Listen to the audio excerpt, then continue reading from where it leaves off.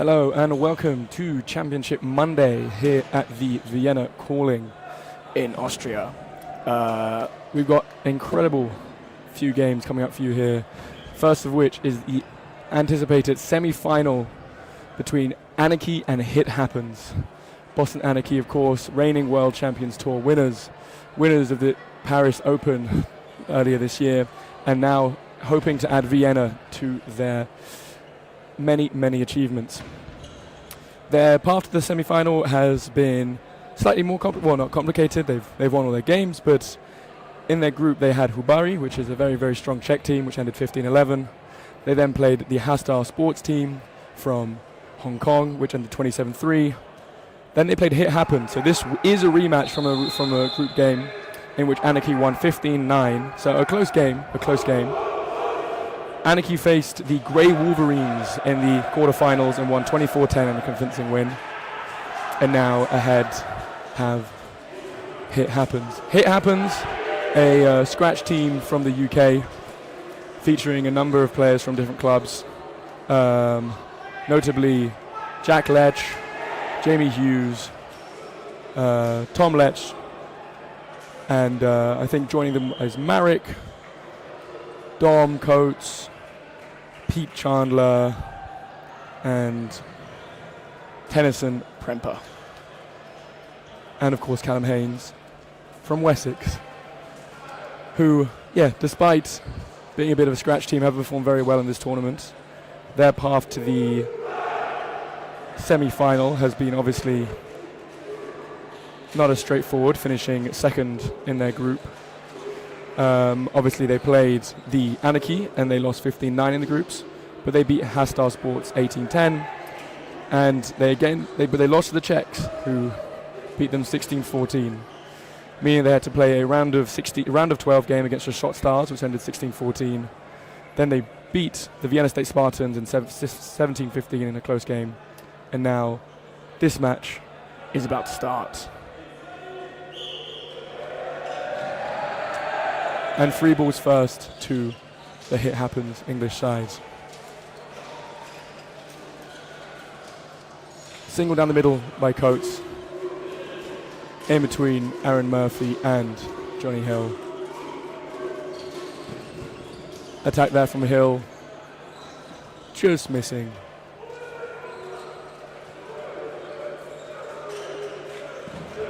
Ooh, single comes in from Jack Lech from the right onto McElroy, but he gets over it.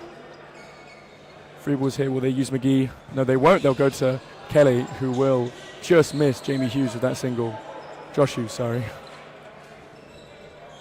Josh Hughes is turned to the point, and a hit there on McGee to start this game. Josh Hughes showing why some call him the best middle in England. Now free balls to Anarchy. Ooh, glancing off the chest of Lech there, but Jack, his brother, able to respond on Kelly. 5v4 in favour of the English side. Free balls coming. Haynes goes for Murphy, misses, and Hill able to punish Marek there to bring it to evens. Now the Northern Irish side facing the English side, and a drop catch there from Jack Lech on Josh McElroy, bringing it now 5-3. Single there from Josh, nice and safe into Hill.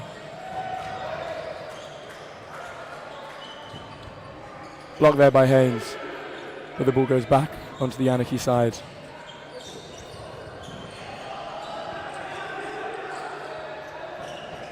Dodge, and the catch there by Adam. Brings back McGee.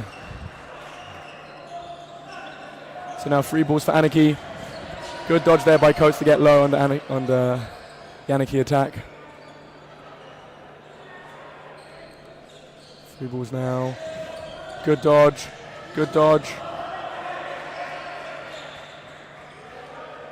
Both sides playing very controlled. Reluctant to give away 2-ball possession, but the pre-throw comes in there. No one claiming that left ball on the left, so they don't get the opportunity to have 2 3-ball attacks. And now a 4-ball attack in favor of Anarchy, with a player up with about a few seconds off. Unlucky there for Jack Lech. Not able to catch one of those 2 balls. And now 5 seconds left, I believe. They'll have to rush for a couple hits here. They get one. I believe that is a block from Adam. So 3-2 in favor of Anarchy. But a close set. Both teams reluctant, as I say, to give up possession, and it's just there in that end. Final 30 seconds in which their 4-ball attack is able to punish Jack Lech. And Anarchy take the set. I think we can expect lots more sets like this in this game, with both sides choosing for much more controlled dodgeball. And it's just who will have more experience to close out the sets. Second set underway. Rush this time goes to Anarchy. Adam coming up. Good block by Tom. Not sure what happened to Marek. Maybe got blocked into or thrown at. Now 3 balls for hit happens. Good hit there from Haynes onto Johnny Hill in the middle. And 3 balls come back for the English side. Oof. Single there from Josh. Just low on Aaron Murphy. 5-5.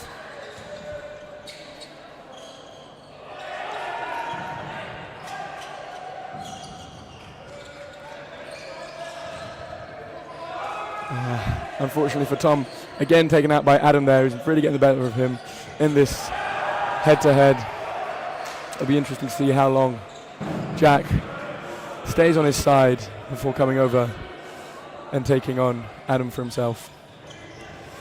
The two obviously faced each other in the Dodgeball Champions Tour in Mexico, where Adam got the better of Jack on that occasion. But I'm sure Jack will be looking to respond in this game. One player up now for Anarchy. Good dodge there from McGee in the middle. Shot from Adam is blocked. Jack tries to punish on the cross court, but McGee smart to it. Still a player up, just above a minute left.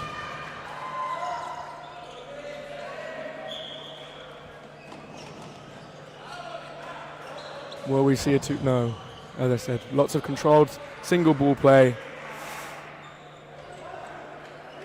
to be expected from these sides.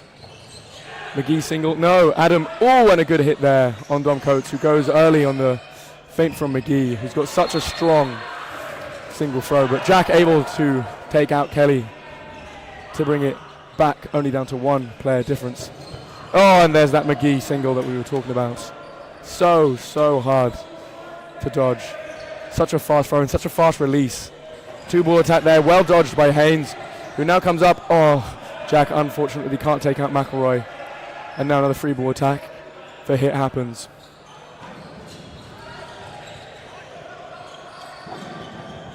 Hit there in the middle onto McGee from Jack. Now 4 balls for Anarchy. Looking to shoot on ball. Haynes able to take out Adam though. Now Murphy in no man's land, who gets the hit. No, dodges again. Incredible survival there from Aaron Murphy, the middle player. Oh, refs calling timeout. Or line faults. We've had some issues with line faults over this tournament, but I think they're discussing whether Aaron was hit. And I have to admit, for me it seemed, initially it was called block, but now they're discussing. As I was saying, we've been struggling with lines in this tournament because, as you see today, all the lines today are now blue on this centre court. But unfortunately, yesterday the ball return line was not the ball return line. Sorry, the 2 neutral zone lines were yellow. So the lines would go blue, blue, yellow, blue, which did catch out some people. If you check out the other courts, you'll see what I'm talking about. They've still left it like that. For the rest, I do think are discussing whether Aaron was hit in the middle. Be very much like him to survive those scenarios. We've seen it for years now. somehow unhittable in that neutral zone. Almost more comfortable there than the back of court.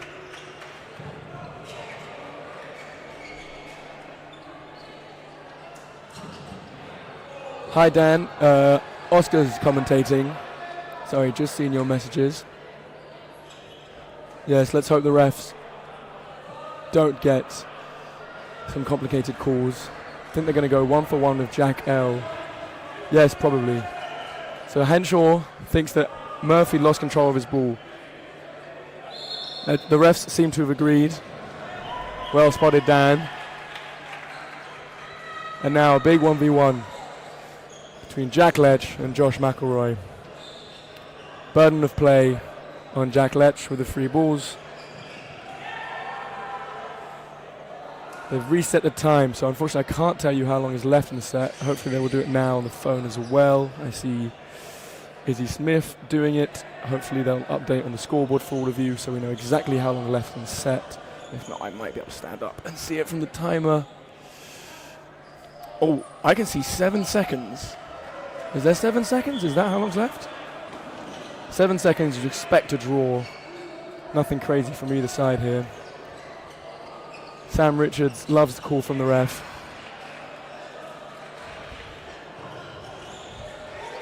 Hopefully that will do him some great confidence going into this game and the future games. We've got some very, very big games coming up. On the other courts, we have Nasty, who are 6-0 up against Wolfpack in the other semi-final. Nasty's having a strong tournament. Wolfpack having a very strong tournament, also through in the semi-finals in mixed. Believe so, the Nasties. I don't know if they faced each other in that semi-final, but an all-Austrian semi-final. So we will have one Austrian team in the final for sure. Right, we're about to get back underway here. On court one.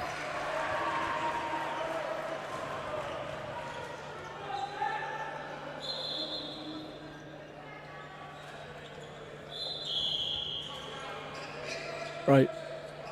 Bulls disrupting play here.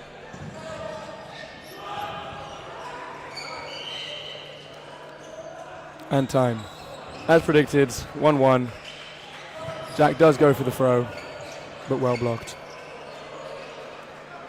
Dan Henshaw confirms through VAR.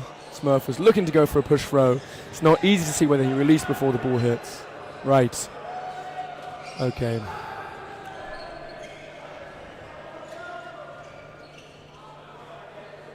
So that set ends a draw. 3-1 now to Anarchy.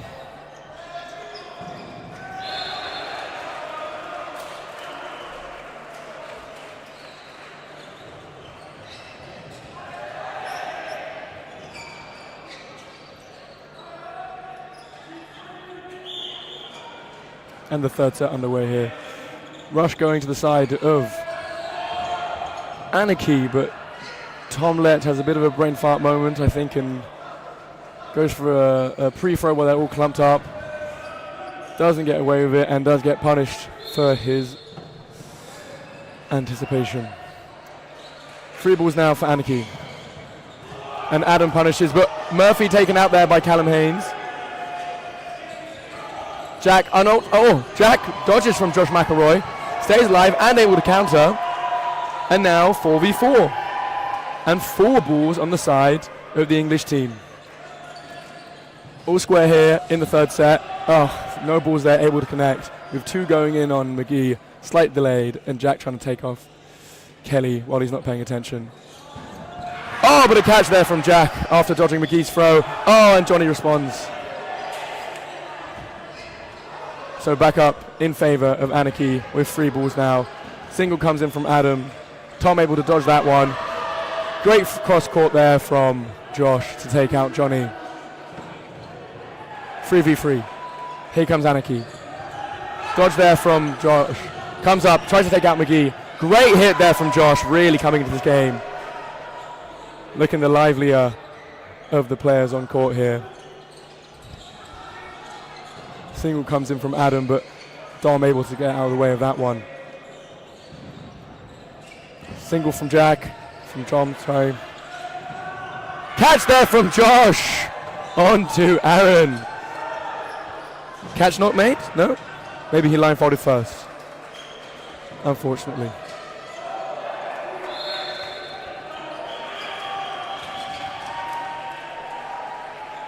Okay. 2v1 here. Dom Coates, Tom Ledge, Adam Hill. Good block there from Dom. 3 balls for Adam.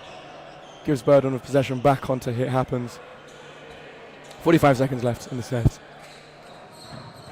Oh, good hit there from Tom, and that'll give him some good confidence going into future sets. 3-3. So yeah, unfortunately, Josh's Hughes catch might have just lined before. Got some great catching in that set, actually. Jack Letcher a good first one. Then a response from Johnny. Probably another one in there that I missed, or I'm not remembering. Thank you, Dan. No catch made, was a line fault. Not a line fault. So did he just miss the catch? Oh, it might be blind. Apologies.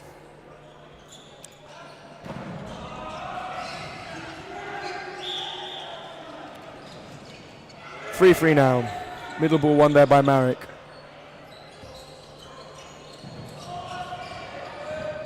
Single from Josh, not able to hit onto Johnny. The response from Adam also misses. 3 balls are now in favour of Hit Happens again. Single from Dom, able to hit on Johnny, he's not able to get over it. 3 balls now for Anarchy. Oh, Dom not able to catch McGee's single there. 5-5.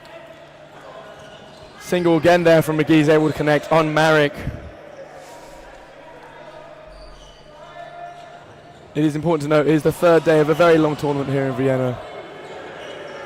Yesterday's tournament, I believe, started around 8 and ended around 9 in the evening. So even if players aren't playing, they've been reffing, they've been retrieving. Especially this Hit Happens squad who plays in men's and mixed.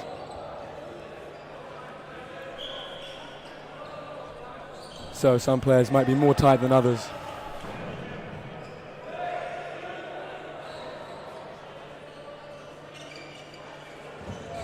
Adam taken out there by Josh's ball.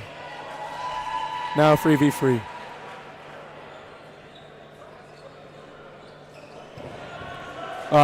Good shot there from Aaron to take out Tom Lech, unable to block that ball. Now the England lines, Joe able. Oh, sorry, I thought he had just been connected. Oh no, line fault there. So it is a 2v2. Aaron Murphy and Kelly against Jack Lech and Jamie. Lech able to block after that one.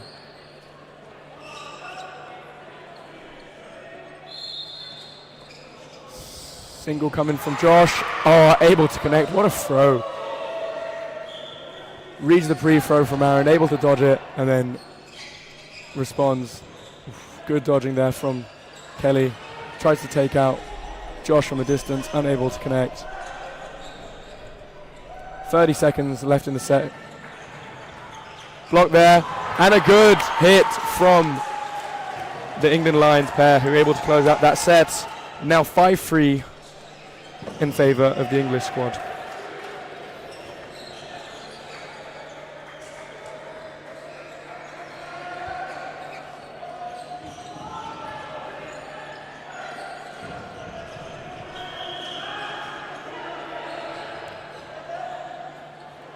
Timeouts, or a timeout called. Throughout this tournament, there's only been 1 timeout per game. I'm assuming that might have changed going into the semi-finals, because I don't think either side here. I think it was the Anarchy side that called the timeout, but I don't think either side would use their 1 timeout this early in the game, especially in a potentially very close match. So I'm assuming they've been given 2 timeouts for this match. Anarchy probably just looking to reset the tempo. They know that they have the superiority in players and throwing power. So I think just maybe feel like they're offbeat, not making the use of their huge arm from McGee in the middle to get those hits, as I'm sure the majority of you saw in the Champions Tour final in Mexico.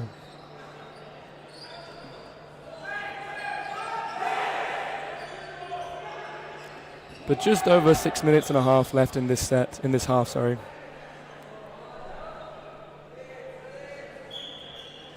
Team getting back into position now for the start of the 5th set.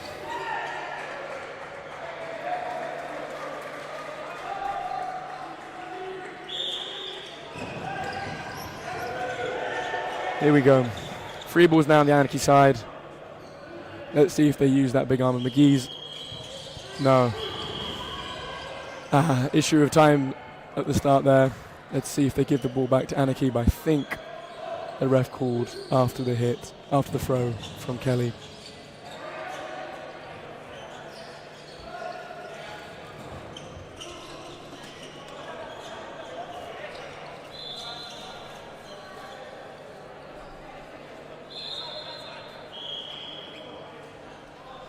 Game back underway here. 3 balls for hits. Let's see what they can do. No. Single there from Dom Coates, but Johnny reads it well and gets under it. Single from Adam, unable to take out Callum.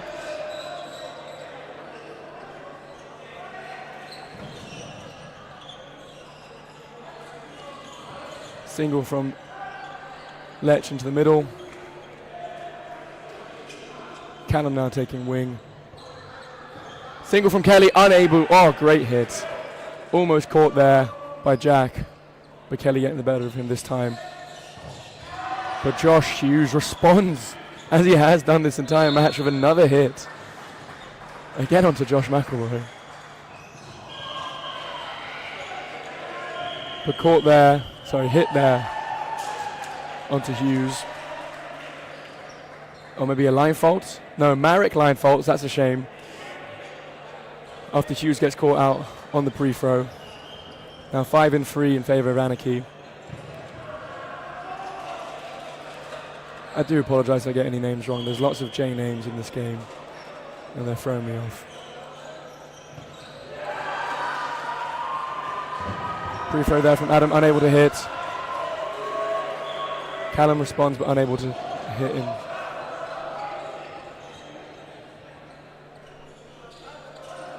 Single from Callum, high into the middle.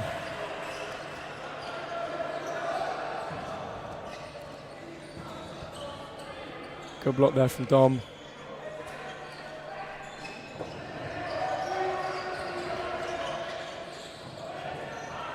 Aaron taken out there by Dom, but Kelly responds. Unable to get, Tom Lech unable to counter on Kelly. Callum Haynes, no ball in hand. 4 balls for the Anarchy side. Play 3 called.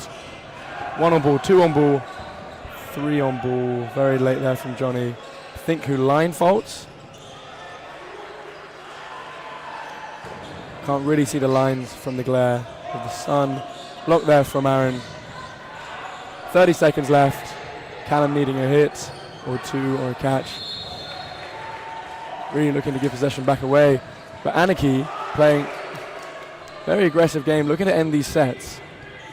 We saw a similar style of play all season where they really like to come out aggressive in these opening first half sets and end sets as soon as possible.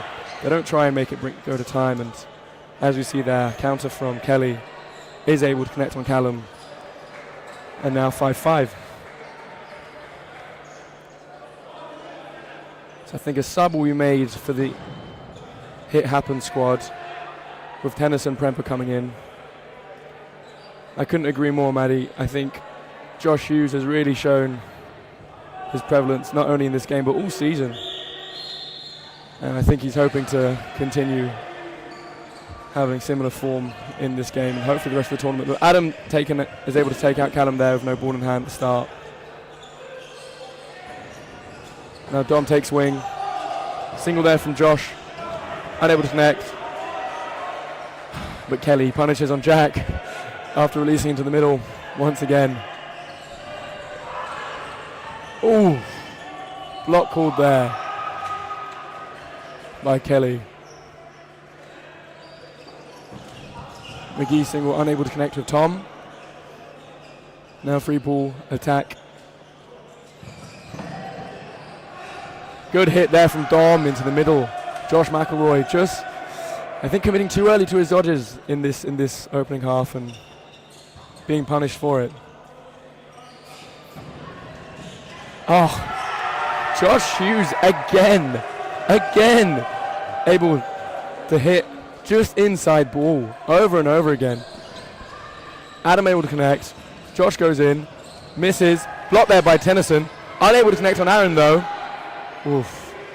Bit of chaos there in what's normally been quite a relaxed and structured game. 4 balls now for Anarchy though.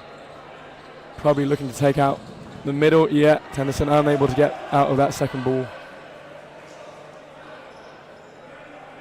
3 balls now for Hit Happens, 3v3.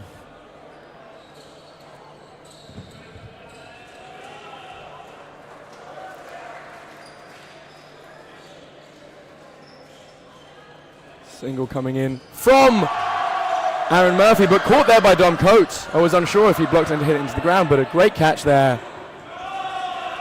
Hit there, unfortunately, by McGee onto Josh, who just wasn't paying attention at the right moment in time. And now, still 3-on-2 in favor of Anarchy. Safe to throw there from Dom. Player up for Hit, who will just look to survive the rest of the set with 1 player up.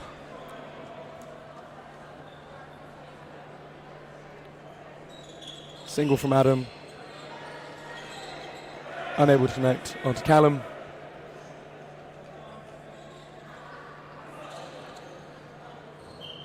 Oh, hit there. Adam goes down for it, but unable to catch. Callum tries to catch out McGee. McGee blocked there, but Dom Coates able to take the hit. And now we will have a minute 30 set with a 7-5 advantage in favor of Hit Happens. Little bit of disagreement there, I think, on who should have been covering when Josh Hughes was taken out. I think asking for a bit more cover from his left wing. But when the set is won, you can't really complain.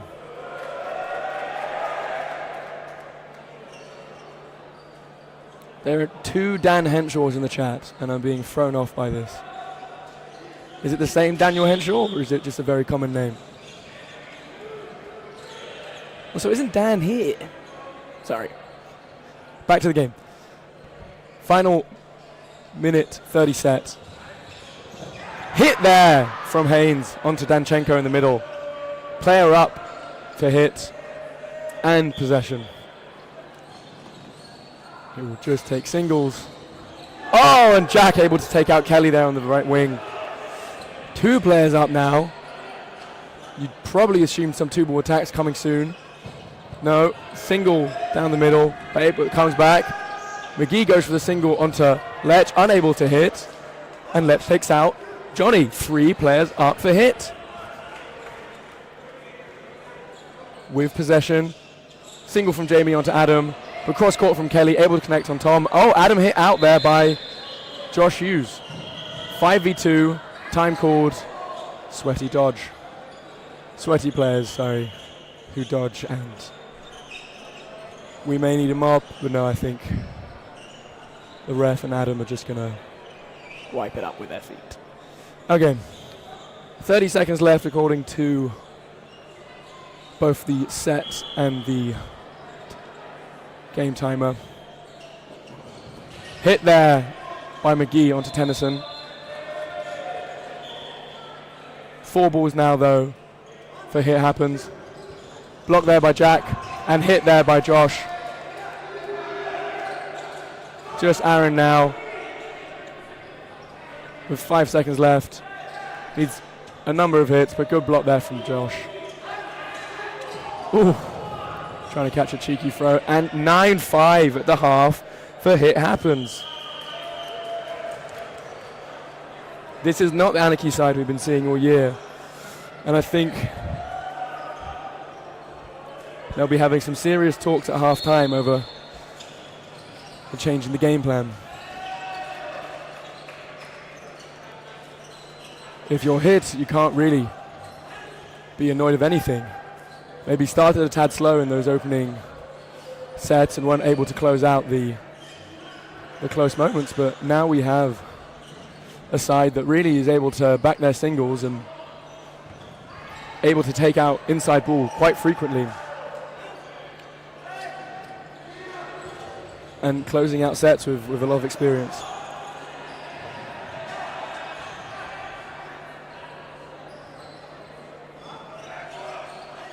If you're Anarchy, I think you've just got to start trusting your singles again. You've got some incredible wing players in the form of Adam Hill and Kelly, who are just going to absorb so much attention when faking that should allow players like Johnny, especially McGee, to get hits through the middle, but we've not been seeing that today.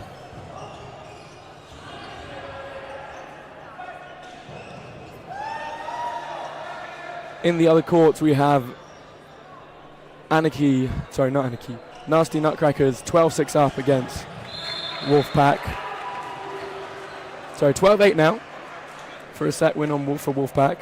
Second half has started in that game, and we have the fifth place game between the Czech team Hubari, I'm definitely saying that wrong, and the Vienna State Spartans. 10-8 for the Czech side, but I believe the Spartans are about to go 10-10 up in that game as well. So, close games on all courts here on our Championship Monday. Important games to follow, so don't go anywhere on this Bank Holiday Monday. We've got some excellent dodgeball to come. It's too hot to go outside, to be honest, so stay in, watch some dodgeball. Have a couple of drinks. I know I will at some point.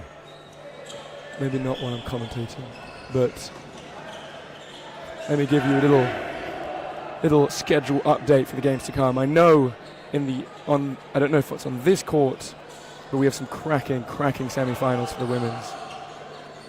We have Panthera Prism against the Leakhorn Dodgeball Club on this court straight after. What a game that's going to be.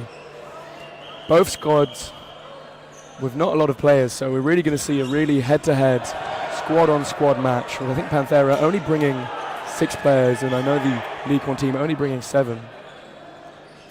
The other semi-final will feature Wolfpack and the Czech team Pruskavki. So big games to follow. In the meantime, we're back on court 1. Johnny Hill winning that middle ball. Ooh!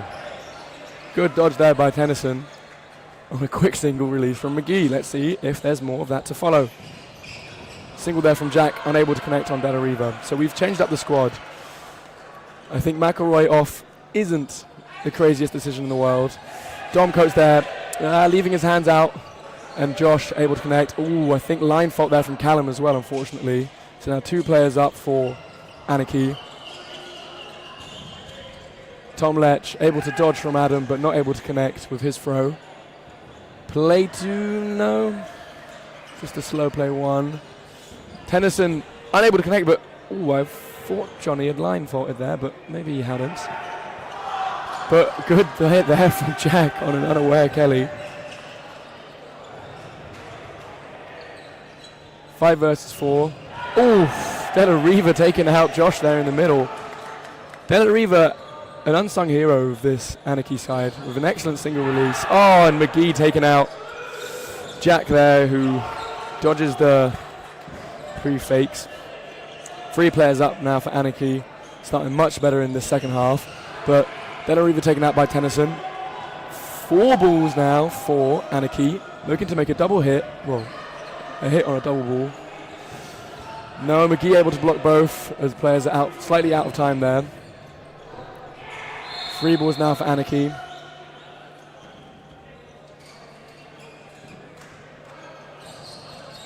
Aaron with a nice safe throw onto the left wing. Tennyson hit there by McGee, but Lech able to hit Hill. So now 3v1 for Tom Lech. Dodges, blocks, block. Oh, no. No hits. No blocking. Just some good dodging there from Tom. 3 balls now on the hit happens squat side. We'll just look to give possession out. Ooh. Cheeky throw there from Tom to try and catch the feet of a creeping Murphy who loves running up court in these scenarios. McGee able to get out of the way of that one. Now 20 seconds left.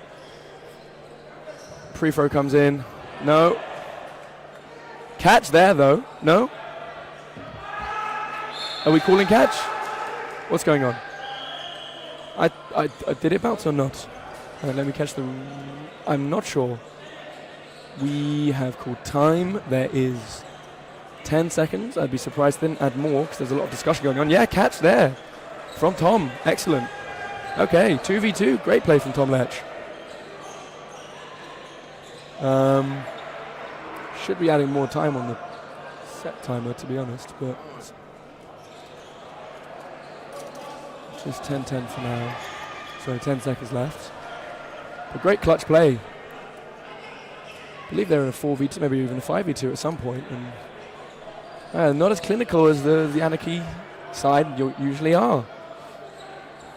They're in absolutely no position to start rushing, but you know, as the half timer dwindles down, they're going to have to start being more clinical in these sets. So catch made, 2v2. That's not 2 seconds left. There's good dodge there. Are they going to go for it? No, they've called a hit. They've called a hit there on Dom Coates, but I didn't see it. No, I thought he blocked it down to the ground. I've just caught the replay there on the stream, but no, hit there called. I was fairly certain he blocked it down, but you have to follow the ref's call there. I think it looks like it hits his foot because he blocks it just where his trailing foot is placed.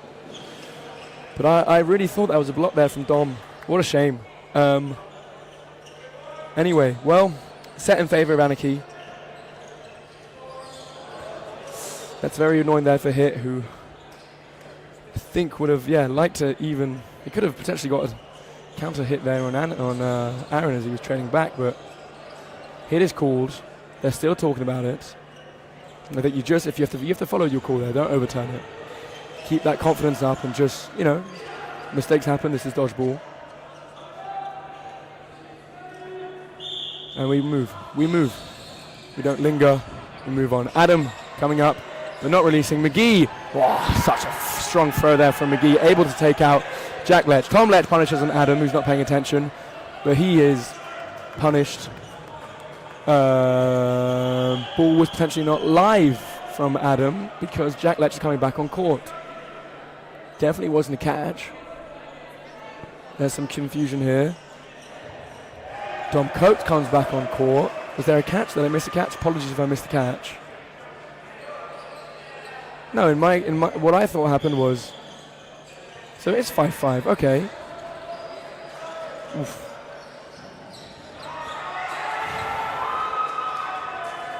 I want to stand up and commentate, but there's a delay, and so you'll just have me spoiling what happens before it actually happens. I'm trying to commentate from the screen, so I'm missing something. If I stand up, I have more court awareness, but hang on. It's not free players. There's no way it's free players. Free players? Oh, they're talking about balls. Free balls. Okay. 4v4. I'm going to stand up and commentate because I think I'm making too many errors. 4v4. No, 4v5. Single there from Candice, unable to connect. Now free players, free balls here for Anarchy. Is it a single from McGee? It is a single from McGee, who's able to connect on. No, dodge there from Tennyson. Single from Jack, unable to connect, but Josh Hughes punishes Kelly. on his running counter. And De La Riva also hit out, so 4v3 in favor of Hit Happens. Ball coming back from a separate court. McGee, Hill and Murphy now in a 3v4. Unable to connect on Josh Hughes there.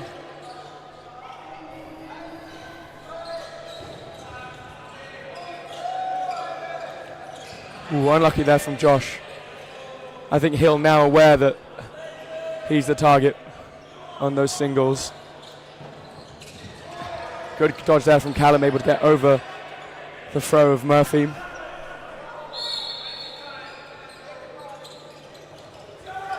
Shot there from McGee, able to hit out Tennyson, who I think just overcommitted to his throw, but did hit Aaron. So now 3v2. Cross court there from Jack. Ooh, pops up. Oh, and an invalid throw from Josh. I think the first mistake he's made there all game. Very angry at himself. Hit there though from Callum. Oh, oh, and McGee showing why he's on that Anarchy squad. Great singles there, taking out both Callum and Jack in quick succession. I mean, what a fast release. What a fast release. Oh, what a game. 9-9. 14 minutes left to play. Plenty of excellent dodgeball to come. Oof. Why did the catch not count there? The catch. Did I miss a catch? What catch?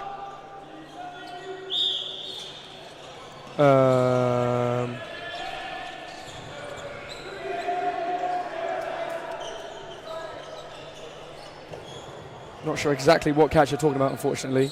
But here we go. Catch there from Josh. On to Johnny.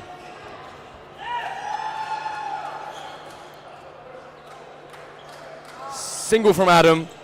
Hit on Tom. 5 against 5. Oh, shot there from Jack. Able to take out De La Riva. Single is really coming in for both squads now. Ooh, unlucky there from Callum, who goes to Adam, but able to get under it. Does Adam go to counter? No, good blocking there. Good dodging there from Jack, and now 4 balls for the English side. Ah, calling a line fault there. No, a hit. I must admit.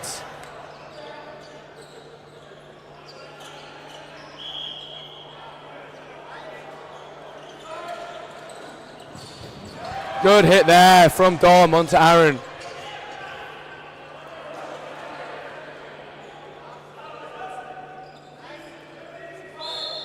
Oh, Tennyson unable to get out of the way of the 2 ball.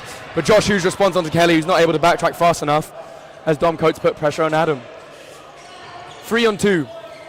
3 balls for Hit Happens. Ooh, Josh unable to hit McGee there, but 3 balls back in favour.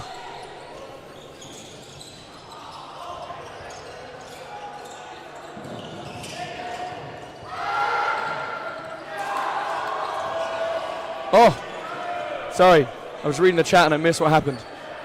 Jamie's out, Josh is out, and Dom is out. I think Dom got hit, or Dom maybe line followed. Adam's also out. Okay, 1v1. 1v1. McGee against Dom Coates. Not. Oof. Right, there was some ball confusion there, but we're back. Sorry, I'll read your chats in a second. Good dodge there from Dom to get over the ball from McGee. I see a lot of people saying that is McGee's ball that hard to dodge. It's not just the speed, it's the speed of his release. Oh! And the effect, the spin that he put on that ball, which meant that Dom was unable to block it cleanly and blocked into himself. Watch that spin again. Yeah, great spin there. Right. So, mode in. The refs are losing control of the game at the moment. I don't think so. I think they're okay. No squad is getting overly annoyed. Need to warn McGee for pointing. McGee loves pointing. This is true. You've been away since 5-5. At 5-5, Dan, hit happens, went up 9-5 at the half. They were up 9-5, yeah, so they now, Anarchy have taken the following sets to make it 11-9. No timeout though by Hit Happens. Winning the rush, and now this is a crucial set. I think if Hit Happens aren't able to respond and bring it up into even, Tennyson a single there into McGee, but McGee able to get under it. If Anarchy win another set on the bounce, they'll have to call a timeout and reset. Oh, shot there from Adam. Unable. Callum just unreactive to it, but shot there from, no. Della Riva able to dodge Letcher's throw, and Hill responds and catches out Dom in the middle, but 4 balls now for Hit Happens. 2 balls there. 2 balls ending up being on McGee. Good player to hit out here, who's on a bit of a heater. So now 5 against 4. Single from Della Riva, dodged by Tennyson, but Kelly able to take out Jack, who goes for the post throw on Della Riva. Jack annoyed himself for not being able to catch or dodge that one. Single from Murphy onto Marek. Dodged. 5v3. 3 balls for Hit Happens. Single from Tennyson. Oh, Adam really able to punish as he pleases at the moment. With the wings for the English side not lacking their confidence against the NI man.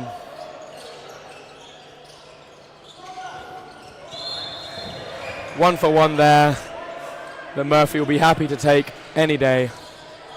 Right, 4 versus 1. Josh Hughes. Ooh, that seemed a bit far for me, but the refs call it valid. Good hit there from Dan. Drops his ball, goes for a catch.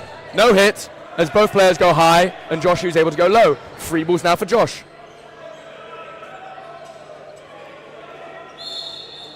Safe single onto Kelly. Josh has plenty of time here, 45 seconds. If there's any man that can do it, it's Josh. Oof, unable to take out Della Riva there. Goes for Hill, but now only with 1 ball.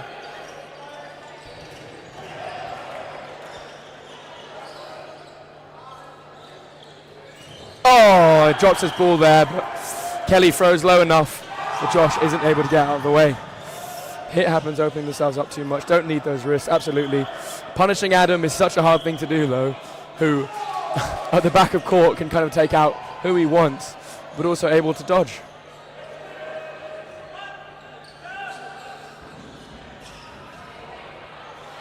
McGee, best player in the world for me right now. That's not ridiculous. That's not ridiculous to say that. As I said, timeout there taken by Hit Happens, who have, after being 9-5 up, lost, let me do some maths, 4 sets in a row to this squad. So, need a bounce back here with 8 minutes left. Bro, I'm right here. Bro, you're right here, but don't want to come commentate. Fake commentator Dan Henshaw. Dan, you're going to have to come commentate these women's game, because I think I'm going to retrieve in the next game. This second half has been far more clinical from the Anarchy side. Overrated, says Sam Richards. I think the McGee we see in finals is not the McGee that we see throughout other tournaments. So yes, you might have had him in your pocket a couple of years ago, Dan, but the McGee we see in finals, what a throw, what a cannon. I think you ask any of those Spartans players who featured in that Dodgeball World Champions finals, if McGee's overrated, I don't think any of them are going to agree with you.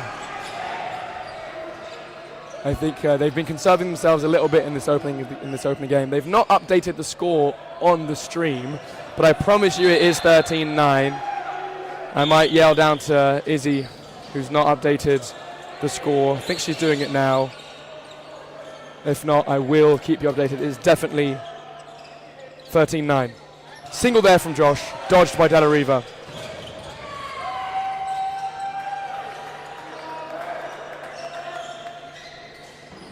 Single there from McGee. Oh, Tennyson goes for the catch, but really should be dodging out of the way on that one. Now free balls for hit happens. Jack Letch going on to Kelly, but Kelly blocking safely behind that throw of Jack.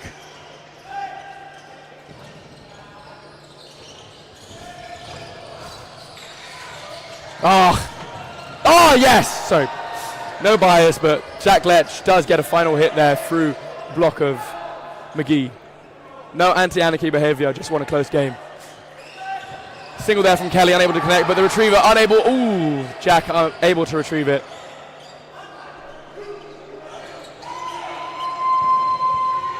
Single there from Marek, finally able to connect on De La Riva. 5v4 for the English side.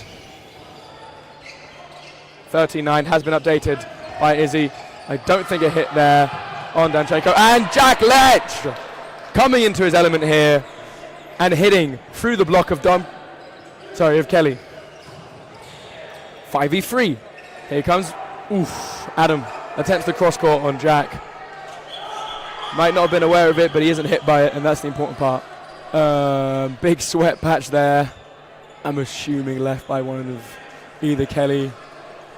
I'm assuming Kelly. Danchenko looks like he hardly ever sweats. So I'll assume Kelly. Just rate baiting. I'm not even close to McGee's level. League. You are close to his league. Come on now. No, you are better. Young and up and coming. Sam. No one control better than Sam.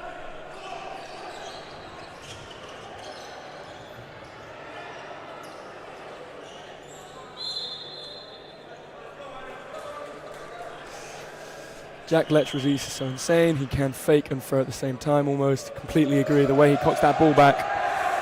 So, oh, and finally Callum Haynes gets the better of Adam Hill. 6 against 2 here. Shot there from Jack onto Danchenko, who in fairness doesn't often find himself on the wing. Now Aaron Murphy in a 1v6 with about 56 seconds according to the game timer, 50 seconds according to the camera timer. Aaron Murphy, who will just waste and hit happens, who should do the same in return, but Aaron happy to take this set to an end. 4 balls now. Either all release or too safe. All release. Aaron gets hit by one of them on the back, but almost dodges all 4.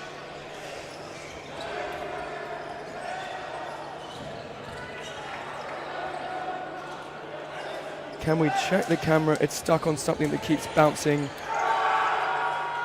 Maybe a new railing. From what I can see, the camera's... okay. 2 seconds. Guys, try not to touch the camera, the net. Sorry. Because I have warned the players up here with me. Okay, sorry. Jack Letcher single into the middle, unable to connect. 6 against 6. There should be no more bouncing, hopefully. Ooh, Callum unable to get over that one. And Adam gets the better of him. 4 balls now as Jack goes to counter. This is money time here. Jack goes to the pre-throw onto Kelly. Unable to connect, but Tom does get out of the way. Oh, but Jack gets hit there. That ball's gone up, but not catchable. Jack taken out there by the two-ball attack of Anarchy. Tennyson Temper, finally coming into his element and getting that single hit down the middle.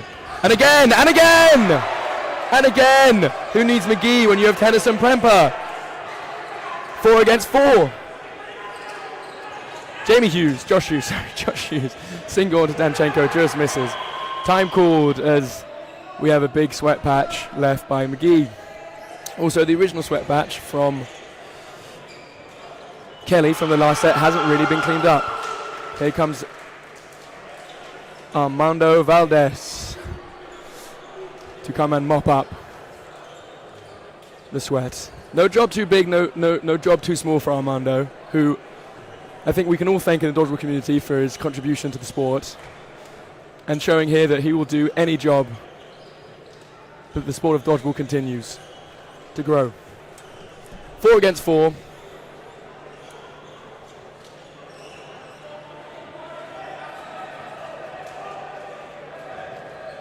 Ooh, chat's going crazy. I will answer at the end of this set. There'll surely be timeouts to come.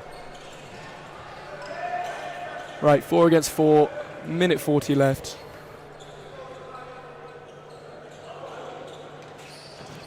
Single from Marek, dodged by Danchenko.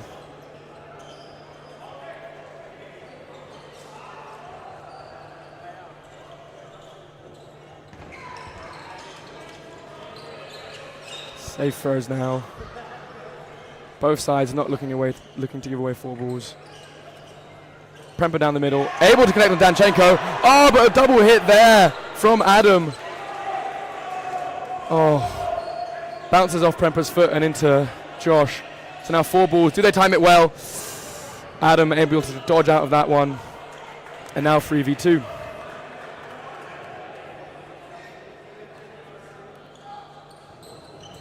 Safe single there from Aaron. No need to rush, sorry. Commentating, not coaching. Single onto Kelly, blocked. 40 seconds. They're really looking for a draw here. Because if this set goes, if this set ends on time, Anarchy will win. As it will be less than 2 minutes left in the game. And so it will be a minute half set. So hits needed now for, So game isn't finished. Timeout they should call a timeout. They should call a timeout. They should call a timeout. They should call a time out. There should be 2 sets left. Should be 2 sets left in this game. It won't be a minute 30. Shouldn't be a minute 30. So 15-11. 15-11. Not a minute half. Okay, so hit happens, needing a wipeout here. Both players missing there off the start. But Marek hit there by Kelly. The US side really does not need to play fast here. Even if they lose this set in regular time, they will win the game.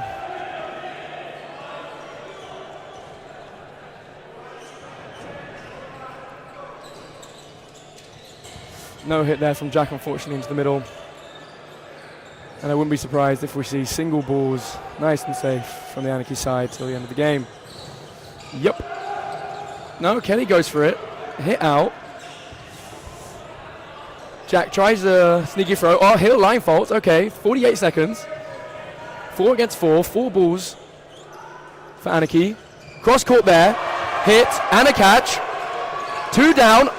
5 against 2. 30 seconds. Anarchy are collapsing here. Given 3 balls, they have plenty of time. They just need to end this set, and then they have a minute and a half afterwards. Good blocking there, dodging there from Danchenko, getting really low behind those balls. You'd assume Callum does a free throw here onto McGee. Catch. Need a hit. Hit there! And we're going to the minute and a half. 15-13. What a game. I have never, ever seen such an experienced side crumble that quickly. I mean, they had a minute 40. They had a minute 40 left, and they just had to survive. I mean, wow. And a great suicide. Sorry, a leap of faith from Jack Lech there to hit out Danchenko. Milk machine, milkman. I'm assuming that is Jack Lech, the milkman. If I'm wrong, please correct me, but with a great catch on McGee. Wow. Here we go. No! Sorry. McGee hits out Tennyson in the middle. 6 against 5. smash there by Josh though, and there's not enough faking from the Anarchy side. 6 against 5.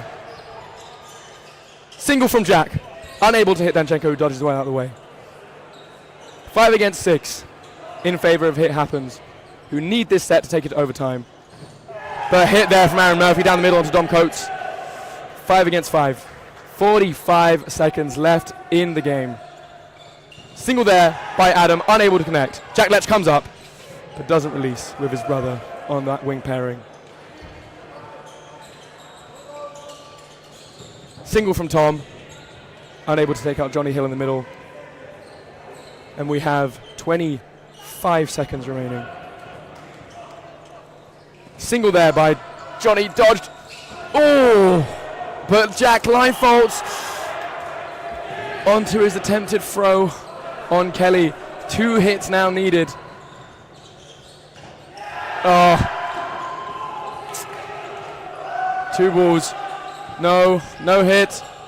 Hit there. Oh, and Anarchy take it despite an excellent performance from both squads. Hit Happens can be really proud of themselves for bringing that game as close as it was. Some excellent dodgeball. They gave everything there at the end. What a match. What a match.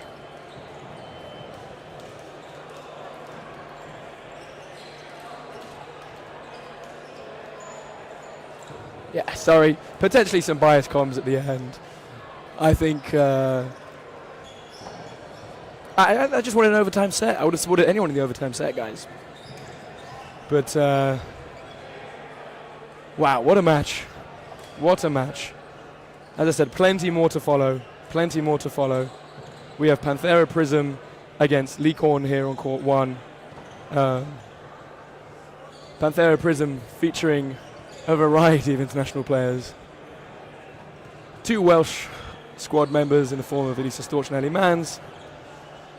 Lucy Barrington, gold medal winner with the England foam squad. Dauka Tite, England, silver medalist at the Euros with the Clough team. And against a Lee Korn side featuring exclusively international players with 6 French players and Lily Windsor from the Austrian national side. So an excellent game coming up.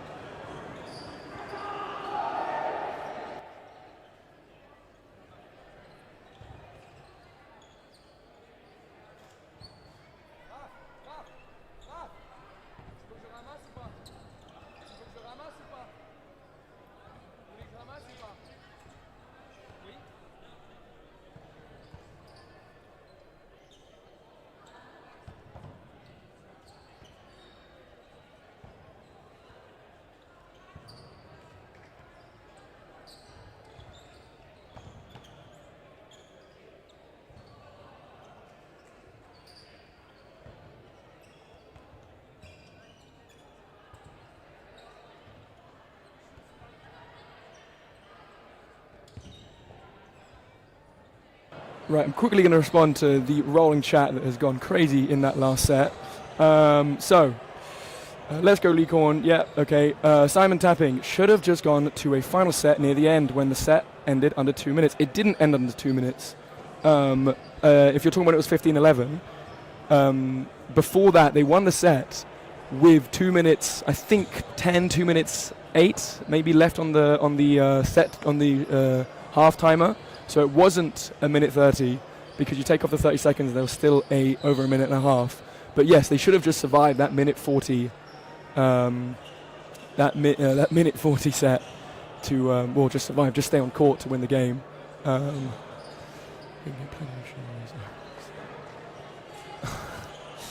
I've been asked to retrieve, but I do kind of want to commentate again. Thank you for all the compliments on the commentary.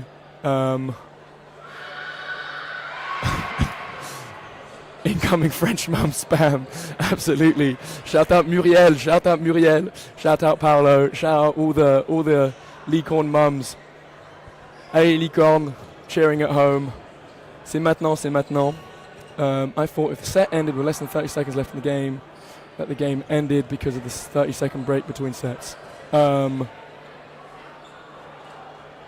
I don't think that's the case. Well, it hasn't been the case in this tournament, but actually that is the case in other tournaments.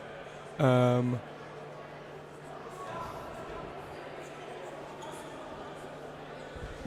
avez besoin? Non, faites-le. Vous gérez. Gérez. Vous allez le faire. Vous pouvez le faire. Mais dis à Raph.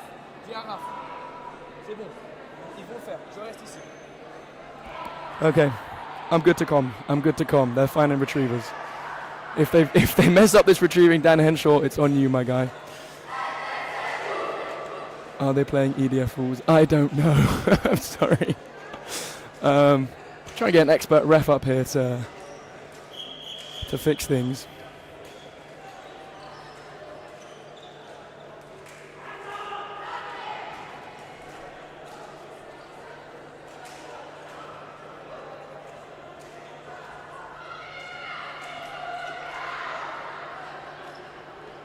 I'm great at retrieving, Dan. I'm great at retrieving.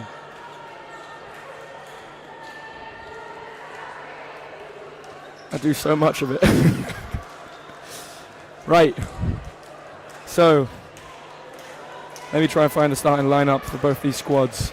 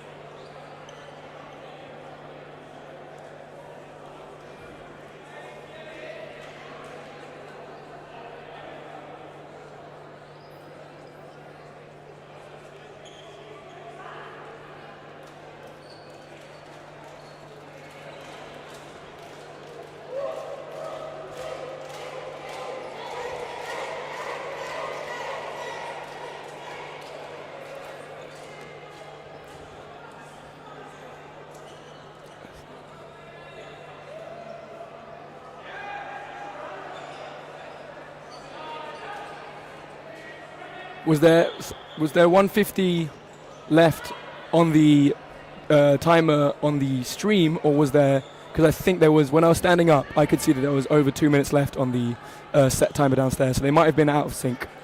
I can guarantee you on the big timer downstairs that the refs are going by. It was 15-11 minutes. Yeah, on stream. Okay, right. Yeah, so on stream it was out of time because there was definitely over 2 minutes left. But if they brought it to time, they didn't need to get that hit. So Anarchy, their worst enemy there. I mean, they end up with the win at the end, but made it harder for themselves than it needs to be. Right, women's semi-final underway. Opening rush goes to the Licorne side.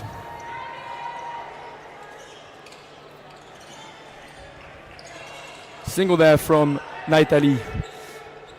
Misses, and the counter from Elisa. Not able to hit either. Cami Ryu there, able to take out Ellie Mans in the middle though.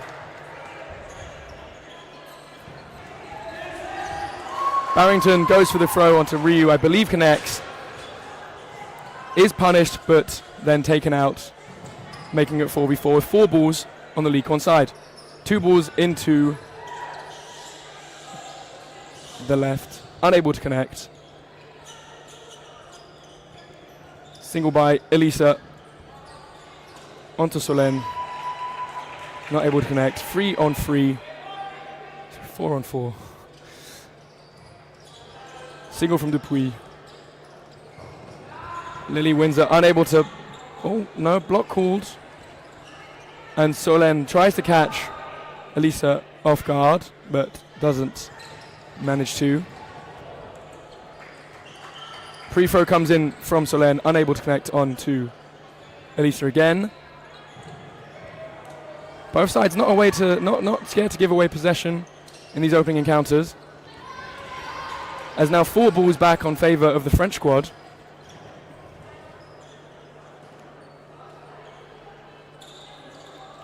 Oof. Sienna there able to dodge that 2-ball attack from the French squad. I think we'll go back to singles now. Yep, single there from Solène, unable to connect. Good cross court there from Town, but unable to connect. I will change my vocabulary, I swear, I'm just a bit tired. Here we go. Ooh! Lily and Lisa go for the trade, but both miss each other, and luckily Solène comes in, and then a catch made. So we have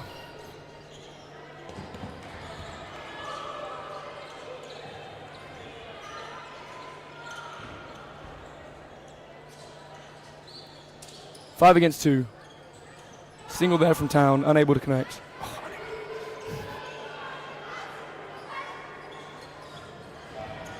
Single from Ryu.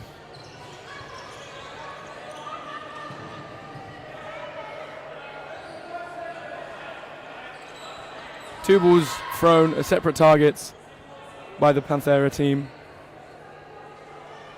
4 balls now. Ooh, great dodge in there. On that 3-ball attack. Ooh, 2 down. Angie and Verriot taken out. But set goes to time. And 2-0 in the opening set. There is a big delay from...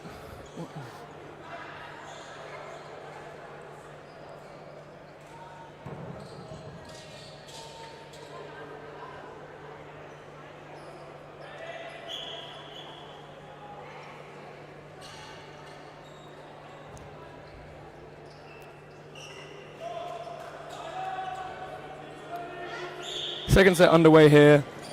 Dalgatite able to get that 3rd ball. Lisa coming up, but a strong throw there onto Lucy, but Ryu able to block. Now 3 balls for the French side. Single from Solène. Ooh, down the middle, great hit there. Onto Davies. Start the set. Single from Barrington, but Wins is able to dodge under it, but goes back to the Panthera. Oh! Unfortunate there from Elisa, who just loses control of that throw and invalids into the ground. But block there from Towns. Oh, so then goes for the single. But great dodge, but doesn't get punished. 4 balls. 2 onto Verriot, but she's unable to catch either. 5 against 4. Single from Ryu. But the ball has come back onto the French side. 5 against 4. Oof. Oof. 4 balls there as both Solène and Camille try and catch the wingers of the Panthera side. Try and catch them off, but unable to make the hits. Solène dodges the 2 balls. 1 goes back. So possession back for Panthera. Single from Dalgatite. Ooh, single from Dalgatite misses. Nathalie able to take out Lucy Barrington though on the backtrack, and 4 balls for the French squad. French side. Hit there by Nathalie onto Town.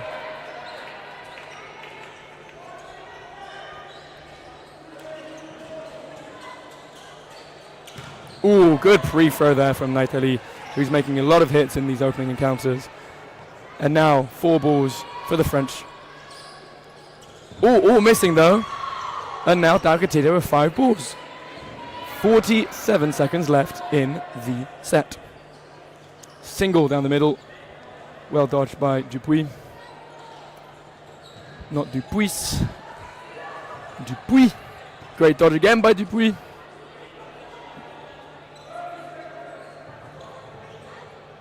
Free balls still for Dalkatite. Wins a hit there though. Now making it 3v1 with 20 seconds left, and Burden on the French side. Pre-throw comes in, misses. Safe throw there by Angie. 10 seconds left. Strong single, but dodged again by Dupuis, who gets low. 4 seconds. Ooh, hit there. No, blocked, sorry. Didn't see she had a ball in hand. Hit, but not enough.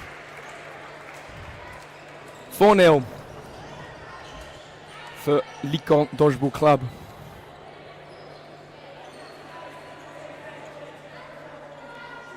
In the other game that is yet to start, we, as I mentioned earlier, have the Wolfpack squad against the Czech Prskavki. I'm definitely saying that wrong. Which should be a very interesting game. Who, of course, the winner will play the winner of this game.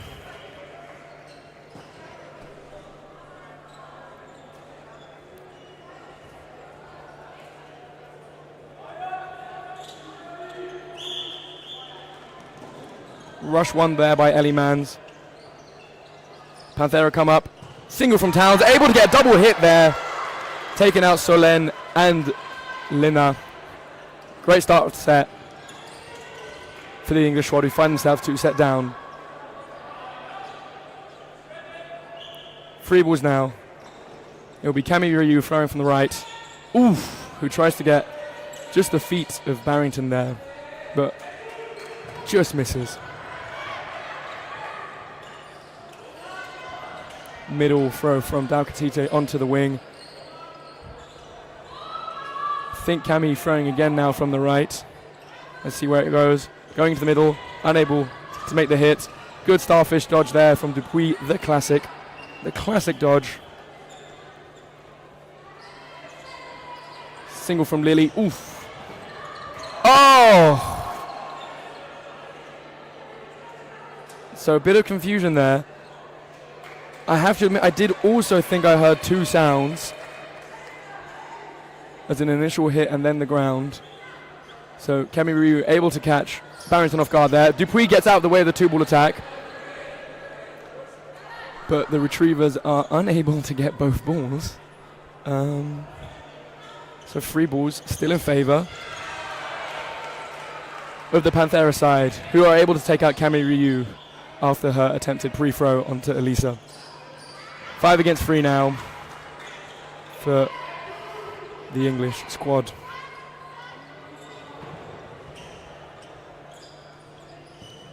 Single into Dupuis, goes for the trade, and Man's happy to take that 1-for-1 in that scenario to take out Dupuis. Ooh, and I must have missed how Pauline Naiteli went out, but she is no longer on court. So Lily Windsor in a 1v4. Oh, but Sienna takes the catch. And now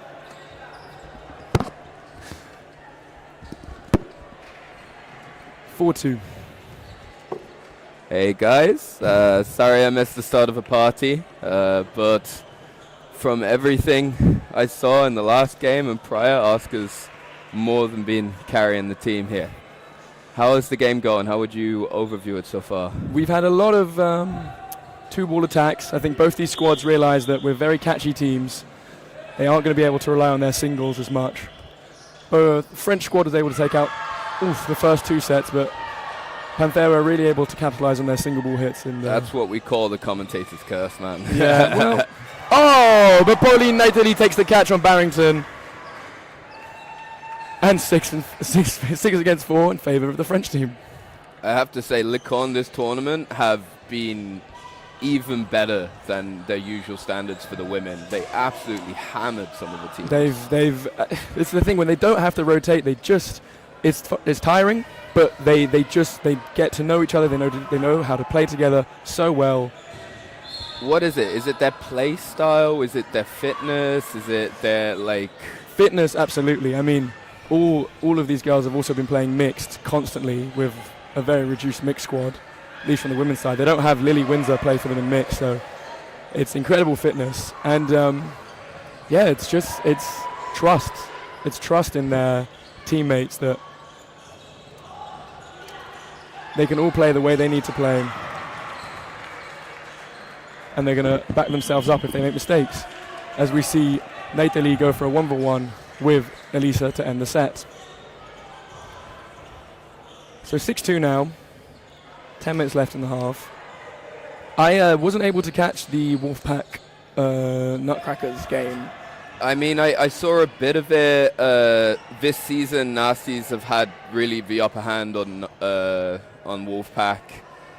Normally, and in general, I would say they're the two strongest teams in Austria, but Wolfpack have been missing some key players like Schmid, Mottel's just back from injury.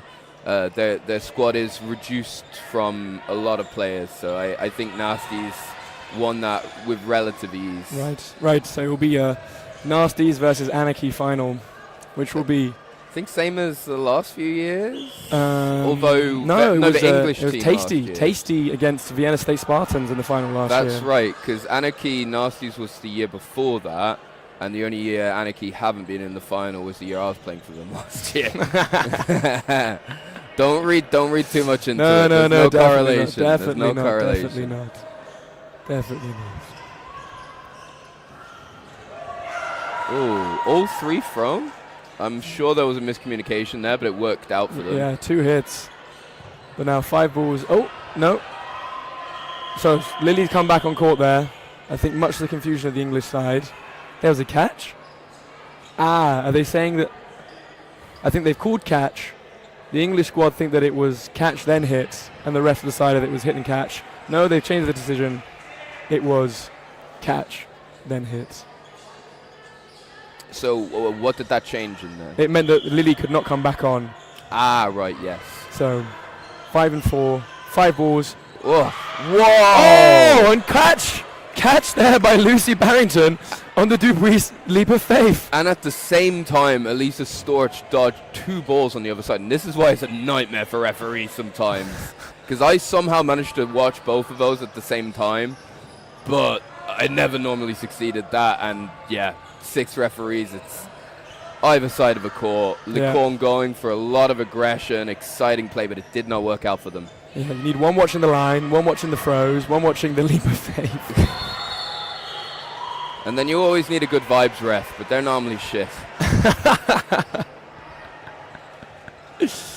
At Bruno. No, sorry. No, he's not Love that you, good Bruno. vibes. Of course, Bruno is both. You don't need any other refs with Bruno. He's the good vibes and the consistency. Absolutely. That I thought that was a hit, but it's called a bounce. Cammy Ryu really trying to catch Barrington out in that wing. Yeah, Barrington has one hell of an arm on her. Wow! Catch then off court. And taking out Elisa there. That's a big catch there from Nathalie. You know, the only person I think as good as Nathalie at making those multiple catches where there's like 3 coming at her and she takes 1 is the player that she called out. Yeah, exactly. I think we've got some really, really, really interesting matchups here with Elisa against Nathalie, who, I mean, historically, they've played against each other so much. They know exactly how they play. But now also with Barrington and Ryu on these wings, both with the arms of the team. You know, I think it's going to make an exciting game. Oof.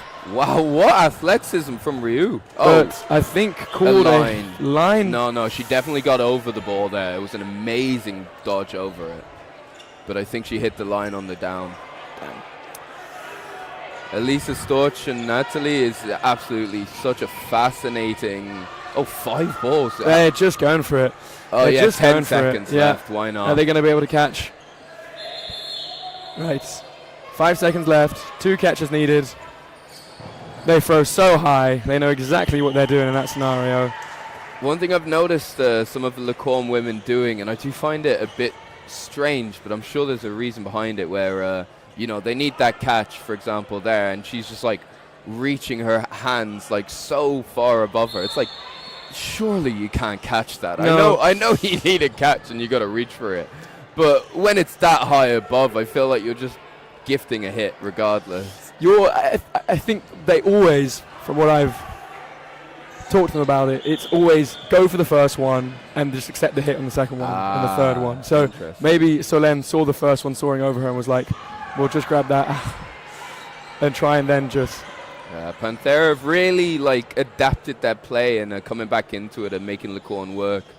I love it when teams so good like these two, one team always has an upper hand at the start, and then the other team has to adapt. And now what's going to happen now is you got to see how long Panthera can hold on to that momentum and keep Lacorne from coming back into it. But it looks like it might already be over there. They've switched wings here. So Ryu's now on the left, Nathalie on the right. And catch there from Lena Verillo in the middle to bring back Solène. And a 6 against 3. I think we missed it again. Camille did it again where the singles come in from the middle or from the right. And whilst her winger's not been paying attention, she's thrown it really precisely into feet and able to take out the winger. Which player is Camille? Camille Ryu. Oh, yeah. Not on first-name basis with Oliver Lacorne players yet.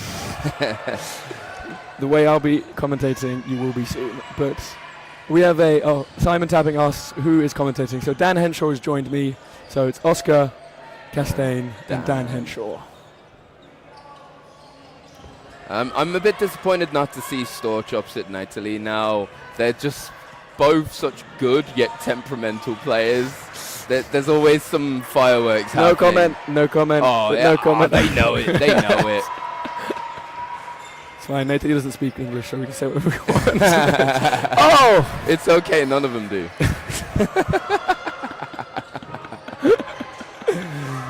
No. Right. Ryu taken out there, so now 5 against 2. I think Barrington also walking to the outbox.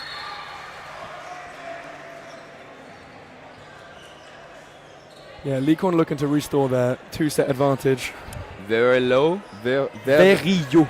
Verillo. Well, it's double L. It's a Y, like Hugo Lloris. As in, why do you do that with your letters?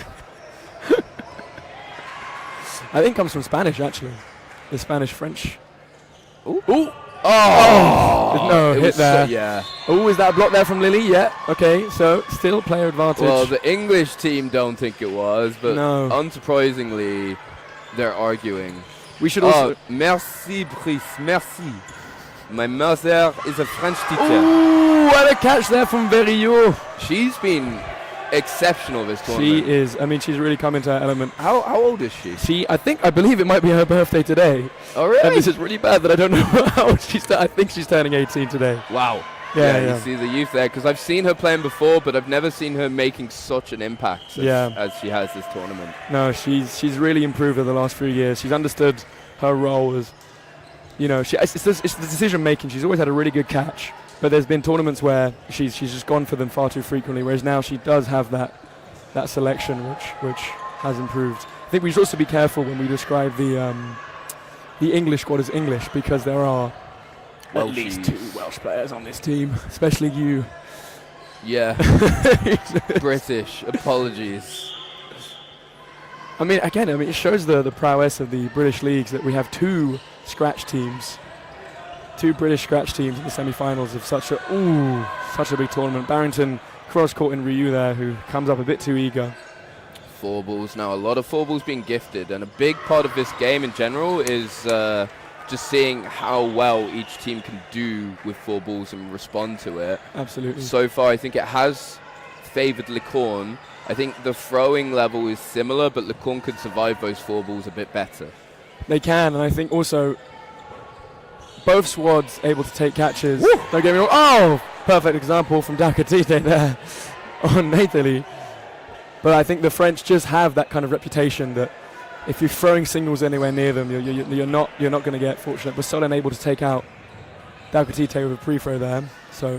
And this is the last set of the half with just 45 seconds remaining. So if Panthera can take it, it goes all tied. It isn't, unfortunately. They haven't updated. It is 8-4. Whoever the Nasty's player is hasn't updated it. So apologies. It is 8-4. Ooh! Good dodge there in the middle. Thanks for the fact. That's good.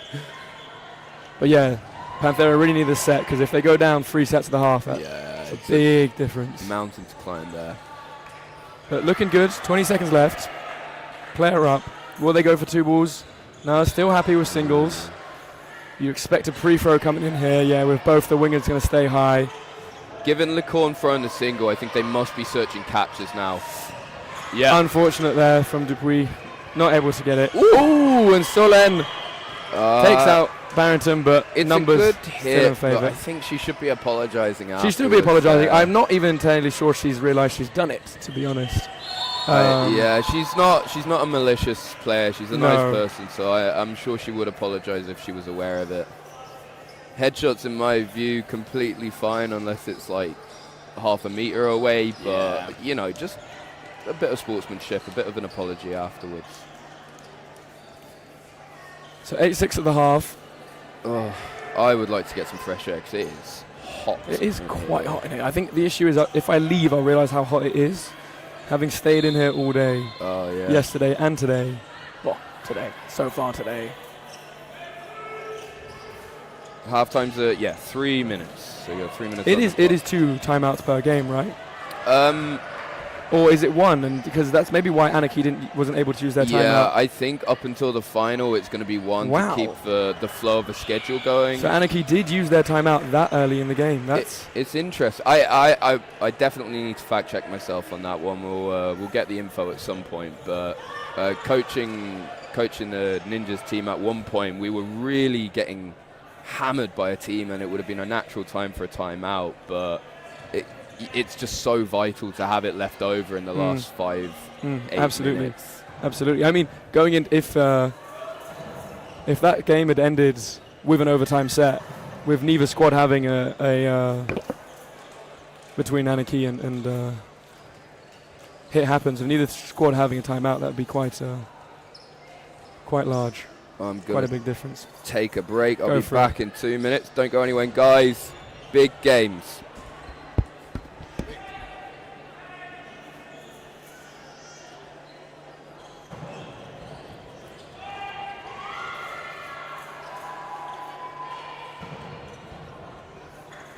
The other semi-final is very delayed, so if you want to catch some more dodgeball action in the meantime, please go over to the Court 2 stream, in which the Wolfpack are currently 4-2 up against the Czech team.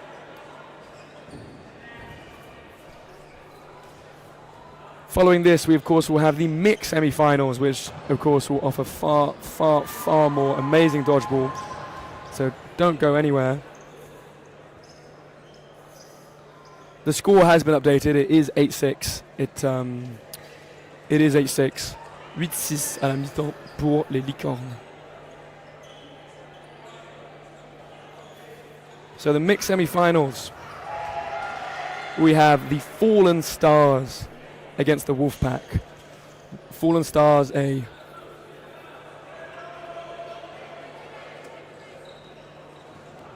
commentating in English. English.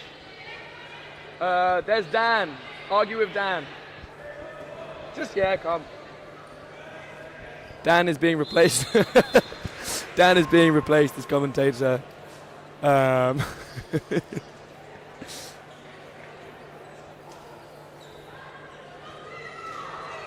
yeah, sorry, Fallen Stars, a scratch team from NI, featuring a lot of talented players, against Wolfpack, of course, the dominant, well, one of the 2 dominant teams in Austria, especially in mixed. And in the other semi-final, with Hit Happens, so the English scratch team again featuring against Nasty Nutcrackers, the other big Austrian mixed team. Someone's coming to replace you. No, why? Who? I don't know her name. You can do it for now. Do it for now, but she's on her way up. Anyway, why am I being replaced? She's very keen. Okay, yeah, but that's fair. But I'm also happy to take. No, I think it's also important that you got at least one female commentator for a female's game. They understand the nuances better. This is true. This is true. And it is a much more nuanced game, I think, than the women's game. I just find there's just so many amazing dynamics going on with the obviously Welsh-French dynamic that if you follow international dodgeball will know that there's such an incredible head-to-head over the past few years. Yeah, it's interesting because I think France overall have been consistently a higher team in terms of their finishes and where they're coming. However, in head-to-head matches, I'd say Wales have had the upper hand in most of them. I can tell you, whenever that French team knows that they have to play Wales in a quarterfinal or a semi-final, they do not look forward to it. We know them very well. We know them very well, and they know us very well. But sometimes there's all these little nuances about what each what a shot there. Yeah. What each team can do with it. Having said that, they've all been so tight that I think that it often comes down to a few small decisions. Ooh, great counter there. Ooh, 2 balls coming at different targets though, and 4 balls in favor of Panthera.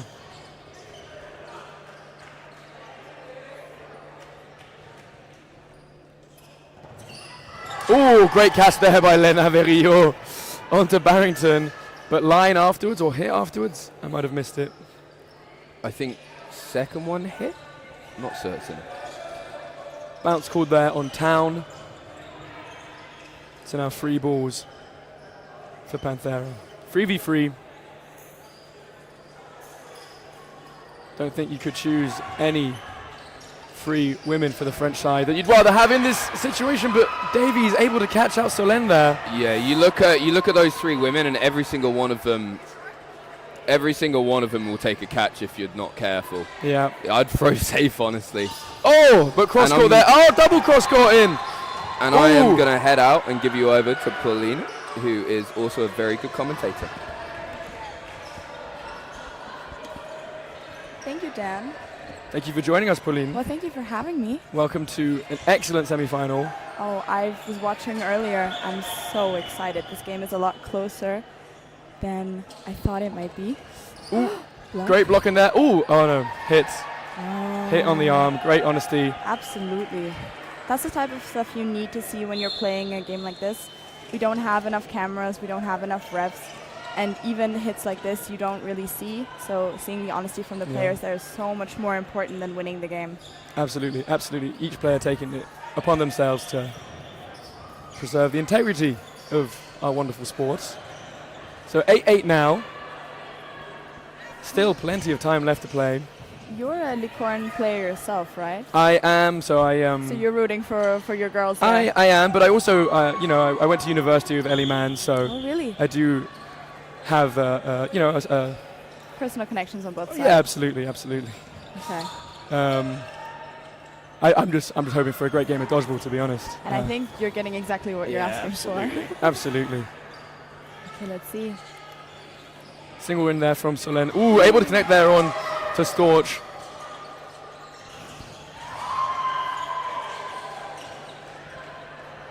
Blocked by Windsor. Refs are discussing something. Let's see, nasty refs. Normally in the league, nasty refs have a bit of a reputation. Ooh. Should I ask what type of reputation, or? Okay, well, these refs are a lot better, but sometimes in the second league, we've got some players who are a lot younger, who are more interested, of course, in watching the game than reffing the line, for example. Interesting. So there's some mishaps that happened recently, but nasties don't hate me for saying this. Hey. But, these boys, these are all either national team or definitely at that level or starting to really get on that level. And they know games like this are so important. Yeah. They've got to be fully focused, and I know that they are. Lily Windsor has been called hit out there. I did think that the block wasn't 100%, and I think it's tough to know in those scenarios if you've got it off. For sure, especially because, in foam, it's fingers count, and then here in cloth you have to make sure the hand counts, but then at what point is it wrist and arm? It's always difficult there. So nice jump there. I think we're going to see a lot of these single balls going into ball, with both teams very wary that catches how these sets are going to swing. I mean, Ooh. The Licorne women, I think, are known for their fast play style, but their throws are amazing, their catches are crazy good, and the dodging is impeccable and has a lot of variety in it. But this English team, I mean, I know they don't all play for the same team. I see a few Spartans there, and I know number 77, I think she plays for Derby. Derby, yeah. We have two, Derby Phantoms, and then Town plays for Bedford Mighty Eagles. Exactly, and then I think Davies is Sparta, Storch is Sparta, and number 1, I think, is Ellie Mans. Oh, who does give a catch away there. These are the catches that we were talking about Yeah. earlier. You either need to place that ball somewhere where you know you are going to hit but cannot get caught. But throwing, especially at the chest, especially of Pauline Naitali, I think. Naitali is, I mean, she's got those catches for days. She will never not have those catches. Absolutely. So yeah, safe single there from Solène onto ball. I mean, yeah, Town going for the block there. Just sails past. Do you know how old Dave? Oh, yeah.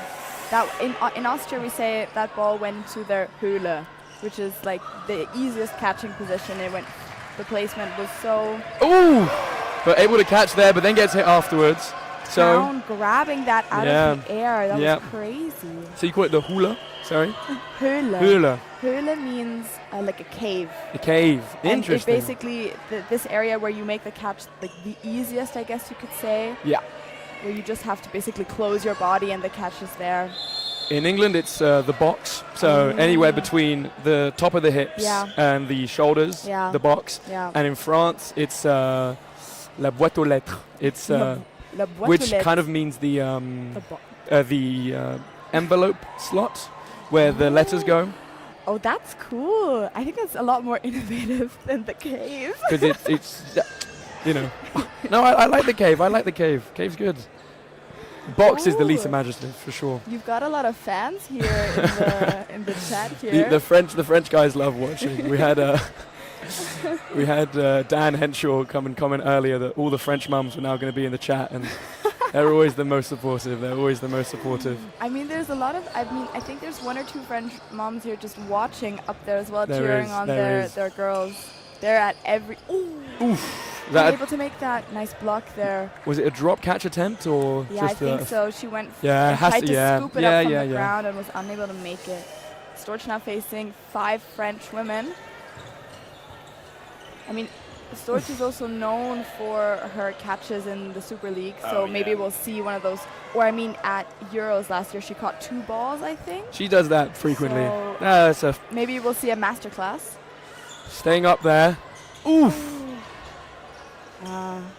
She does not want to go into her own wave of attack. No, she definitely wants the French attacking at her, especially with 30 seconds left. She's going to throw nice and strong throw. Oh, look at that. Right. 20 seconds left. Potentially a pre-throw and a catch attempt for sure. Yeah, there it is. Box. Good safe throws there. I think bounce. Okay. Yes, thank you, Simon. The pockets. Yes, also in English. Okay. The pockets. Elisa knowing time's walking off there and not going to tire herself too much. For sure. That's the issue with this Panthera squad and this French squad as well. Only 7 players on one and 6 for the other. So. Who's the 7th player? There was meant to be another Austrian girl, Lola Polak. Oh, but she's injured. Sorry. So no, it's only 6. It's 6 against 6. Yeah. Wow. No one to change with, so I guess timeouts will be used very... Timeouts? Well, I guess frequently, but also very tactically. Well, only 1. Yeah, 1 per side. And is it 1 per game or 1 per 1 per game. Yeah, so you need to be tactical with that timeout call. And also your decision making on court. You can't go chasing hits, especially against these sides that, I mean, the French squad make themselves so small behind their balls. It's crazy. So I think I wouldn't be surprised to see a lot more potential standing throws by the English squad and more potentially drop catches, especially from Elisa and Lucy, her name is number 1. Barrington. Oh, Barrington. Lucy, yeah. She's got. I saw her game against the Nasty Nutcrackers, and she made an insane amount of catches. Those are so easy for her. I want to see one in this game as well. I would be surprised if we went. How long we got left? Just under 13 minutes. Without plenty more catches to come, because as we've mentioned in the previous game, this has been a long tournament, and throws might start getting lazy, dodging might get a bit lazy, so people will be more inclined to go for catches, and the French need no second invitation to go for catches. That's true. So I mean, also a lot of the French women also played mixed. I mean, we had 3 games on the first day for women's, and then 3 for mixed, 6 games on the first day, and I think on the second day, I believe they had 3 mixed games, one right after the other. They did.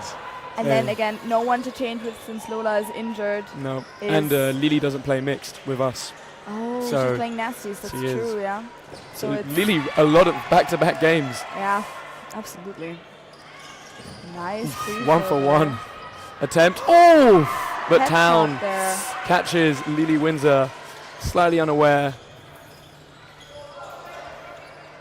No hit there. This net is really annoying me. It is, and we've got to be careful not to touch it because it Okay. shakes the whole camera. Oh no, that's not what we want. Ooh, 1 for 1 there, yeah. Do you think that's a better trade for Sulen or for number 1 Barrington? Does remove the strong arm of Barrington, but Solen is so reliable. Oh, but Cami goes out and Pauline goes out. Great throw there by Town. Yeah, you see Pauline going for the catch there, unable to make it. She's so frustrated with that because she knows she's able to have those. That is the potential thorn in the French side, is their ability to not lose their frustration. You see Nathalie out in the outbox now, just still over-analyzing. Ooh, unlucky there, Lena. Over-analyzing herself and frustrated, as you say, because you're right, she will take those catches, but she just needs to reset and go into the next set knowing that she can do it again. Part of every sport, especially dodgeball here, is the mentality of how you play, what you play, when you make what choice, and whether it works or not. Ooh, able to get a hit there though on Town. Oh, I didn't even see that. Yeah, Good call I there. think she just sticks her leg out trying to dodge, but gets clipped. They're looking to prepare for that counter, and there it is. It's a strong one, but it's a great starfish jump. What a dodge. No ball there for Elisa. Will she take her out? No. She does great that out. same jump. Game recognized game. This is Absolutely there. some top level dodgeball. Angelina now in her own wave of attack. Going for the oof, but gives a bit of possession a away. trick throw. Line fault, unfortunately there. That pressure there from the wings is so high, you don't know where to look. Are you going to look on number 77? Daikantute? Daukatite. Oh my god. Daukatite. Daukatite, or are you going to look at Storch both running at you, ready to throw? It's tough. And obviously always looking for that catch. Yeah. So unaware where that line's going to end up being. And this is exactly what we were talking about earlier, the French women moving around. You know, Angelina needs a break, but so she's asking some of her, number 5, I don't know her name. Lena Verillot. Verillo asking her to run for the ball. And then I think Ryu also needs a break. They're asking Solen to take the right wing. So, oof. What a cross. I thought I had a clip there on Ryu, but maybe it just bounced next to her. I do have to ask you, you seem to know the English women quite well. Am I seeing Sarah Tan playing without any type of knee protection on whatsoever? Yes. I'm fairly certain from the games I've watched in the Women's Super League this season that she never does wear knee pads. Ooh! Oh my god. Damn, some incredible dodge in there. I don't know what you call them in English. In German we call them bestrafen, which basically means the punishing throw. These punishing throws are is such a strong strength of the French team, and they're unable to connect there, but it's lovely to see the English team punishing that as well. Oh! What And the a pop catch pays off there. Oh, Taking out Barrington and giving 4 balls to the French squad. gorgeous. Oh, but Sienna responds! A little bit of a disconnect there. Yeah, because with of the free targets. throw. Oof. And then I think Ryu threw, and then Nathalie. Yeah. Oh. Oof. And I do have to ask you, Sienna Davies, right? Yeah. She's quite young. She is. played She played at the Euros. Jacks last summer in Yeah. Zaragoza for England. So she's under 18 or I think just she turning has 18? turned 18. Oh my god. Lily getting hit out there. Another quite young player. I think Lily is 17. Yes. Yeah. Yeah. But what a feat for Sienna to be playing in this team of great names. And Oof, Town again. Oh! And Dupuis gets that cross-court on Storch. Not paying attention. yeah, you can tell she's not happy with that. No, It was a headshot no. as well. Completely unintentional, of course, from one No, corner for the other. Of course not. There's not much control there. You can But- see that ball went sailing as well. Great block. Oh, great block there from Sienna, though. I thought that touched her foot there, but it must have bounced in between. On the right wing now. Let's see. A little bit of a box throw. Blocked there. We have someone in the chat helping. Daukatite. Oh, thank you so And much. Sienna is 17. Still 17. Oh. Yeah. Wow. Oh, I thought you were looking for the Ooh. trade. Yeah, trade. Len pushing Sienna back there, throwing against the block ball. Is that the Oh, but Lena comes in. throwing away the fourth ball there, but getting that hit there Yeah. on Sienna. We've got a 2v2. 2v2 with 25 seconds left. Lena is also national team for France. Right? Oh, Alona Court. But Solène there being honest and Oh no. And this kind of counter game and quick running is something that they're so good at, and surviving that is something that the French team can do so well.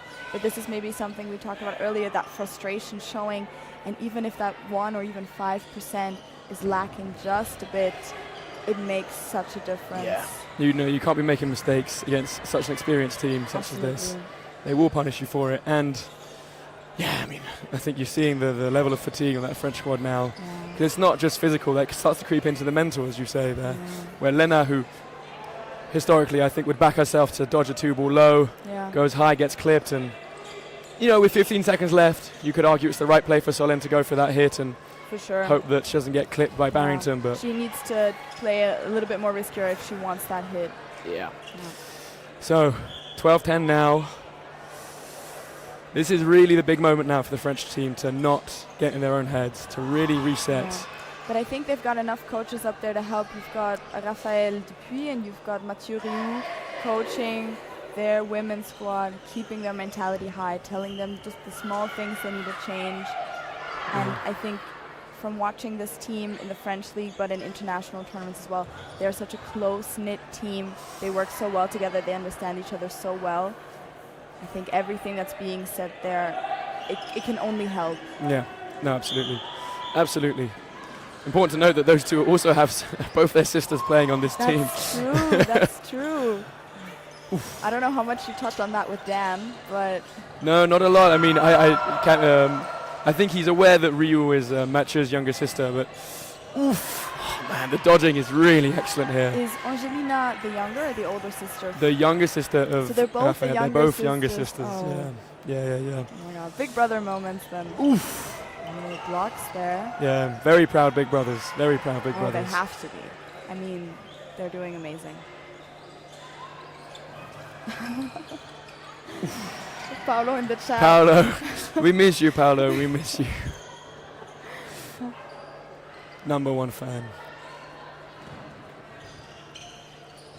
Oh! Lina needs to make sure that she doesn't let that one get in her head. Yeah. It's all good. It's all good. Oh! Nice Nathalie hit responds. there. Again, both of these women going for the catch and then just getting hit there on their knee because they're not bringing their second knee down. It's it's these details that make the game matter. High throw there from Daikin. I'm actually just gonna not say her name anymore. Dowkin Tite, but Daikin, thank you. Barrington takes out Solène. Daikin Tite. I'll get it right. 2-ball attack, but blocked there by Barrington. One goes back, so not a 4-ball attack, fortunately. A little bit of a high-risk play there, but then lowering that risk by throwing on ball. But if you're going to throw 2, you'd want that hit. Great lateral movement. Another cross from Angelina. Those crosses, they work so well because Nathalie's so up in front. They're all just looking at her. Yeah, she draws all the attention. Yeah. And there she Will they is go for it again? No, I think now with Camille Rioux on middle ball, you'd like to see her use that throw. Yeah. She's got another 2 ball. I think that's something that I think this is the coaching that they've just, What are your thoughts on that choice of the 2-ball attack? If I speak, I'm in trouble. Oh, gotcha, cool. Then, Hey, I won't put you in that position. Look, hey, I'm not the coach. Yeah. They've won a lot without me being coach. They've won a lot with them being with Mathieu and Raf's leadership. Is that a hit? No, I think she dodges out of the way of both of those. I thought I heard something. Great. You can Thank just you, call her Simon. I'll call her G if that's G. okay. G Unit. I'm having a bit of a trouble. Oh, Oy. All of those throws were very safe. 3 balls. They don't want to risk that catch, and they know she'll be able to make it. We're back on 2. 2 in the middle, but Sienna great dodging. No need. Oh, yes, need. Sorry. Hadn't seen the time. Okay. Oh. Wow. Yeah, this set definitely a frustrating set. Absolutely, for absolutely, the absolutely. Congo. And definitely, I think a nice. It's not a crazy head start. No, or but I wouldn't even call it head start, but a crazy lead that the English women have here. But it's definitely a nice cushion for them to. it to means win they don't have to rush to come back. They can draw Yeah. out some sets now. Yeah. They're not chasing, and this is No. where I don't like to see the Licon team when they're chasing, because Yeah. their decision making starts to slip just a little bit. They start to drop catch for sometimes the wrong balls, and Yeah. it can be costly. But hopefully they can stay lucid in this end of game here. I mean, the English team now has the opportunity to slow that game way down. A lot Right. of changes happening here on the wings. I mean, I think Liu started on number 6 and Natalie on 1. They swapped at some point, I believe. Natalie back on 1, now back on 6. Seeing if maybe Solen that against Elisa, I changes think, that. to regulate the game a little bit, where if Elisa overcompensates, Solen is there to take it. Oof. Both of the women throwing their one on ball, one on storage. To be fair to Nathalie, I think Town wasn't paying attention, but just managed to get that block in on time. A little bit of more of a reaction that was passive rather than active. Here we go. Oh. Great catch, an incredible catch, as we mentioned earlier, from Barrington. Absolutely. No, that was like textbook perfect. Yeah. So A now we're quite going a to see high some nice throw. throws. Some might that call a hit? this. Oh, great there from Ryu. We might see, some safe throws coming in from the UK side that I think I would call derby ball, or some Simon tapping dodgeball. I'm sure he'll appreciate the shout outs. You'll have to fill me in on that. I'm not quite versed in those. Oh, Cami Ryu coming up big when it matters, getting a hit through the block of Absolutely. Dakatite. She's locked in, and with that arm of hers, she is making those hits. Davies up now. Oh, Lily clip there though on that 2-ball attack. I mean, dodging 2 balls is a feat on its own, so there's nothing she needs to be worried about there. Oh, I was convinced. Yeah, a line there from Elisa, unfortunately. There Well we go. spotted by the refs. Okay, so what can I say? The nasty refs, they They're are bang- awake. They're on it. They're and on you it. didn't hear anything from me. Oh, Lena Is that taken both? out. No, just Okay, one. great. 3 balls. Right. I think the French squad know they can't draw this set. No, they need this They win. need this win, but they have 50 seconds to do it, so there's no need to God. rush. I just saw the set time as well. Ooh la la. Come on, chill. Good. Two. Come on, come on, come on. Okay, they got the third. Okay. Okay. They need a hit. Okay, thrown high. Davies just moving. The lateral movement here from the English women, from the Panthera women, is beautiful dodging. 20 seconds. Good safe throw, yes. So then knows she had to go for that, but Cami with the cross court. Oh, Sienna blocks both. Go together. You still have 13 seconds with 1 ball. They have to throw. They 4 will be balls announced. now. Yeah, there it is. There's Play the 3 call. balls. Did he just Free say throw? 2? No, that's going to be game. And you can see the joy there from Panthera Prison, knowing that the last set is going to be a 130 set, I believe. Ooh, And even if they still Even if play it is. 2 sets, yeah, it's impossible. it's It is a quite 130. impossible. Which means it's the last set, short set, and what a tight game there. Important to again- note that there are another pair of siblings on this team. Lina being consoled there by her younger brother, Luca Oh. Verriot, who's been retrieving.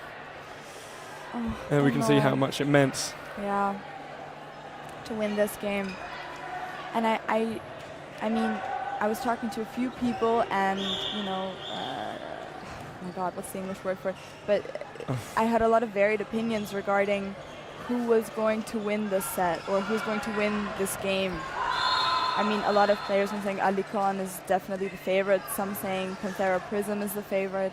So I think the game definitely played out a lot tighter than people were expecting.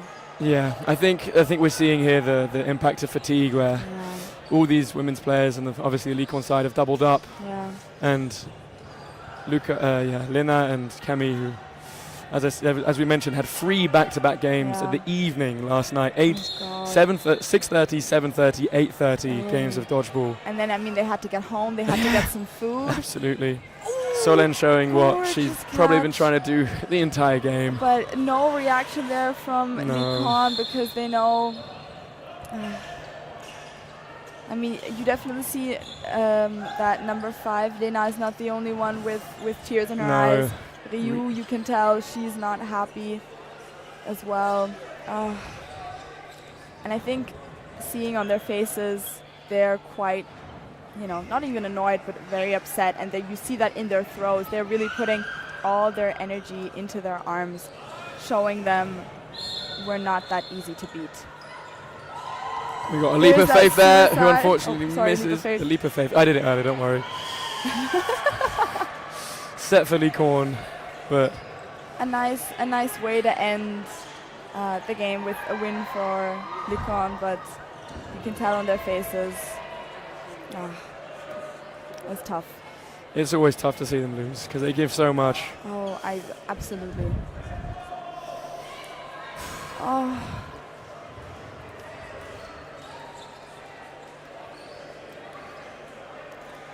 I don't even know what to say. No, I mean, congratulations, of course, to Panthera. An incredible game of dodgeball.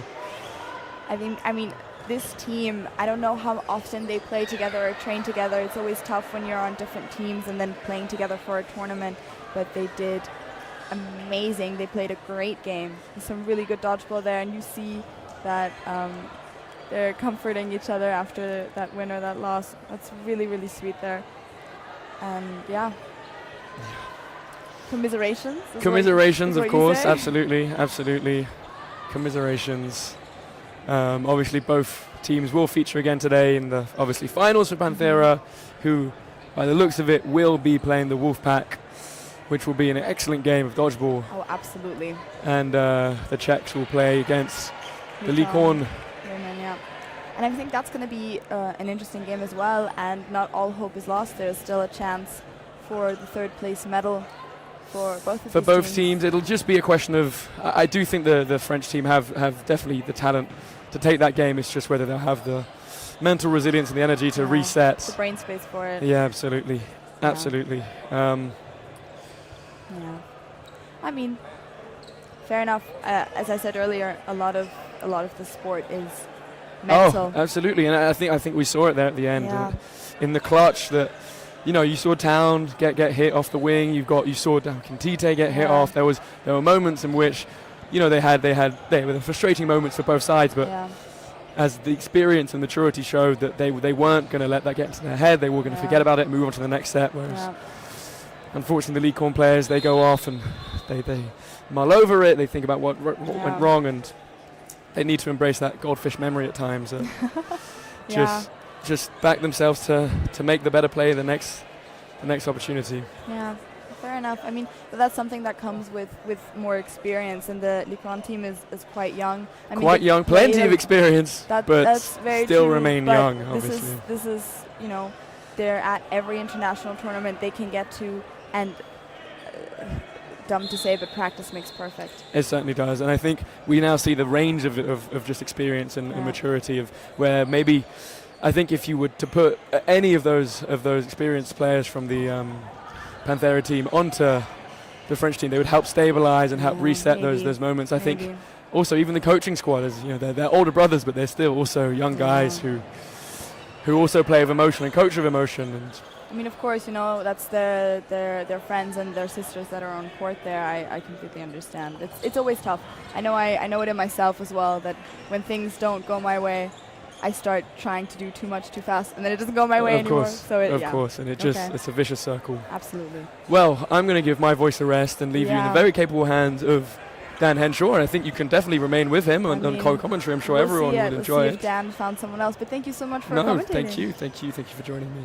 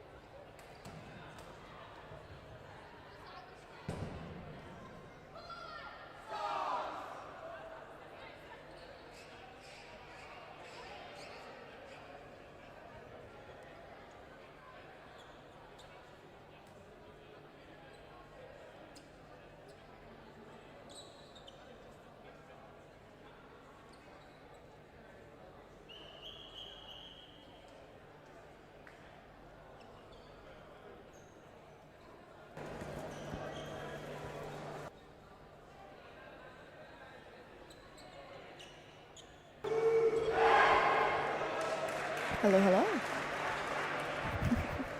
Hey guys, welcome to the semi-final for the mixed in Vienna calling 2026. We have a great game lined up ahead of us, a mix of Northern Irish and English players, and Hit Happens. Sorry, also Scottish.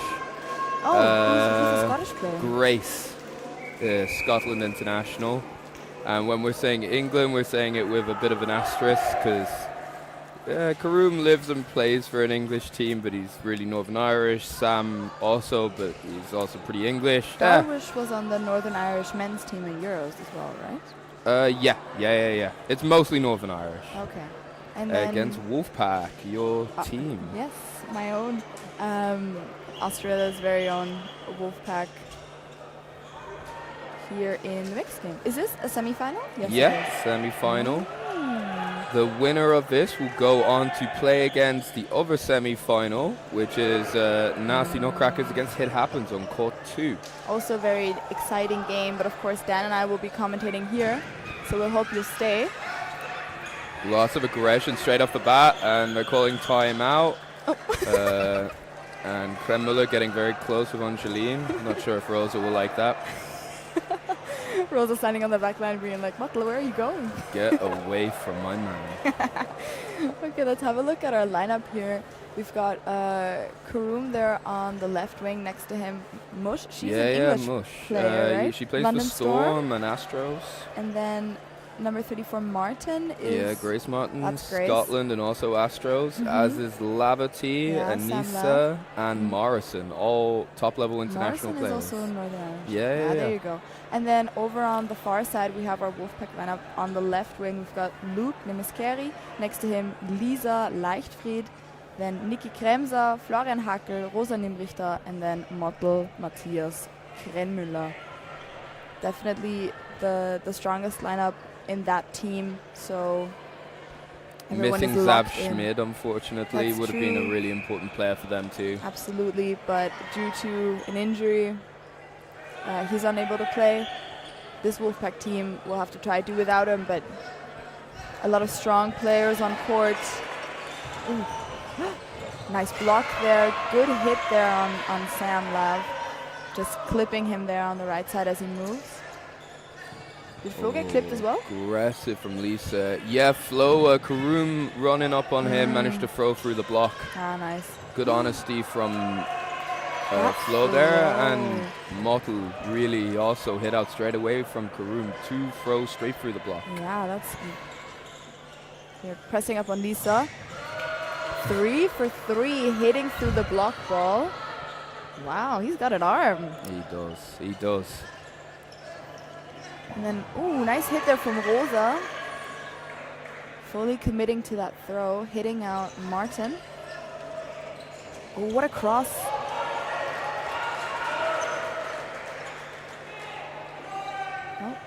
And I don't know if the ball, I think the ball's gone back onto the Wolfpack side. You No, can see Georg sprinting to get that ball. no, going on to the Fallen Stars side. Nice there from Nikki. Instead of just blocking, she's fully laterally moving her body to get out of the way. Nice throw there from Rosa, unable to hit Morrison as he jumps over.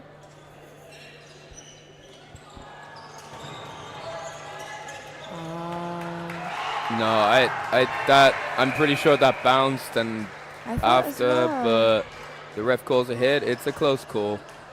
Difficult to see. Ooh, what a clip there. Lovely from Luke Nemiskeri. Yeah, he's got that arm on him. He's been saving it. Let's go, let's see. Both throwing on Luke. Rosa tries to punish that throw. 3 balls on Wolfpack side. There's 45 seconds remaining, and I think both sides will be relatively okay with taking the tie. Nice block. Especially the Wolfpack side. I think they'll be... Oh, what a hit there. That hit. Yeah. Nice honesty there. I wasn't sure if it went between her legs or clipped her foot there. And Karoom is on fire right now. Yeah. Okay. Oh. Turn your mic off so we don't hear that. Okay. First set here for Fallen Stars.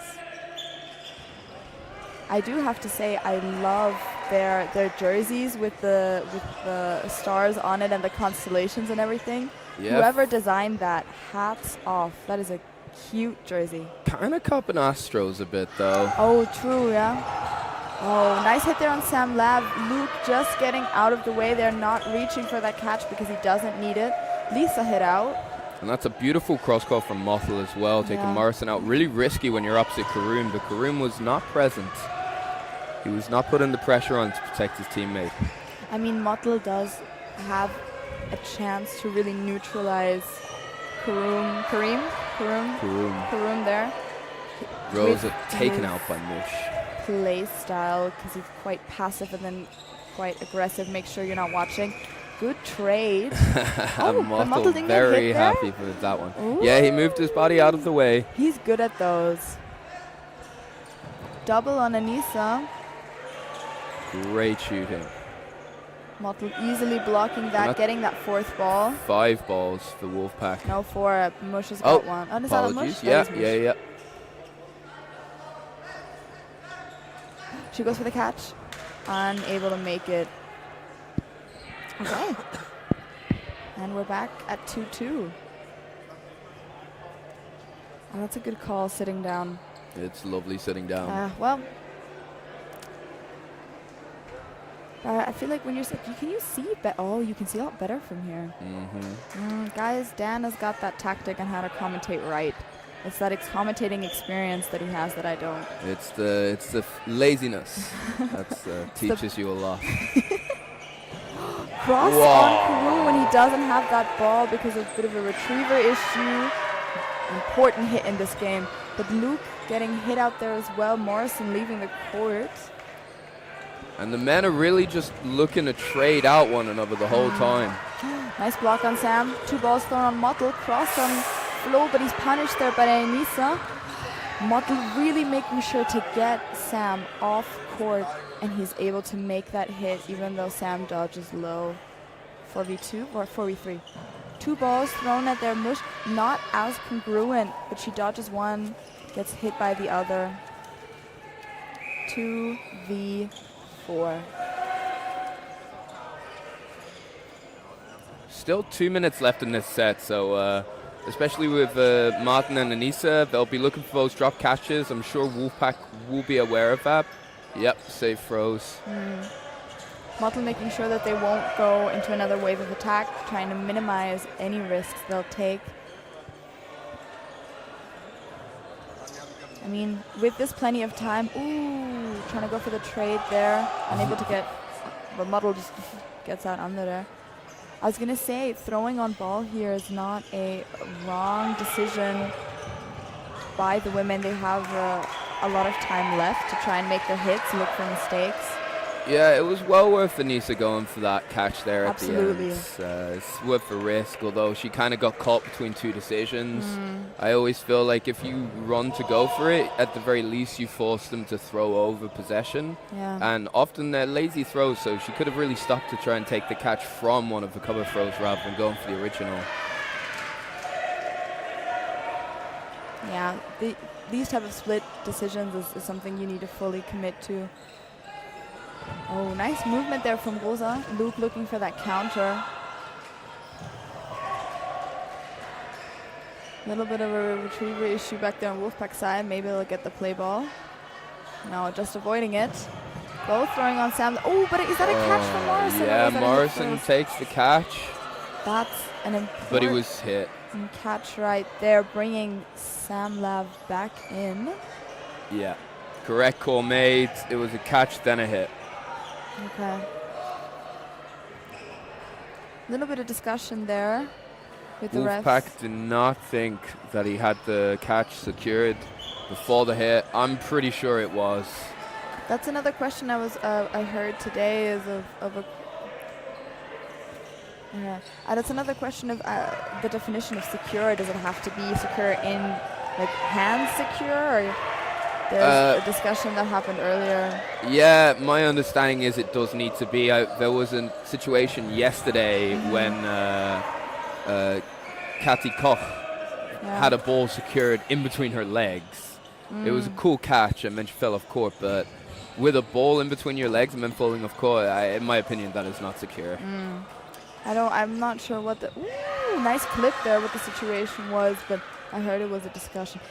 Nice arm there from Rosa. She's really coming into her own. Lisa trying to go for the catch. Mottel, getting clipped. Yeah, it's such a risky game, releasing and opening yourself up opposite Karoum. It's not necessarily the wrong decision, but it's certainly, if it's a 1-for-1 with a man in this situation, it's not a benefit for Wolfpack. Wolfpack women, however, are not to be underestimated. They've got great throws on them. And Nikki is bringing a lot of the national team experience in women's and in mixed to the court. Rosa also bounce? Catch? Yeah, bounce? that bounced for sure. Okay. Nikki now. Oh, did Rosa get caught? No, I think she got hit. Okay. Ooh! Was that a headshot? Oh, yeah. You could apologize for that. Yeah. Like, I'm all for, and it's fine to hit headshots. Nikki's a seasoned player. She knows you're going to get hit in the face from time to time, but just a little hand up and apologize for it. This is a discussion I had at the Austrian Dodgeball League finals with Johan when I was commentating.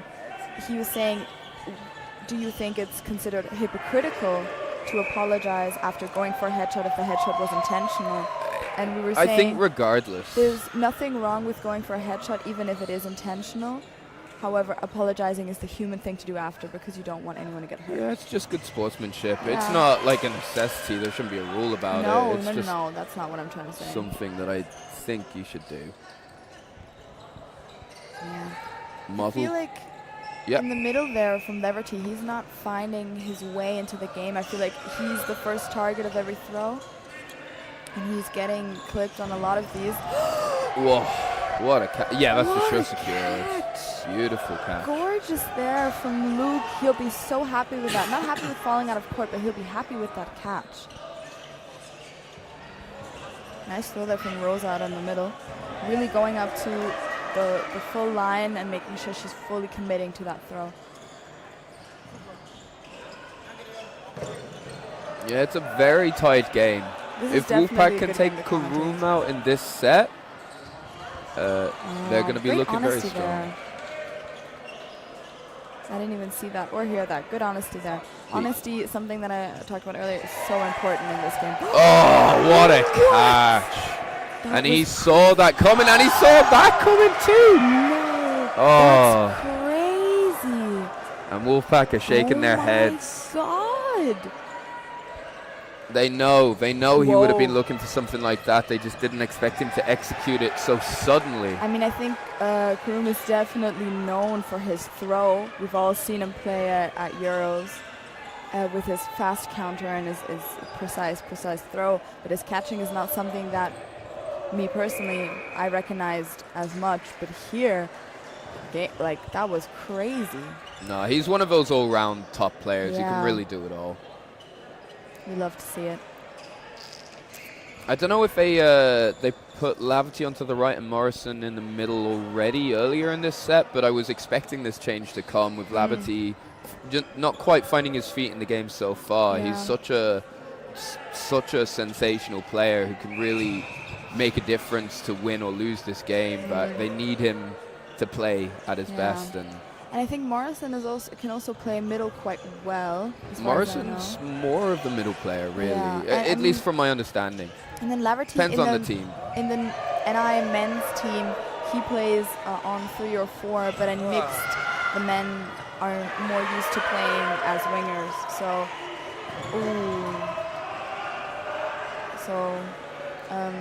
Yeah. Definitely not an incorrect change.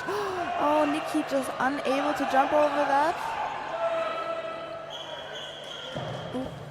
Rosa trying to go for that suicide. Her team telling her to get active and to throw.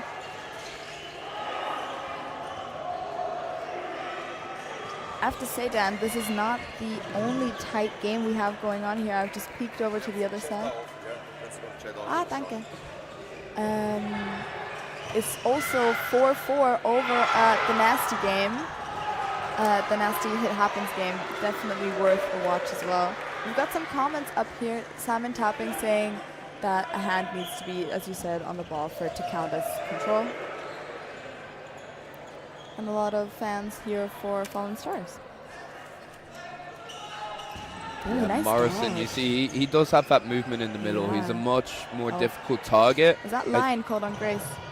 I think the logic of having Laverty in the middle is really to be able to use his arm as powerfully as possible there. Yeah. But he got a very good trade with Luke Nemaskeri there, who has been on fire this game so far. Yeah. Although, seeing as they're one player down, it's not necessarily what they would want right now. Lisa throwing away that fourth ball into Morrison, hoping to get a hit, but he just cleanly jumps over that. Oh, is that a catch or a hit first? Refs discussing. What did you see? I was not looking. I thought it would be a hit first. I just wanted to congratulate Fowler on 6 years sober. Well done, man. What? we were all hoping for it. Okay, what's the call? Sorry. It was hit first, no catch. I do have to say I didn't see the hit, but the ref's definitely seeing it better than me. I'm looking through a net up here. It's 4 against 4.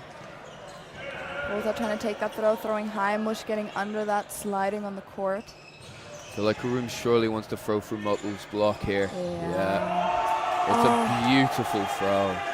Motl going for the dodge and just getting into Karoom's Yeah, throw you see there.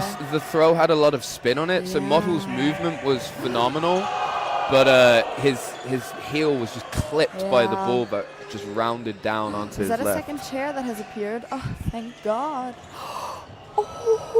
That's a catch for that a Nikki? catch? Wow. Oh my God. And no hits. And no hits.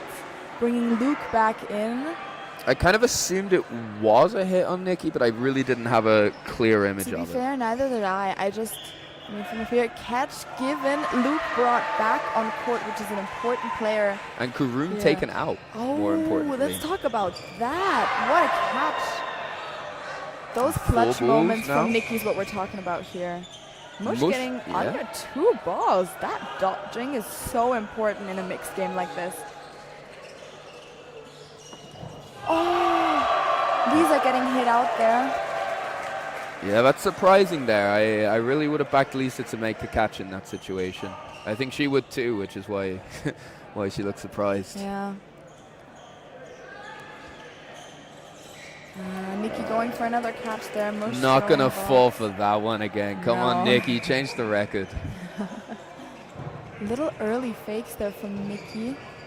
50 seconds. There are only one player down so far in this set. I do think. Oh, is that a hit? No. Box. She could have caught that. That was not as safe as it needed to be there, but it's okay. Nikki getting out of the way. 4 balls. No, I think they were going for the hit with that one. Oh, okay. Is that a hit on Morrison? That is a hit on Oh, Morrison. wow. Went through his legs. I thought I saw it as well. What do you think that they're throwing on 2 different people there? Well, I think that it draws a lot of attention away from the initial throw. Oh, Oh, they're not going to be happy about that.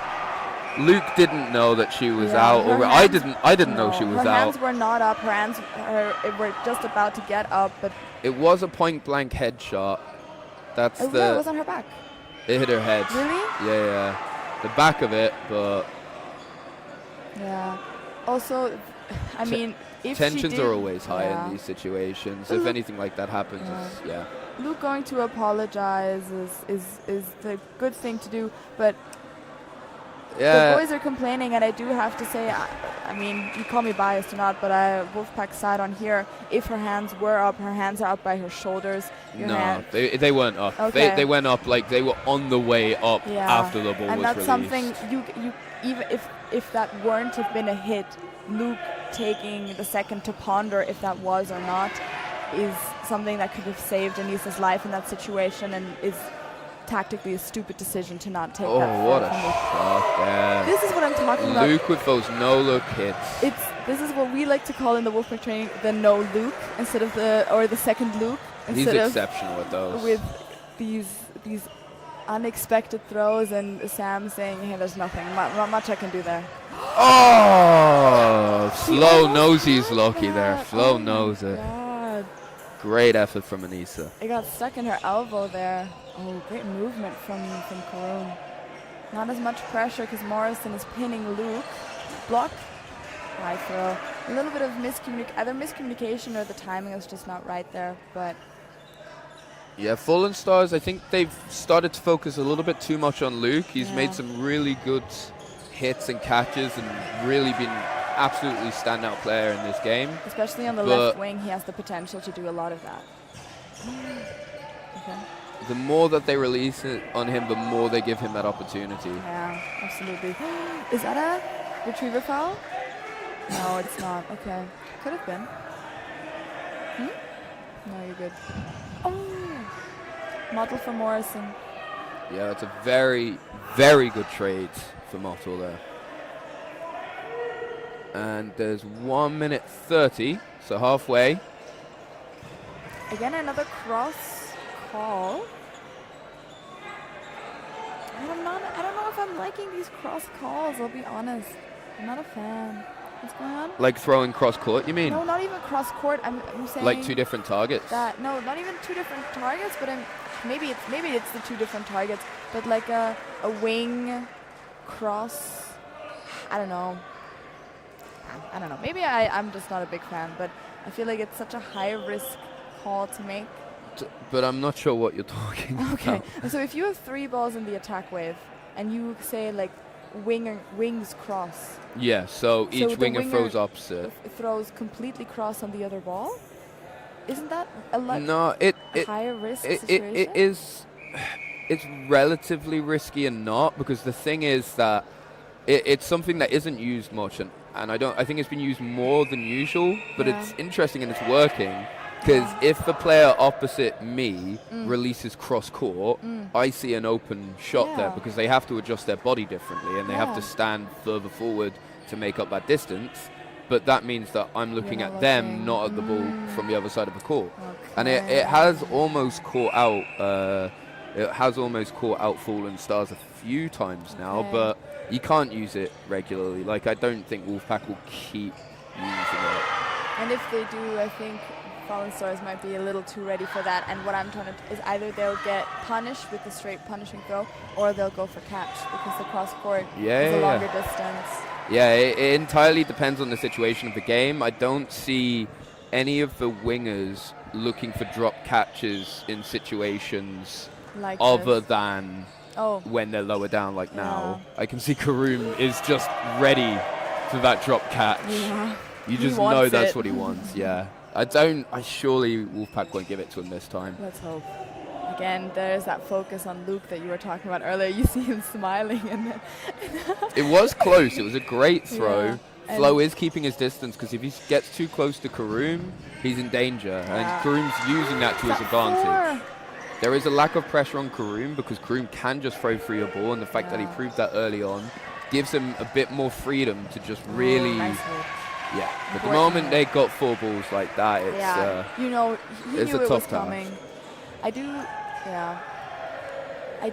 I do think that the rivalry between Karoom and Luke is brewing, and you can definitely tell.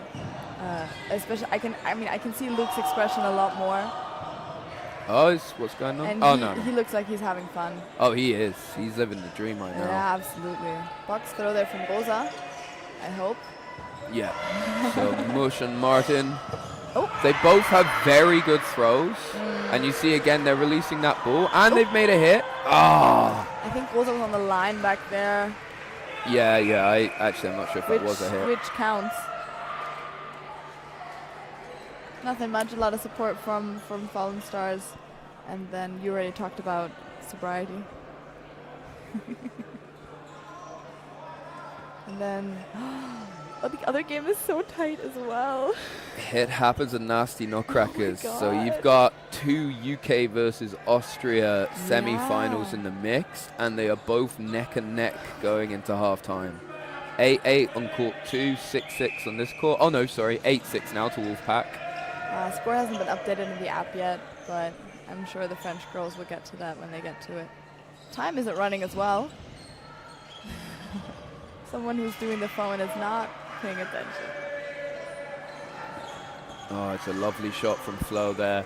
You can see the pressure on both sides of the courts has laxed a lot as the men realise they need to. Commentators curse, I guess. Yeah, you can definitely tell Lucan is knowing that he's getting focused, and those free throws from his team are going to be killing him, which is a good way to punish your team. Ooh, was that a face that a shot? card? Yeah, I wouldn't be surprised if it is a card.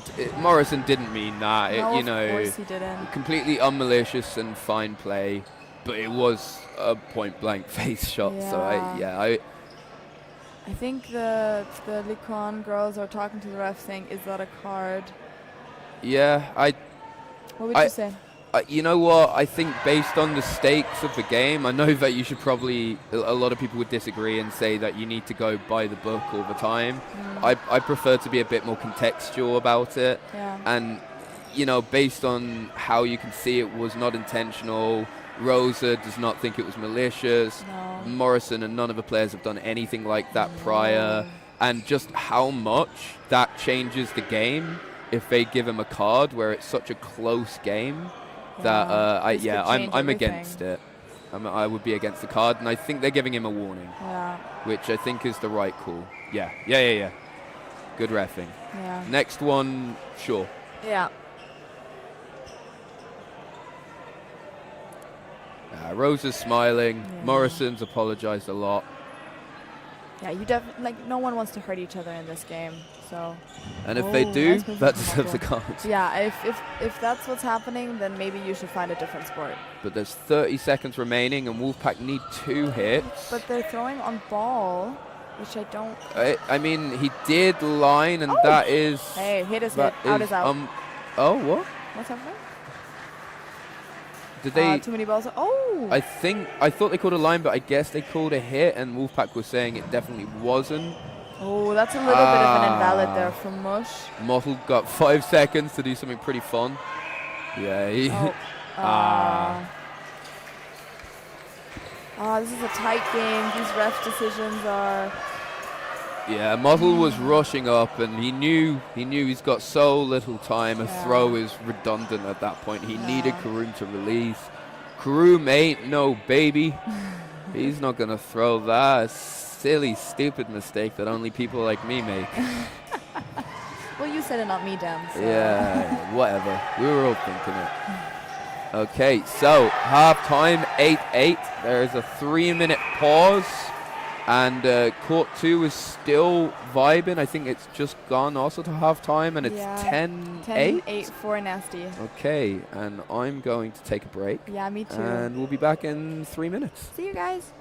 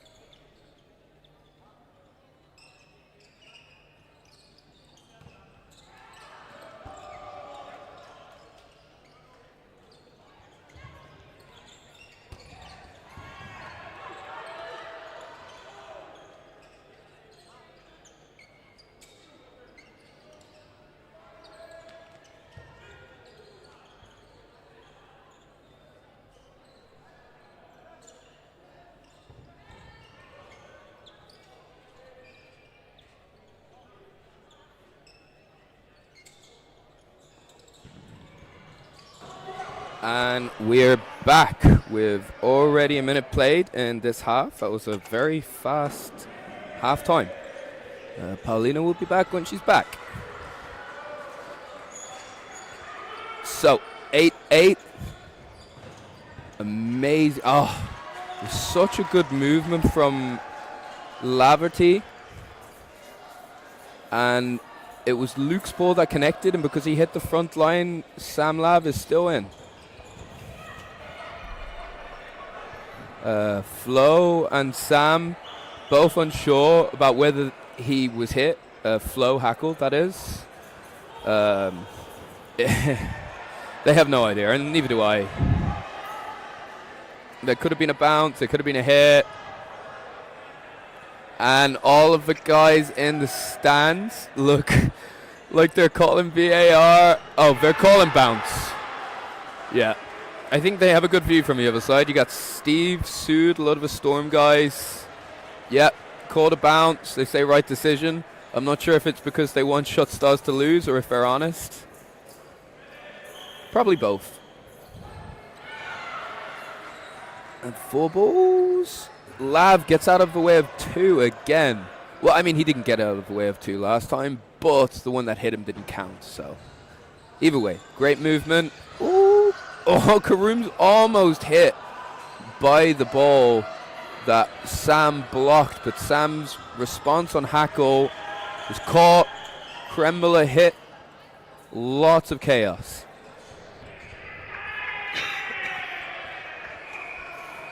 So, I don't know what's going on. They don't know what's going on. What is going on? If anyone wants to tell us in the chat, that would be great.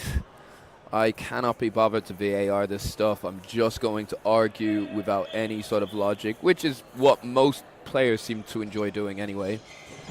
Oh, what? I think Hackle blocked the ball, but the ball that he blocked with, he lost control of, and he caught it back. Karoom doesn't want him out. They call him block and then loss of control, but he caught the ball back, so he shouldn't be out, as far as I'm aware. Great play from Hackle. Is Hackle calling that he caught Karoom's ball? No.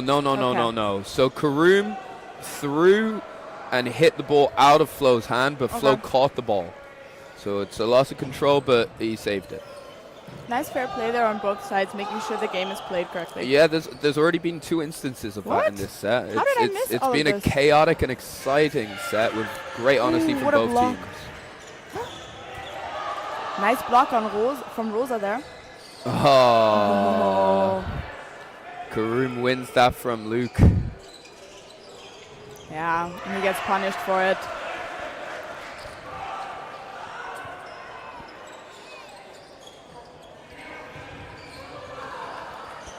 Okay, Lisa now on the left wing. Oh, Lovely these 2-ball release. dodges from Morrison, they're so crazy good. What's funny is if he'd just like stepped slightly sideways, it would have had the same effect. But it looked cool, you know. The dramatic flair is part of why the action is so cool. Ooh. Oh no, Nikki lost control. Nikki is out, yeah. But did she lose? But did her? Because she dropped the ball to catch it, No. but then she didn't make any sort of a catch, and the ball rolls over. As far as I'm aware, Nikki should be out.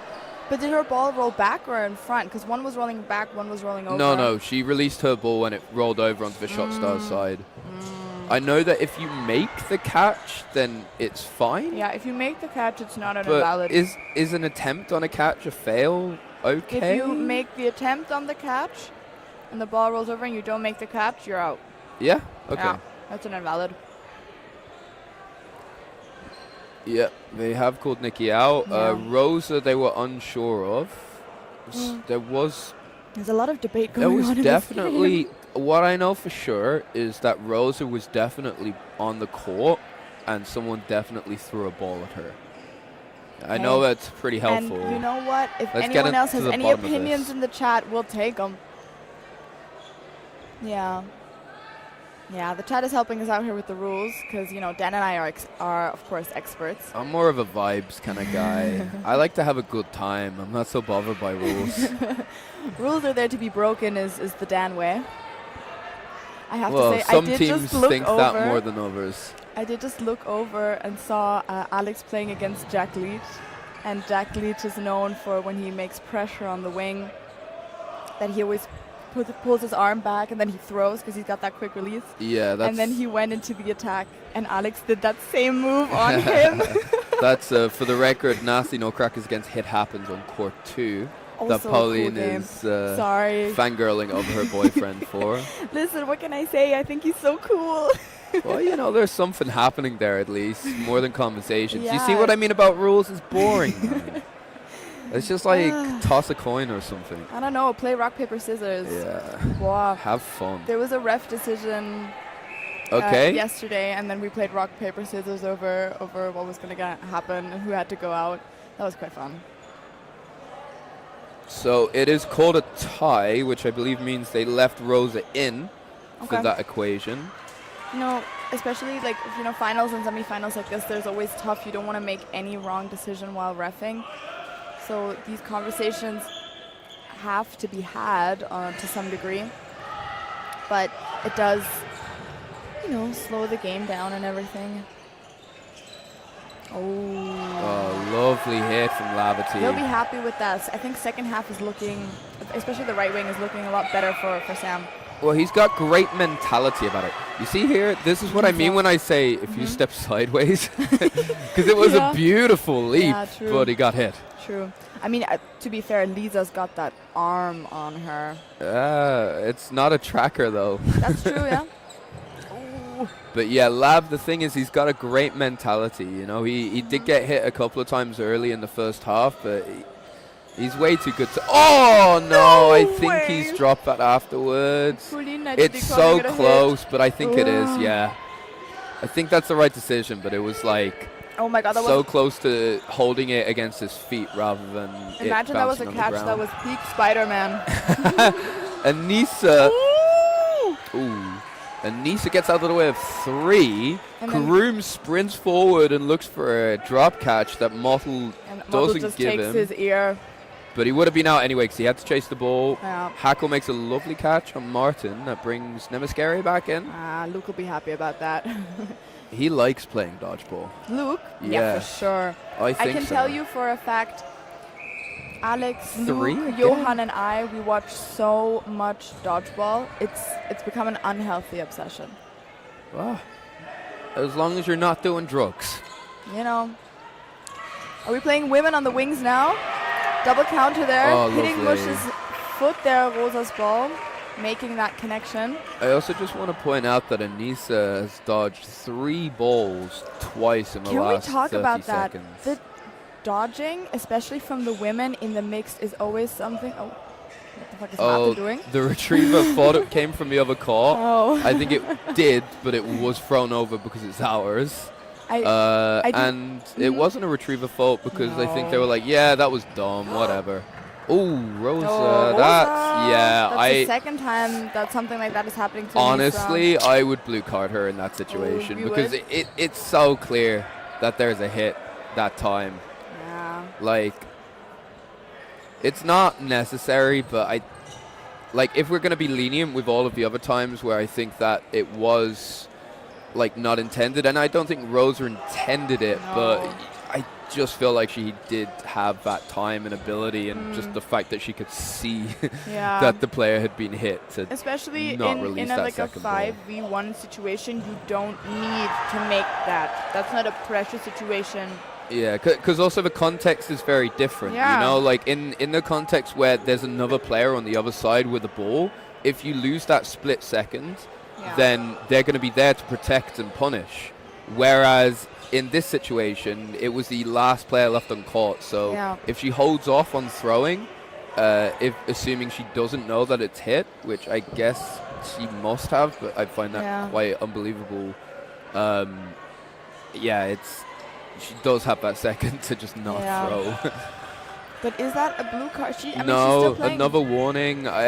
Also, shot stars. Oh no! Hold on. That's not great. That's not what you want at all. And you know that Luke is going to get all 4 of those balls in his face. Yeah, great call there. Yeah, great call. I mean, It's the right decision. Karum is here and he's playing tactically. In this, yeah, maybe I'm not as smart as Karoon, but I would have maybe gone for 2-on-1. Oh, that's a hit before the catch. Yeah. I would have thrown 2 or 3, 2 at one player with a delay on the other, and then allowed one player to hold to see if there's anyone who isn't paying attention afterwards. Is that a trade? No. No, Karoon moves his feet out of the way. And this game is just a roller coaster, really. Absolutely. Like they get 5 balls and then they make all these hits.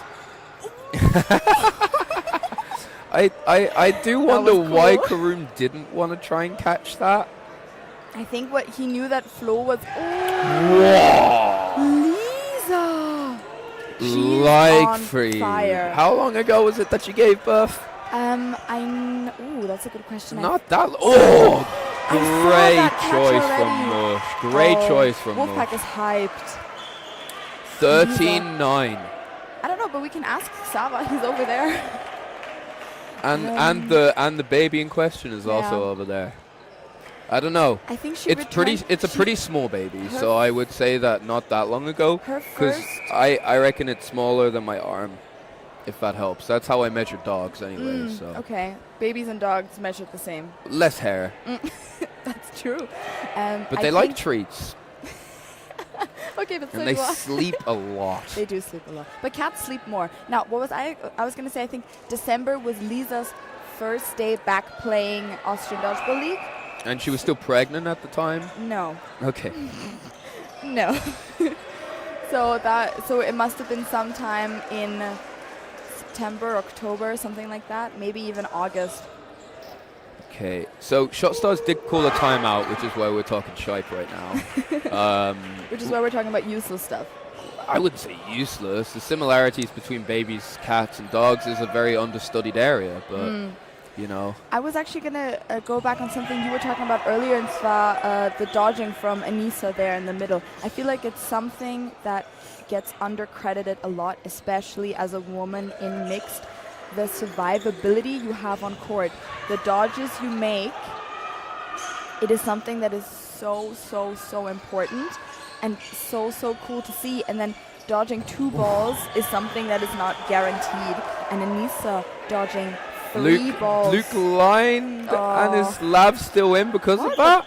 Oh my god. Again, the second time? No, I think Sam got hit by both, though, didn't he? Sam got hit by both. Yeah, he I'm pretty sure he should be out. Yeah. Yeah. You see, those both teams are. But Flo saying he should stay in. Right?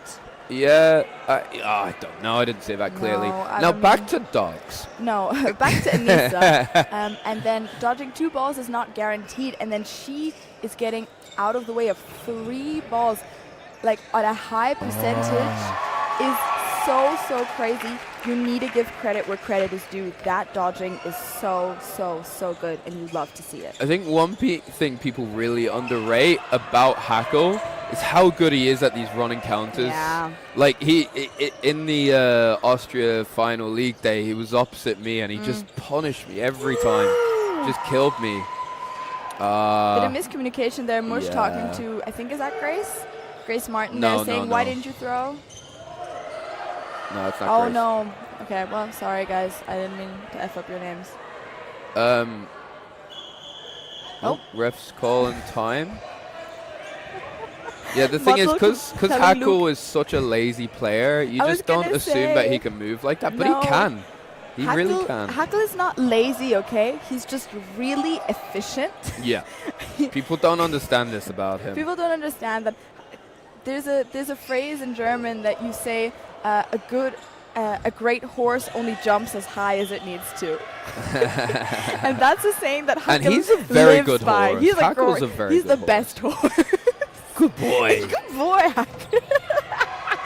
If he hears this, I swear to God, I'm getting a headshot next training. I already know You're getting one anyway. Come on. Come on. This is why I don't go to ninjas training. I went to one ninja training, and David Rana said he was going to give me a headshot, and I was so scared I gave away the 4th ball. Oh, what a catch. Yeah. Let's go! They are starting to get a bit of momentum and lead, and Shot Stars are really going to have to change something up here. Yeah. It's funny, I keep on forgetting their name because it's a new team. Yeah. I'm forgetting it's like emblazoned on the chest of their kit. I'm like looking at the screen like, oh, what's it saying? And I was like, oh yeah, it's like... Oh, but it says Shot Stars 7 on here, and then for us it says Fallen Stars. Oh, I don't care. I think it's Shot Stars. It doesn't matter. I don't think they're too attached to their name. Oh. Oof, oof. Ooh. Good hit there on Lisa. I think from the women, she's got the strongest arm and insane ball knowledge. So Yeah, she's a very good first target for them. Not because she's easy to hit, but Luke kind of pondered a bit too much there. Yeah, everyone was already looking at him. They knew that he was going to throw. Ooh, nice release from Lav. Hackle was not looking there. I think his attention was drawn to Karoom, which is reasonable. Absolutely. I think that Shot Stars Great is block. learning, however, that the counter from the Wolfpack men's is deadly, and they're hustling back to make sure there are no hits happening in that Zwischenspiel. It's funny because I think, you know, Shot Stars, if we put them player to player, I would say Shot Stars have the stronger men, and I would say Wolfpack have the stronger women, but I think that despite that... Is that a catch on Motto? Hold on. Crazy. Sorry, continue. Wolfpack have had the upper hand in the men as well. Yeah.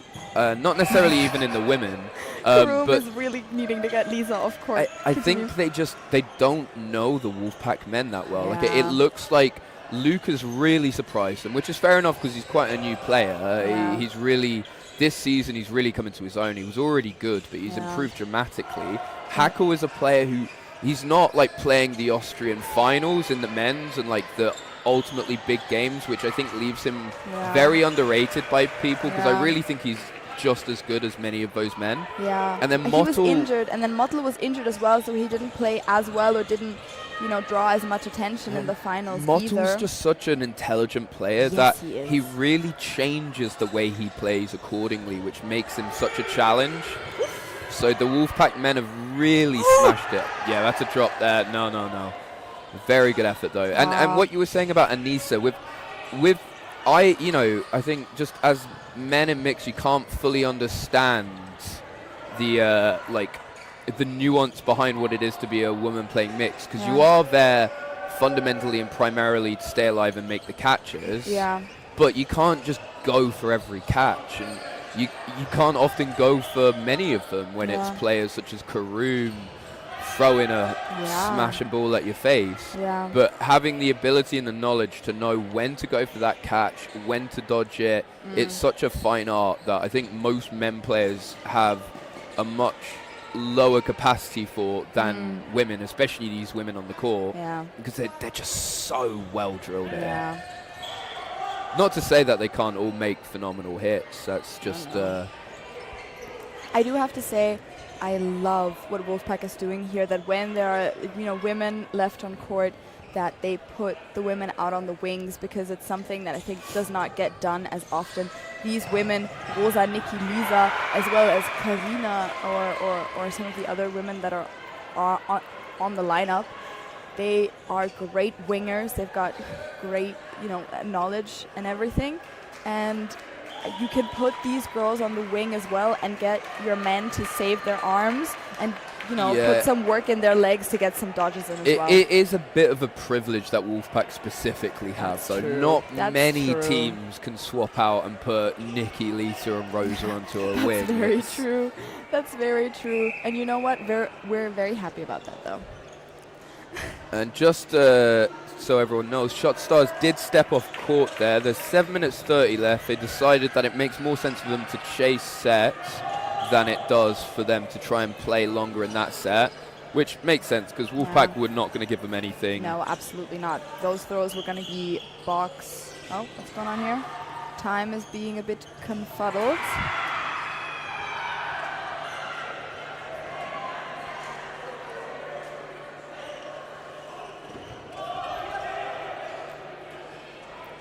Yeah, this ref does love a chat. Sam's not wrong there. Although, to be fair, I think the French girls are a big part of that as well. They're being very particular. It's a style of reffing that not everyone loves, but it does often come to better decisions. You don't have as many complaints after, maybe. And Modern said warnings don't exist, either it's a blue card or not. I don't think that's true. I think warnings are a thing that are written in the rules, right? For like passing back the ball, you first get a warning and then you get a blue? I think that's wrong, actually. I do think it like the warnings, they're more of like a custom than they are an actual law. Yeah, but I am in favor of them, and I do think that they've been used very well here. Oh, what a catch from Lab. 2 balls. Luke getting punished for that. Yeah, great teamwork. Sam takes the catch, sees Morrison's there, says, right now, take Luke. He doesn't have a ball. He's undefended. Karoom's opposite Mottle. And right there, they flip a set. They know they need these hits fast. And I would be scared if I'm Wolfpack. And that's why. Because if Mottle is just getting absolutely unleashed upon by Karoom with his fury running up court, then you know that it's going to be a tough and shaky last 6 minutes of the game. You also know that here, Lisa and Nikki, they need to release 2 balls, but their plan here is to really drag out the time. Yeah. Make sure that... Oh, did that hit? Yeah, that's a lovely shot. Now, one of my favorite strategies in this situation, I love it, when a team like Shot Stars in this situation, I think that invalid's a bit harsh. No, but I don't think that was an invalid. It's close. Borderline. Yeah, that's the strategy. Let Karoom, or probably not Karoom, maybe let a different player that isn't Karoom risk his life with a suicide. But yeah, send one man over or one person over to suicide and let the other player hit them as they're dodging. Either the suicide or the ball hits. It's coming from different angles. It's a great strategy. Quite poorly executed just now, in my opinion. Sorry. What is happening here? I think there was a bit of a rush. There's a little bit of... Oh, I don't know. Oh, God. Move on. What's going on? Sorry. Let's get to the playing. I feel bad criticizing the refs. They're doing a phenomenal job and they're putting in so much work. This is such a tough game. I don't want to be in their position I'm just tired and I want to keep this adrenaline and momentum going. Yeah. Sorry for moaning. You refs are doing a great job. I think they have made the... Well, not always. Okay, well, sorry. Like, not to say they're not working their hardest. Wow. Nikki! Someone's forgotten to told Nikki that she's supposed to drag the set out. Yeah, she's decided to Nikki's just go like, for I the need to win the 1v5. set. Oh, that's a hit. No, it might have bounced. But yeah, there's a very close hit on Anissa there. I think it must have just bounced. No one was questioning it. Anissa is saying to our team here, I didn't feel anything, so... Retriever fault, watch the match. I mean, man, we're watching the match, but there's a lot going on. Going on, but I don't even know what side you're talking about doing the retriever fault. Give us some leniency, my man. The refs, the privilege. Even the players don't know what's going on half the time, you know? You also have the privilege of having a look at this game again and again and again, as well as on 0.25 speed. We don't have that privilege, and we can't even see the back line on Wolfpack's side either. We can. I mean, okay, sorry. You were just looking at the wrong line. Okay, well, F off Dan. Can I swear on the stream? I mean, I did. I don't know. Fuck off, Dan. Yeah, go for it, man. Right, so I think... the other game is over, I think. There has been a timeout called. Just to clarify, Nazi Nutcrackers have won 19-15 against Hit Happens. Very close game, exciting game. They'll be in the final. It looks like Wolfpack will make it to the final. Yeah. There are 3 sets in it. Wolfpack need to drag it out. And I can't see the clock right now. It was about 6 minutes. A little bit less. On stream it says around 5. We'll see what the refs put on there. I do have to say we've already seen a comeback today from the Harlem Dodge men's team against the Grey Wolverines earlier today. Did they win it? They won it. It was like 17-11 with around 5 or 6 minutes or 7 minutes on clock, and they turned that game around and won it. I want to dissect that just because that's a massive statement for Netherlands dodgeball. But this game, we got to focus on it, because what's going to happen now is going to be very exciting. Yeah, Hackle hits that line. Yay, thank you. Oh, those crosses, Luke. He's ready. Don't do those again. Okay. Sorry. Nice dodge. Because surely shot stars are just going to go Pressure full is aggression so on these high. running counters. There's gonna be a counter for sure. Okay. Thank God I didn't bet on that. They are going in very composed and slow in these first Yeah. few seconds. I think they're backing their arms just to take those single hits. Ooh. Just full aggression, ignore any counter coming their way. Yeah, 2 balls released. That was gorgeous though, because Morrison threw a bit earlier and Luke was able to block that, and the second hit him. Oh, lovely move. Oh, Morrison just out. Is that Karumo? Is that it? I wasn't sure. I thought it was. He's calling out. Perfect. He wasn't sure either, Yeah. but yeah. And you know, even without those hits, I was going to say, I just think it's too late now for shot stars. Wolfpack are too composed and too Yeah. experienced as a team to just allow shot stars to force through a fast winning set. Also, Oh, what a catch! And that, Nikki not happy, thinks Sam was hit by one of the balls. I don't think he was. I think it was just a very good I catch. thought so as well. Is that a hit? No, that's a block. Rosa, incredible job staying alive. Yeah, good 3 stuff. balls for shot stars. They've got to throw 2 now. They need They this, just and they need need a it block. fast. Block. 4 balls coming. Oh, you got to go faster, man. You got to go faster. I was Hitting Sam Lev out, but then falling on the line. I thought that bounced on Lab, to be honest. Oh, I but thought it was it's a tough hit. to see. Whoa. Oh, Nikki screaming with fury at that. Not happy. 2 minutes 55, 54 on the clock. Even less when they start. Yeah. 2 sets in it. It's not enough for shot stars to win this set. They need to win it in time, and they have to win the next one. Yeah. But with 2 minutes 40 something, it is no longer a fast set they need in that sense. It's more important that they are leading or that they're in the game, so that when it comes to the last 30 seconds, they can really smash it. Exactly. They need to win it basically before 1 second. Well, they need to win it with like at least 1 second left on the clock. Otherwise, this will be the final set. But they want that 130 set. They don't need the unnecessary risks. Exactly.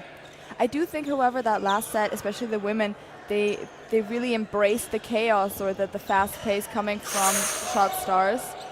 And bit rash there. They just needed to play long. There's no need to throw away the 5th ball to get a hit. Ooh, nice. Lovely movement from Morrison. Swapping Morrison into the middle and giving Lab a right wing. Great decision from shot stars. Nice. Really worked out. They don't have the same arm with Sam Lab not in the middle, but they do just have such a consistent player with the ball. What a catch! There is that That's catch incredible. That she's been looking for the entire game. Didn't She'll hit be so the line. happy with that. And that's exactly what we were talking about with a player knowing when that catch is vital. Yeah. This catch taking a man out in this point of the game, absolutely crucial. That's a block. That's a block. If they can release 2 on Luke or Mottle and take him out, which they have the capacity they to. Have a beggar, yeah, two on Luke. He survives. Morrison taken out, and they've gotten all 5. Oh my God. You can definitely tell they tried the tracking on Luke again, but Luke was ready for it and was able to dodge and block. This is so important. Oh, is that a hit? I thought that ball bounced. I thought there's no bounced. hit. Oh, he lined. Oh. Yeah, you see there Nightly in the back calling a line. His team telling him, step out, step out. Nice block. Oh. What a cross. And there's no punishing coming from but from the lady that's there. a waste of space to do that, because Mottle will take that catch. Yeah. And the thing is, the issue with shot stars attack there is it was both it was too obvious who was throwing, which is how Mottle was so good at reading a game. But it doesn't matter, because Anissa's made a double. It's 3 against 2. All women left. 22 seconds on the clock. And Anissa surviving that. But she's so good at those. It's not enough for them to be winning on numbers. They need 2 hits. 10 seconds. No, bounce. Off ball. Oh, both at the same time. 7. No, they're 5, too rash. 4, Lost ball. 3. Yeah, 2, they rushed it. 1. Wolfpack did incredibly. Sorry for being a bit critical there. I'm just too fixated on it. You're good. Shot stars did an incredible job there. It was so tight. It was so close. There were tiny, tiny decisions which swung it either way. I think at the end of that set, they were somewhat fortunate to have that double hit from Anissa. Yeah. But, you know, they just played so well as a team. I don't think many of these players play together so often. I could be wrong. But they really looked like they all played together regularly. Yeah. So maybe I am wrong. I do have to say that last set, Anissa is my personal MVP. That last set, she was doing so well. And then overall, Karoom did a fantastic job. And Morrison as well. Really, really good stuff. But I have to say, I'm so happy and so proud of the Wolfpack team.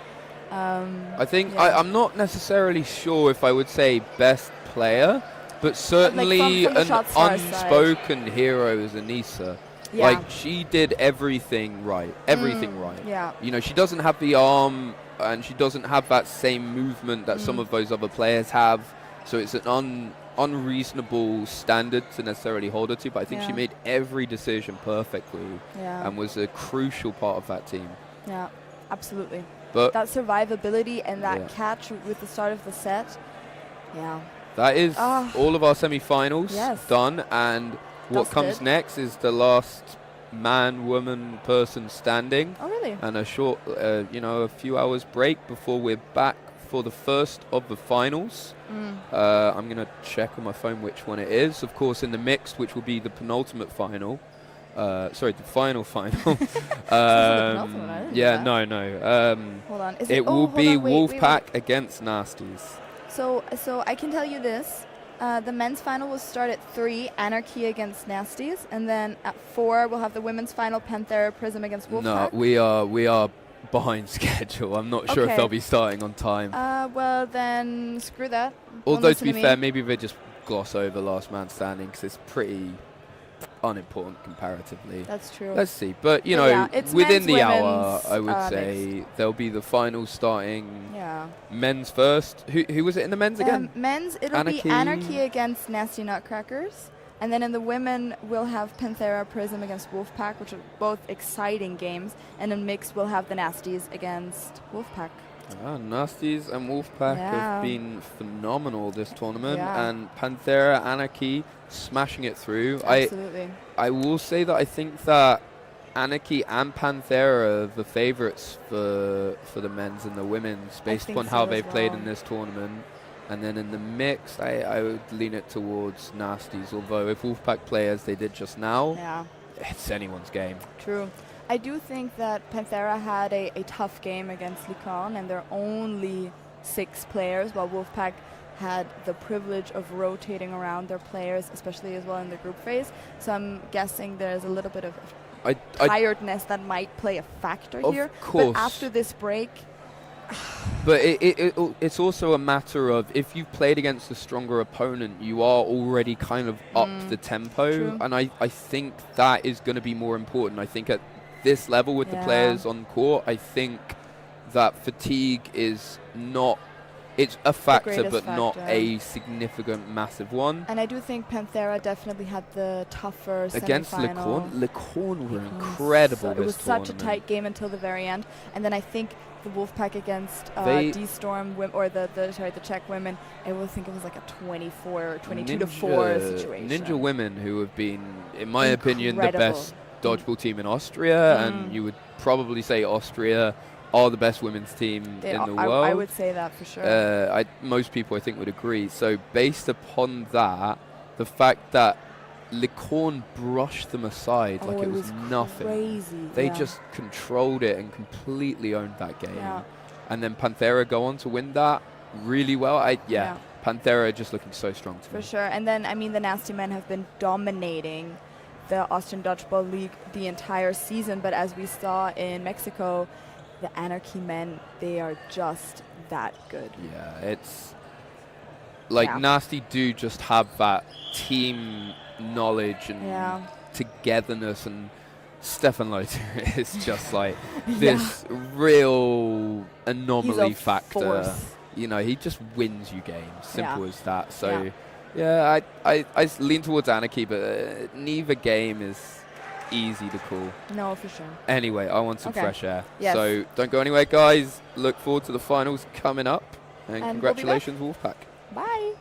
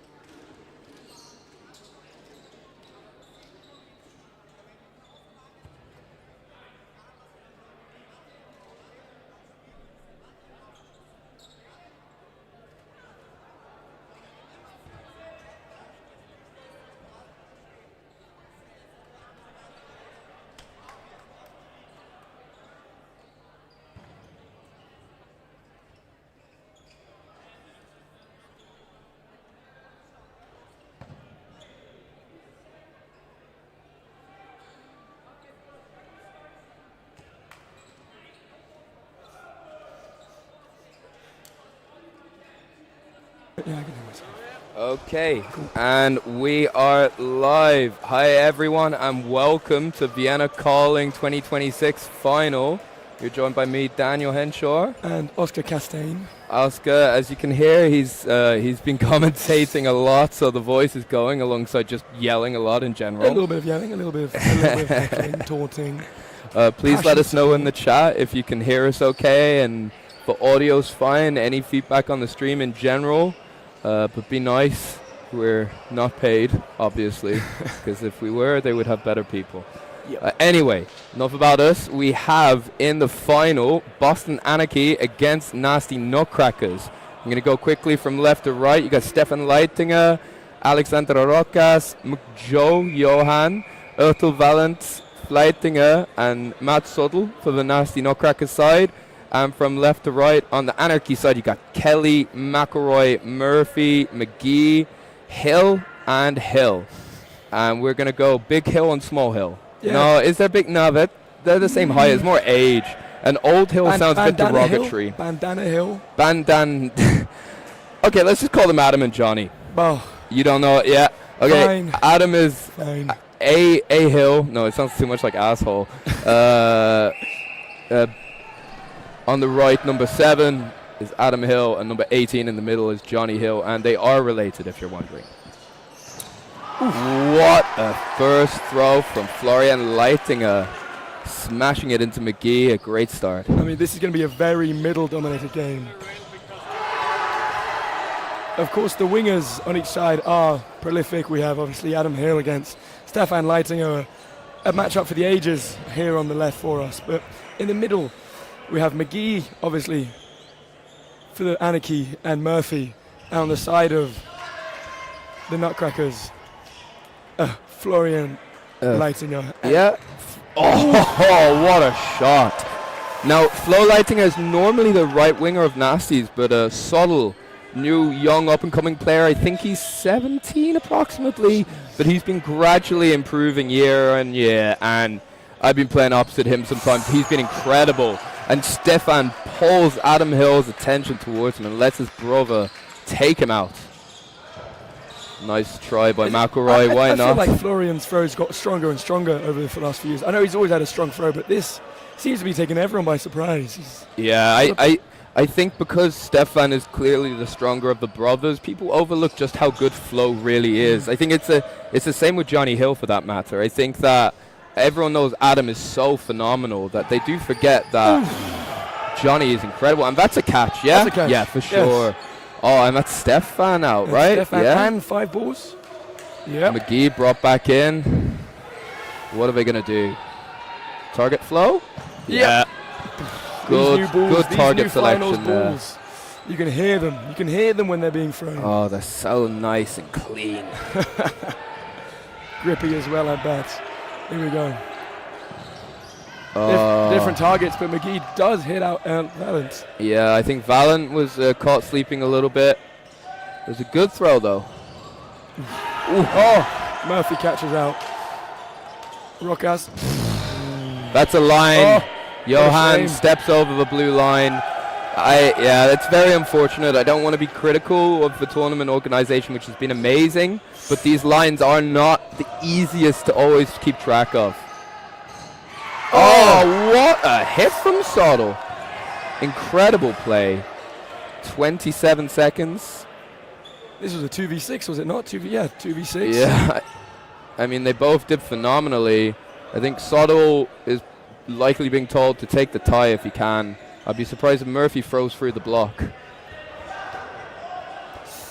7 seconds. Yeah, I think they'll both take the tie here.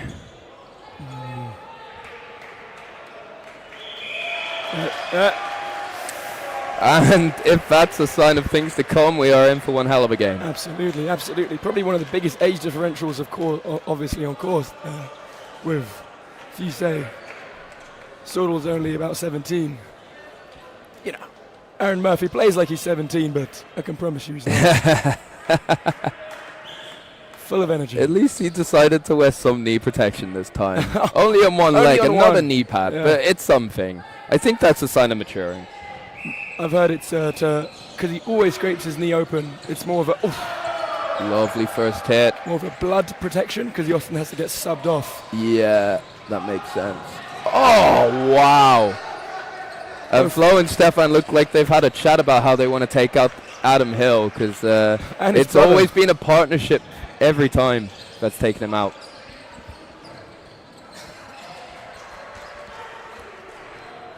Five against four. Big arm from Kelly.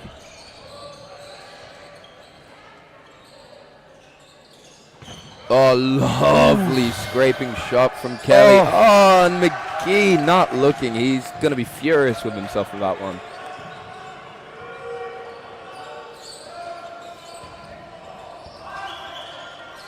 Now, I don't know if this is fair to say, but I would have said that Anarchy are considered the favourites in this game. Certainly going into the tournament, you would say so. After coming off their back-to-back victories, both in Paris and in Mexico. But there's been something missing about this team. I've not been able to figure out myself if it's many have speculated that they like to conserve their game, their shooting ability, especially the arms of both, obviously, McGee and Kelly, for finals. And it'll be interesting to see now if McGee really lets that arm go like he did in the final in Mexico. But there's definitely been something off about them. I think what it could be, and I think it's masked by the pure quality of the players, is that there's a mishmash of styles. The NI guys are very regimented. They have a very specific way they want to play. Oh my gosh. McElroy. Stop it. Disgusting behavior on court. That's so good. There's definitely one team benefiting, I think, more from the better balls here. These single throws. I think it's the punishment together from the nasty players that are getting at the beginning of sets, but the single throw abilities of the Anarchy that are crawling them back into each set despite going down. Yeah, it's rare for the Nasties to do this, but it does look a lot like they just kind of take their foot off the gas a bit when they're going up. They look like they're kind of trying to settle, and Anarchy are not a team that are going to let you do that. No, definitely not. And normally we do see Anarchy coming out of these games really gassing it in the first halves. But as you said, difference in style, the NI boys will want to play more controlled. But balancing that in these scenarios. Yeah. And 17 seconds remaining. Both happy with a draw? With that ball yeah, again rolling across? Now, Max is a style of player.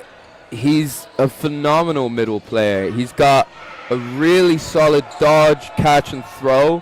I would say exceptionally so is his dodging, and I think he sees that opportunity as take the tie. He's a strong, conservative style player, and so is McElroy. Although, to be fair, he had to take out three players to get to that spot. Absolutely.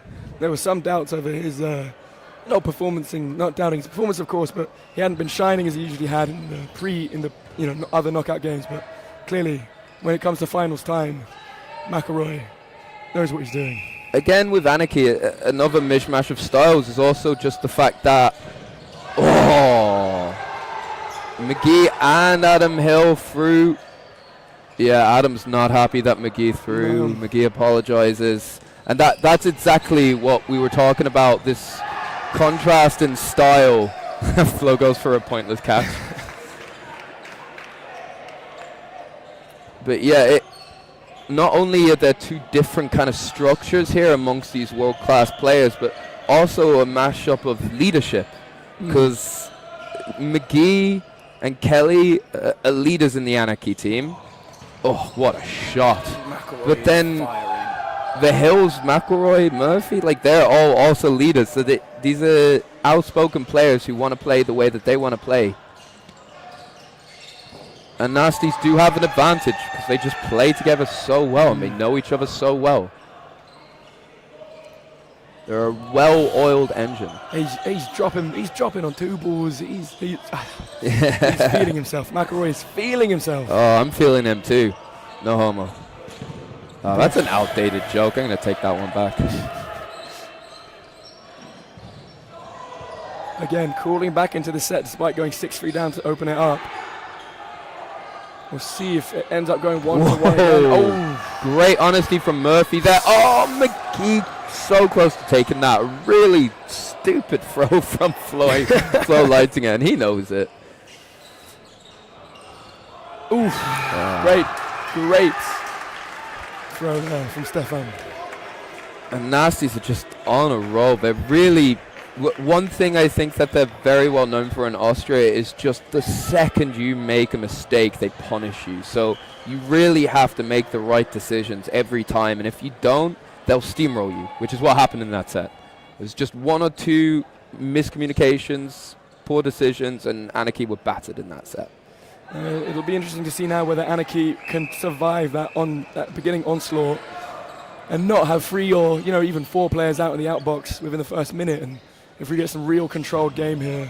Yeah, Nasties are dodging exceptionally well, and I can't help but feel that Anarchy needs to be putting a bit more pressure on that wing. Just like that. Wow. What a catch, and what a post throw from Kelly as well. And 4 balls over to them. Surely not at Leitinger. Nope. Now at Leitinger. There it is. Yeah. Hills knowing exactly what to do the moment Stefan releases his ball. The Hills and the Leitingers are really... there's a rivalry there. It certainly is. There's also only one of the brothers wears a bandana. Or are we calling Adam Hill's bandana a bandana? Maybe not. It's a head thing. Yeah. I don't know. It's a head thing. Now I think Adam Hill doesn't know Johan, and most people don't, because that is exactly what Johan wanted, and he takes those catches 8 times out of 10. Ooh. Great movement from Alex, and he gets 5 balls. Rockass is rocking ass. Let's see it. 1. Oof. Ooh, yeah, line from Adam Hill.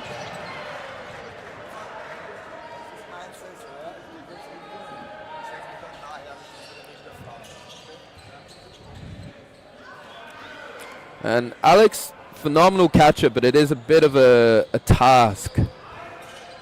Oh, that's 2 catches in the set for McElroy. Yeah. He is McElroy doing McElroy things. You see, they stuck together. They knew what they were doing. They made phenomenal decisions. And that was a quick set. Anarchy are in it. Under 1:40 a set. And I'm looking at the bench of both teams, and Basti isn't playing. He I don't know why exactly, but he is often a bit unwell. Yeah. He does, I don't know, he gets sick quite a lot. I think both teams will not want to change their starting 6 too much, to be brutally honest. I know that the players on the subs benches are very good, but the starting 6s are quite clearly defined. 4 balls for Anarchy very early in the set. I think that's 2 coming to Fleitinger, if I had to bet. Oh no, Soddle. 3 released, 1 back. Yeah, you can see that they're having communications when there's a loss of possession. They are miscommunicating a little bit, which is just what happens when you're not a team that trains together all the time. It's not like any of them are doing anything particularly wrong. It's just you can't know exactly how your teammates are going to play if you don't always play together, which is why Nasties have that big advantage. Now, I know you said at the beginning that Fleitinger normally finds himself on the right wing.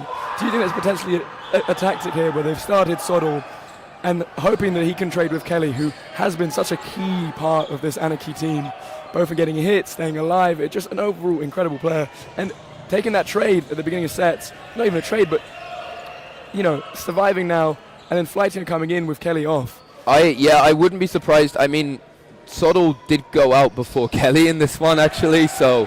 But what you're saying makes a lot of sense in the way that Kelly, I can definitely see Soddle being a big weakness for him. Oh, both the lighting is getting the better of their wingers in that scenario. I was surprised that McElroy took the left wing after Kelly. I would have thought McGee or one of the Hill brothers is a bit more of a big arm there. McElroy, in my outlook, is more of a catching dodge. I mean, he can do everything, of course, but... Oof. Talking of dodges. I would look like at to look see at that McGee on the mobility. wing a bit more. I just love watching him on the wing. He's such an entertaining player.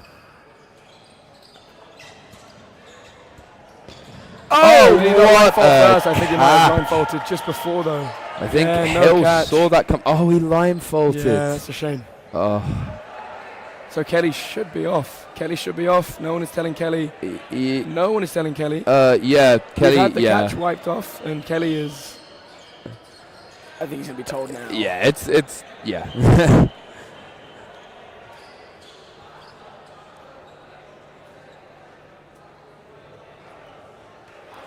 Refs are discussing. Yeah, I mean, I'm The- fairly- because I'm fairly they- certain I saw the yeah, foot on it just before. yeah. 'Cause he kind of turned into it. there's no doubt that the line came before the catch. Like there's no logical movement in the body where he would step forwards after holding that catch. Mm. He either stepped on the line. I'm sure of it. He either stepped on the line releasing or setting for the catch. It wouldn't make any sense otherwise. Basti seems to think that they're going to call catch though. He's walked off quite frustrated from that talk. He certainly likes to argue. I mean, I agree with him, but Hey, when you're not playing, you gotta contribute in some manner. yeah, Allows the rest of them to stay in their getting game, focus mopey on isn't much of a tactics. contribution, though. Sorry, Basti. Better a manager. Well, as you said, I think there's such a team that all of them can be. All the older generation there can definitely be managers and coaches in that scenario. Oh yeah, So- for sure. Better have one of them go moan rather than let Stefan and Florian get their breath back. So he's trying to explain it to McElroy. McElroy's trying to say that he stepped forward with the catch, and he doesn't know, McElroy. but it makes no sense. I agree with Basti. It makes no sense for him to step forwards when he's taking the catch. But it's a difficult calling a thing to catch. see. There's Kelly no is saying VAR. No. Yeah. Yeah, they're calling catch. But Kelly, Kelly will be taken off surely. No, they're calling catch. Um. Kelly was first out and he's back in. Okay. Wow. So they're calling Well, catch. to Hey. be fair, we can't say it. Neither of us even saw the line fault in the first place, so it's not reasonable for us to assume we know better. No, but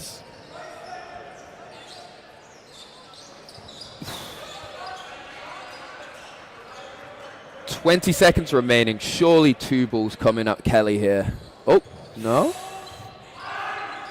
15. Stefan looks over the clock, makes the call. There's two, but it was so close to a line fault there. I just think it makes no sense to be throwing at McGee like this phenomenal No. dodger. Very active. I know he very doesn't have the active. ball, but Hey, he's got a lot. Yeah. Nazis won't be happy with that set, but yeah, I think it's easy to complain about these minute details, but at the end of the day, it's such an impossible game to get everything correct without the money and technology for it. And if you just don't get caught, then it's not a problem. Just be better. yeah. Throwing at Johnny Hill, what are you doing? I mean, Johnny was looking for it. I think he barely even cared about making the hit. Look at how much he moves after throwing. Oh, and once again, Flo Leitinger, the moment Adam Hill's releasing on Stefan. This is such a fun little checkers board. Stefan releases, looks for Adam to release on him, survives the attack, gets Flo straight at him. And we're back down to the same three as earlier, I think. Yeah. And like we said before as well, it's the minute mistakes you make, they're so punished.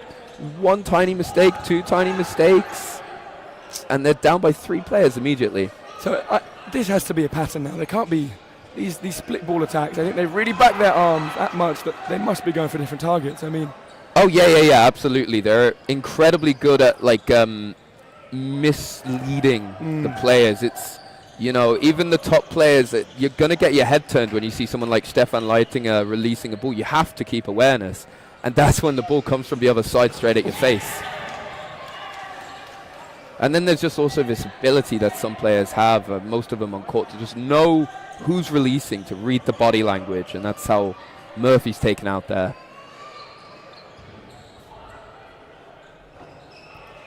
not even halfway through this set, and we are We are down in a 1v5. We got a little VAR, and according to the chat, there was a line fault before the catch, which is what makes sense to me.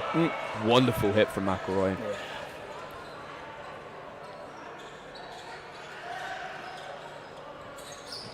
Oh, Alex. That's unlike him. McElroy's a bit lucky.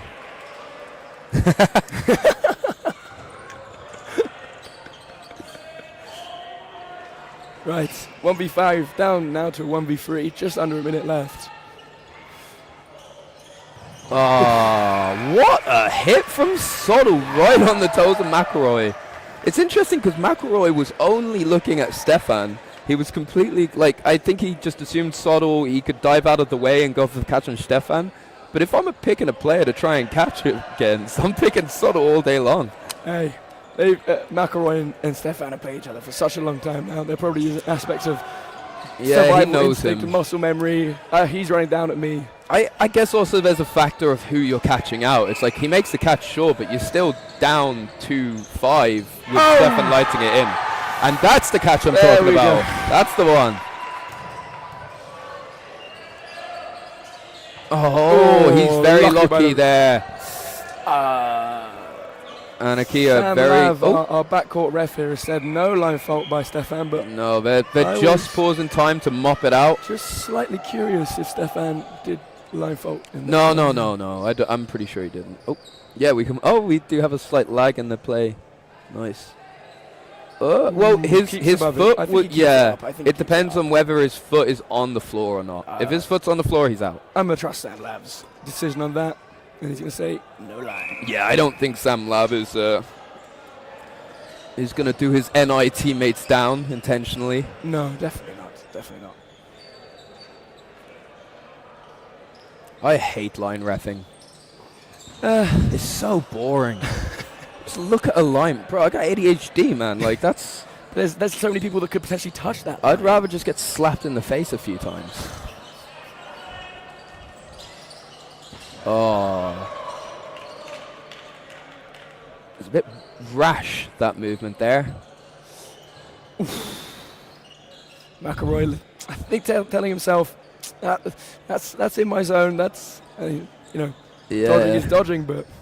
I wanted to disagree with you there, but then again, you guys, it's not my zone, it's McElroy's It is zone. McElroy's zone. My zone's the size of a bullseye. McElroy's zone is bigger than his body. And so is Johan's, but that didn't help him there. It's the sound some of these hits are making. Yeah. I hope you guys getting the full experience back home, because these are missiles. I mean... It's like a freshly opened tube of tennis balls, exactly, you know? Exactly. Again, Smurf McGee McElroy against 5, now 4 nasties. Well, you mentioned the bench, and Yeah, do we start seeing maybe a Danchenko come in at some point here? Just But to the offer a thing bit of is- survivability. I mean, but the players that they're leaving on court are the ones with the survivability, and the ones they're taking out are the ones with the arms. And that's kind of their plan, is to reduce the missiles on the size of Anarchy, at least from what I can tell. And bringing on a more dodgy player and bringing off one of the arms perhaps even plays into what Nasties want in the first place. So I think it might be more down to Anarchy needing to not open themselves up. Great catch. Whoa, what movement. But you could be right. You could be right. It might make sense. 15 seconds left here in the half. And that catch from McGee was so crucial. They'll go into the second half up unless Nasties make a hit or something in the next 5 seconds. All at one target, surely. At McGee, hit! Max hit! Max hit by Josh Stone. And Josh clutches it up. Oh no. Grill's calling someone Grill? out. Yeah, I'm not sure what. Grill is calling a line on Adam. But he's saying, like, on the whistle. Oh, so it's a tie? Trying to It's funny. at the replay on the other stream. Adam nodded in agreement. Okay, yeah. No, you see, that's great sportsmanship. He nods and accepts it. If that's it's the a call, that's the 2v2. call. Yeah, it's a tie. How many draws was there this half then? There was the first 2 to make it 2-2. I think that's the third. Is that the third? Yeah, it could be. Might be the fourth. But all of these ties have come from nasties giving away a lead. And that will start to creep in. Yeah, That will. You know, either they're going to wisen up to this or not.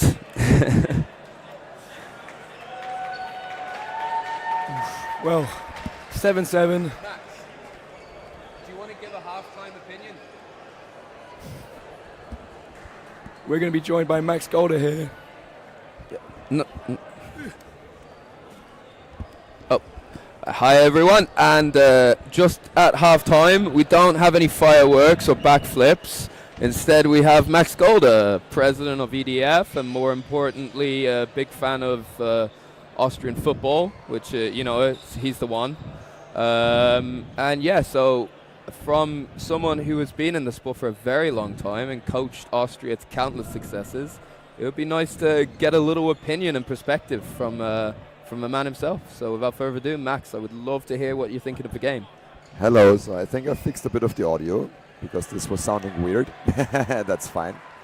No, interesting and very fast-paced half, I think. Both teams are at full strength. As maybe Basti is a bit missing from an SD side, but Joey is doing a tremendous job on the right side, replacing Basti. So I wasn't expecting him to play that much on the right to compensate for Basti not being able to play, but he does it very, very well. And the game is very open in both directions. So very, very few mistakes on both sides. And if you make a tiny mistake and then the other teams punish it with catches, with counters, with punishing. So yeah, very, very high level is my first impression. And the second impression is that, yeah, I don't know how this game will end. So it could go either direction, either way. Strategically, they're now playing very similar. So that's interesting to see. I have two questions that I'm really just interested to pick your brain on. We've been discussing.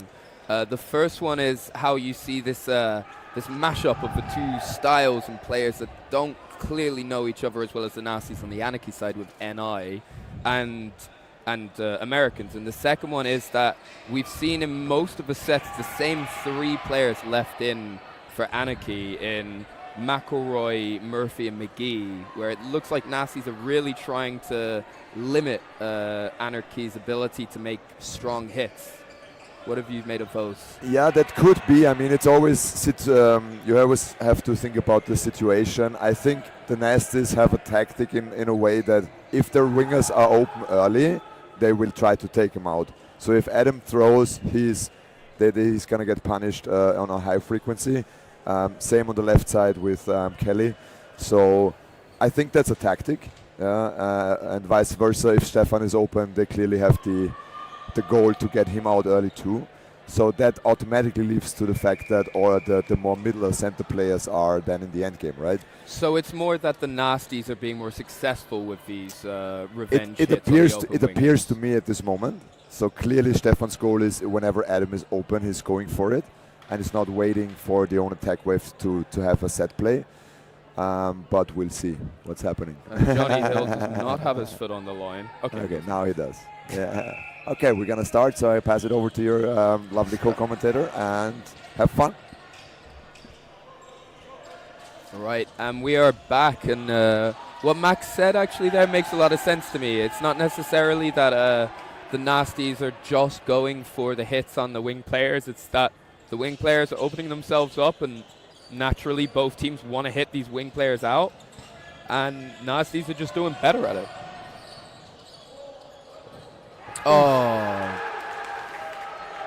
Oh, but Florian line faults afterwards after getting the counter. Oh. That's a double hit, bouncing off Stefan and hitting out Alex, and then Flo line folding after. That's with a 3v1 for Johnny Hill. Yeah, less than 40 seconds played. Well, the script has flipped from the first half. I wonder whether they've watched enough of the Nazis games to know that Johan's going to want to catch number 35. And Sodal is, I mean, I think maybe they go for one very aggressive two-ball throw at an open player, but apart from that, I see mostly Soddle trying to use that speed and the survivability to run up and make a fast counter, and Johan going for those drop catches or surprise standing counters. That's the way back in the way I see it anyway. Oh, okay, completely different to what I thought. Ooh, line fault there, yeah, it's a line after. And ginormous wet patch left by Kelly there. Time for MVP mop. What a moment if you're Soddle. 1v5. Yeah. Some of the greatest players in dodgeball history. This is certainly an introduction to international level dodgeball. In front of your home crowd as well.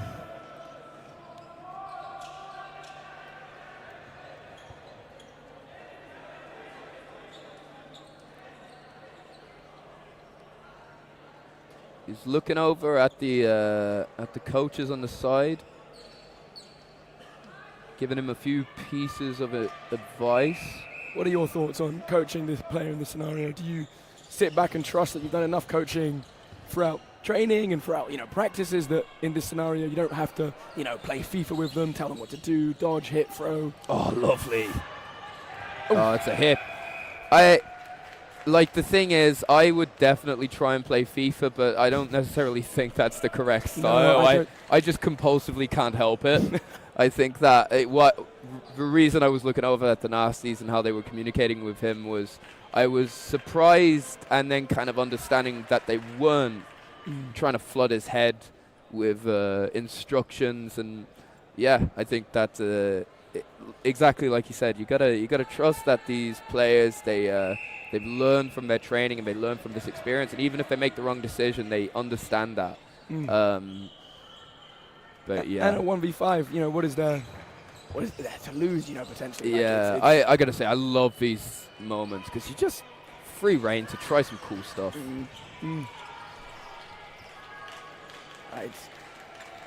I am wondering how tired Soddle's arm is going to be. He's not Oh, what a catch! And giving away on a four. They had 4 balls. Yeah, he's disappointed in himself on that one. Oh no, one of the balls had rolled over, so actually it was the third. He did see that prior. But yeah, Soddle, like everyone's been so impressed with him this tournament and this season if you've watched the Austrian League, but he hasn't played wing that much, and I would be impressed if his arm doesn't start to fatigue at some point in this game. Oh.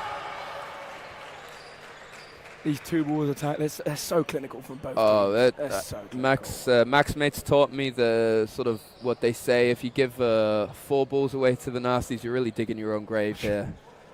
They're gonna hit. It's so rare that they don't. Oh!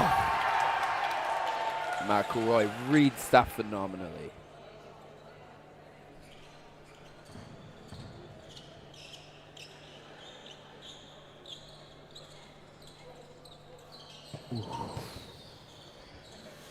It feels like one of those sets, just after half time, where they know that some tension, there's not a clear, Yeah. there's not player advantage, there's only a little one, oof. You can feel it, it's palpable. The room has kind of gone a bit more quiet and both teams look a bit more on edge. It's not that they want to make a hit, it's that they don't want to make a mistake. Yeah, exactly. Oof. What a cross court. I mean, Kelly wise to it, but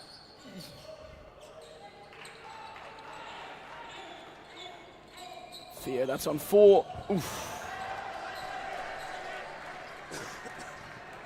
Oh, and the ball goes back to possession for Nasties. 2 on Hill, 1 on Hill. Oh, Alex, you see? That's the mistake there. Yeah.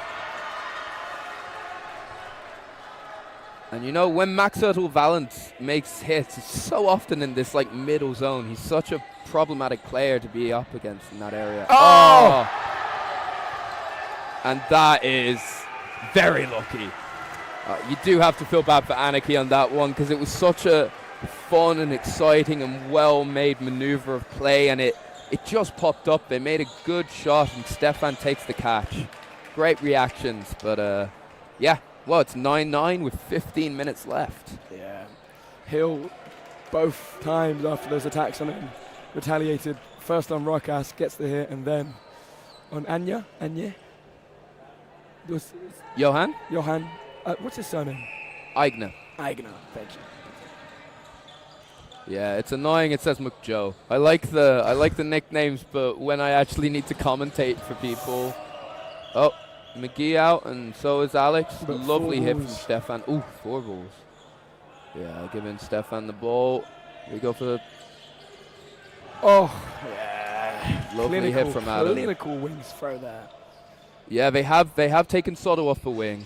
I do think that it just, at a certain point, his arm's going to be getting very tired, and they need the experience of flow at this last part of the game. And now his arm's going to be fresh as well. Oof.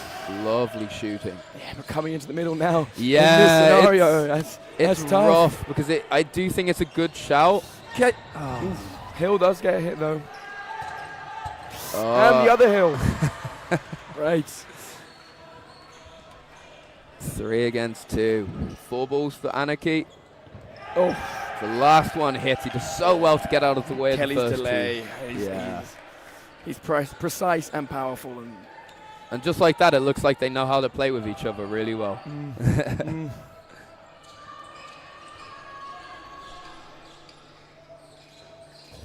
Oh, some spin on that one. Oh, that's a Did he catch. have Yeah. control? Yeah, I think they're saying. Yeah, that's got to be a yeah, catch. he had yeah. control. He definitely had control. Like he had at least one hand on the Yeah, ball. I yeah. know it's And not like but comfortable pinned to his control. knees, I yeah, think that's you got to fine. give that. Yeah. And that's exactly what Eichner can do. That's exactly why he's there. That's his. He plays so much at the top level because he's one of the few players that Stefan's going to get caught by every time. But Alex Rokas still has a mountain to climb here.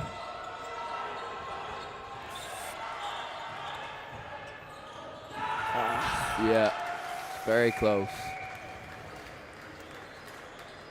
And it is 11-9 to Anarchy.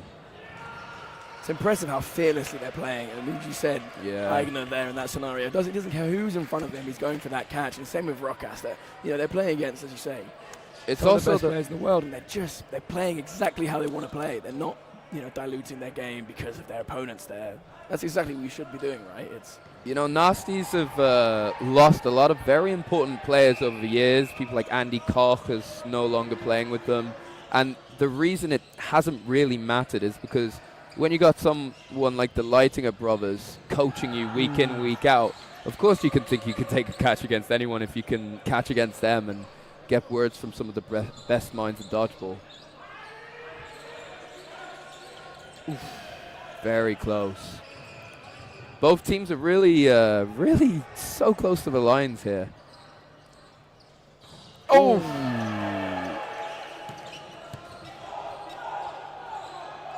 Stefan sets for it, but Hill knows better.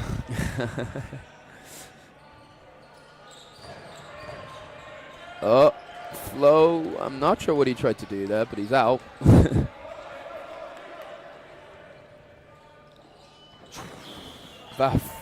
The speed of that. It's the release. It's everything. It's just. You hear it ripping out of his hands. You hear it flying through the. Oh! Flying through the air, but.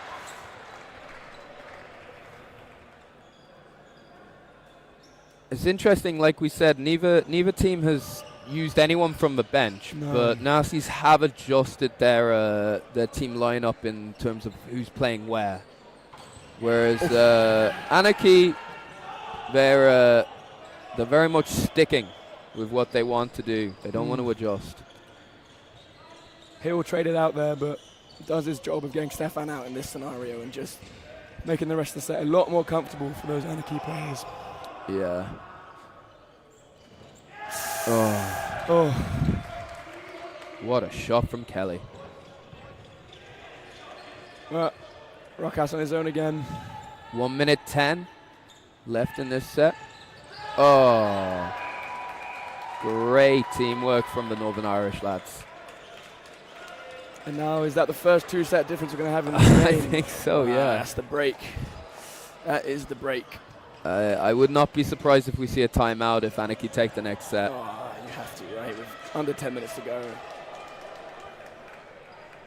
And there are, in this tournament, there's only one timeout per team per game, not per half. So they are precious items that need to be used sparingly.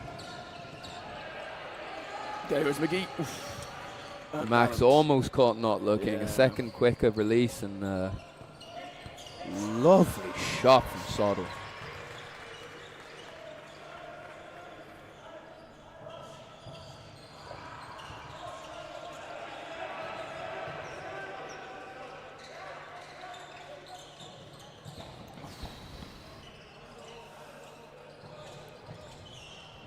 Anarchy look like they've really decided to lay off these counters. They just want possession and to go for a new tack wave every time now. Good dodging there on that 4 ball. Yeah, it's always so funny when you see people do these ginormous jumps and then another player like flighting and just stepping sideways. Literally, it's, you know, I think when you trust that the opposition are going to put 2 balls really close together on you, that every time it swings across court, I think Kelly might get caught out, but okay, 4v4. Bit of chaos. I can't say who's more favored by that. Very close to the catch. You'd back McElroy to take that catch normally.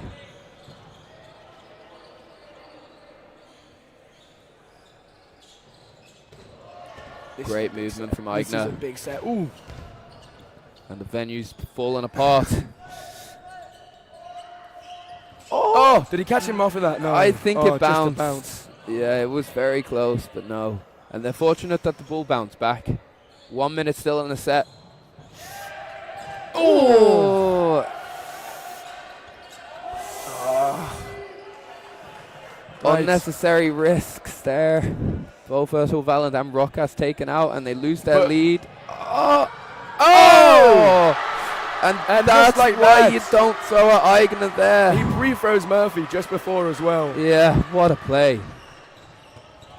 I mean, I assume Adam Hill is just going to back himself to throw through the block. Sure. And that means the other players get Soddle's got to stand high. Oh, no.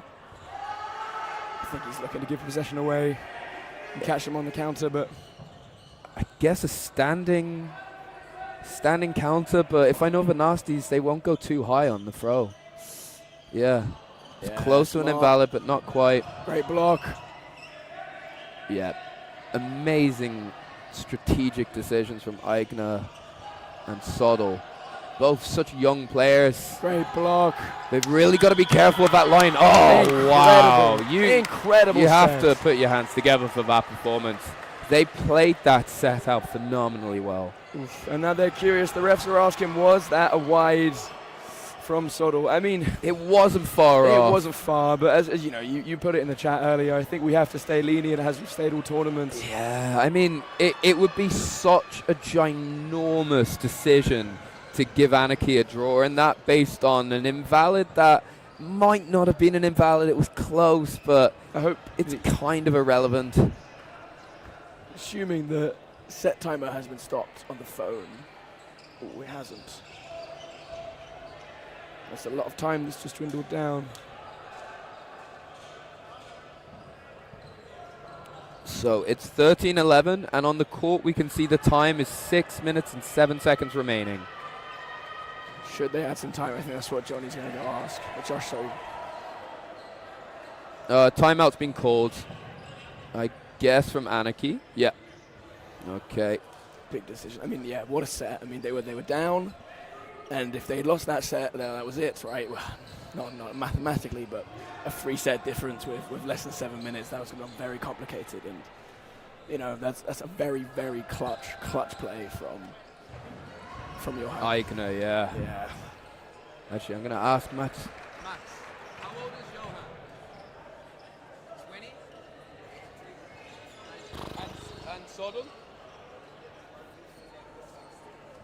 Okay, so we got approximates of the ages. They're probably more accurate approximates than ours.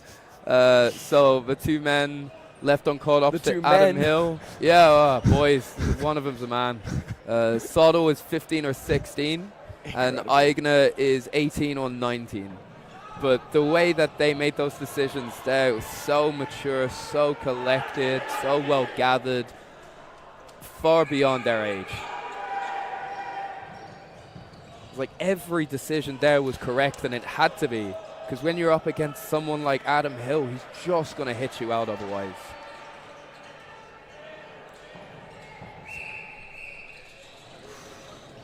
Okay. Believe both are set to the right time, so should be no timing issues between the stream and the match. 13-11.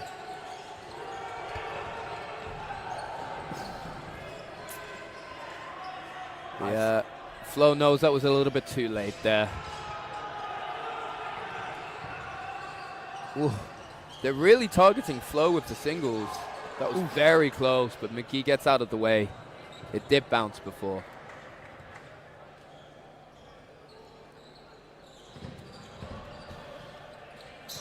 Oh, and Hill. And Josh. Double. Wow. That's so unfortunate. I mean, for sure, Stefan knew that Hill was in the line of McGee. Yeah, you throw it, and it's very probably a good hit on one. But the double, that's unfortunate. Still 1 minute 50. And into the last 5 minutes of the game. Aigner, I think, just clipped there by Hill. Yeah, his dodging looks very nervous now. But Soto, not nervous at all. The young man beams through Kelly's block. He's got to go to school tomorrow. Oh! Ooh. Four balls for the Nasties.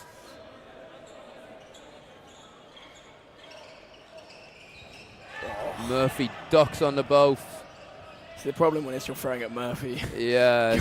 Can't really throw any higher. No. And he can't throw high anyway because he's not that tall.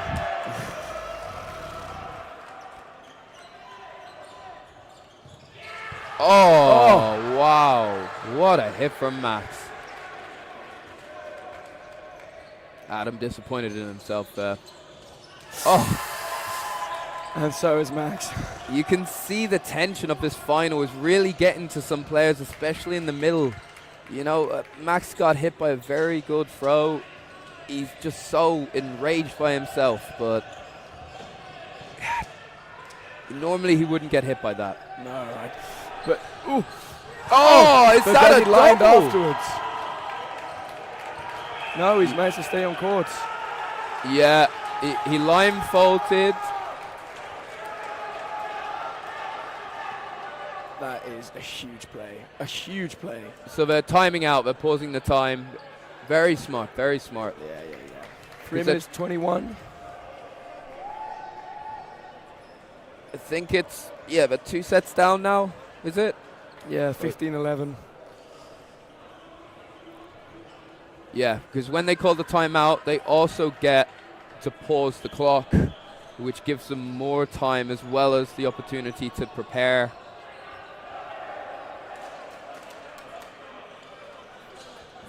Oh, and Anarchy, it's a bit unfair because Anarchy weren't even aware that they had a timeout and they're lining up. Lost 30 seconds. Yeah, they could have had a team talk, although, to be fair, it doesn't look like they want to have one anyway. No.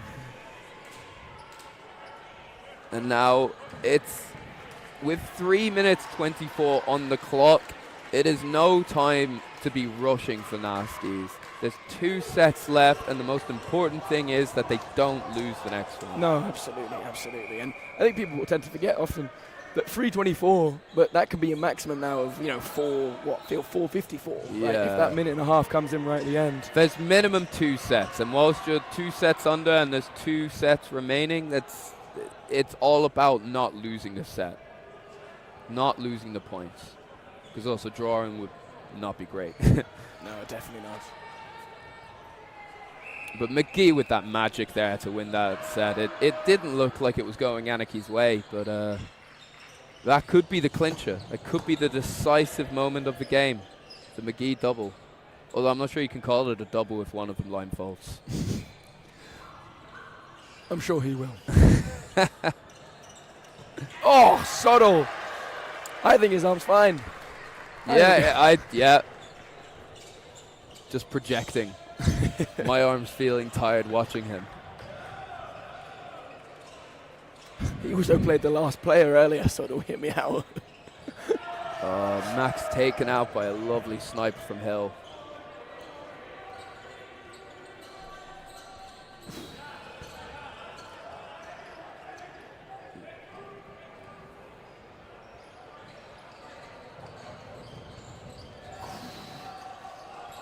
Oh! That is unfortunate. That's very really unfortunate. I mean, great reaction from Hill, and I think McKee was also ready there for the catch. And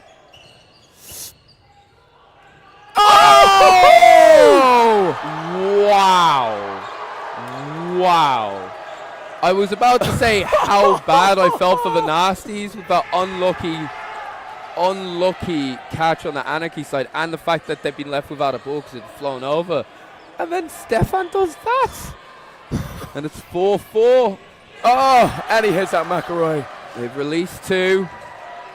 No. I mean, I don't think I've ever seen Hill even attempt a leap of faith. I don't think he'll be doing that anytime soon again. Oh, but no! 2 taken out. What? 1 minute 20. Plenty of time, and Stefan knows it. No rush. Oh my gosh. Is it 2 on ball? 2 on McGee? Yeah! Oh, what a call there. My word. Drawing the big dodge and hitting him with a delay. And now it's even. Oh! Oh, no! And Murphy. Look at that. Just like that. What? Oh, but they're saying he may be line faulted. I think they're saying then it's he a lines catch after the catch. So line. Soddle versus Kelly. Oh my god. Oh my word. Oh, 51 seconds on the clock And for this Soddle set. cannot take the draw because we'll be left with not enough time. Soddle needs the win. He doesn't need it immediately. He has the whole 50. Okay, and now Nasties do want to play FIFA. And you can understand it. No, look at that camaraderie. I mean, did you see the passion on Stefan's face when making those catches? It's all in this.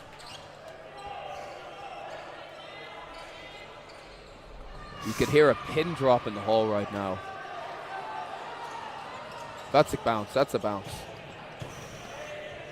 And I think Kelly has 3. He knows he has to throw.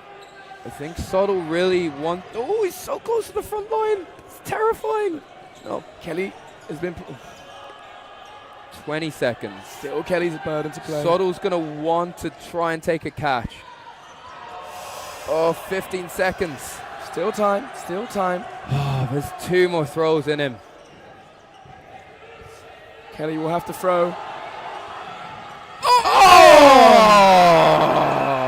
Yeah, the play ball there was really late. Wow. I do have to agree with the nasty frustration. I mean that. Whoa. Soddle did an unbelievable job there. Incredible performance. Incredible attempt. He made every right decision. The catch was inches off. Nasty's understandably very upset that no play ball was called. It looked like it should have come ages prior.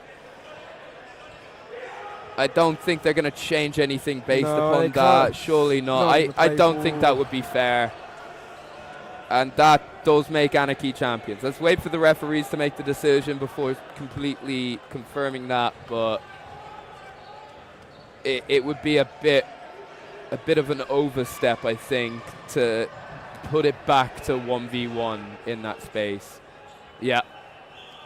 Called for Anarchy. Anarchy take the set. And it is down to the final set. And well played and well deserved. It's, you know, there are, you know, you can complain about this no play ball. It is a reasonable complaint. It's not wrong. But But, you know, they wouldn't have been saying anything if Soto would have taken that catch. No, of course not. Of course not.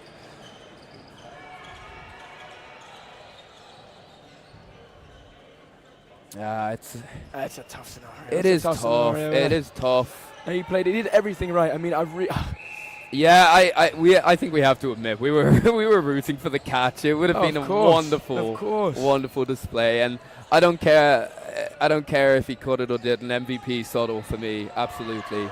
He's been such a difference maker in this game. He's been incredible. Just to come in on the right wing in this level at that age with so little experience, unreal.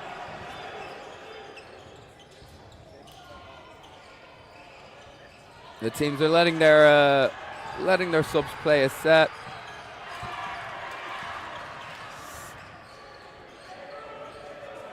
Alex Such called out there. Yeah, he did also pass the ball backwards. Not gonna.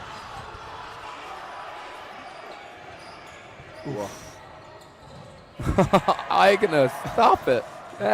He'll take all the catches he wants from Hill. You see what I mean? He's so good at catching. So good at catching. 30 seconds left. It doesn't matter, of course, but, you know, always fun.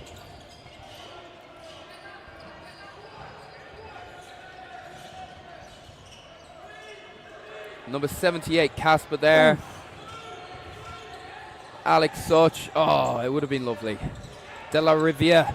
De La Riva, sorry. No. And Danchenko. Oh! Do it! And Danchenko splits. Unnecessarily, some might say. You know, why not put a bit of pizzazz in? One apiece. Maybe Flo lighting a line faulted at the end, but I think that it was after the whistle. Yep, 18-12, Anarchy win. Amazing performance. Truly phenomenal play.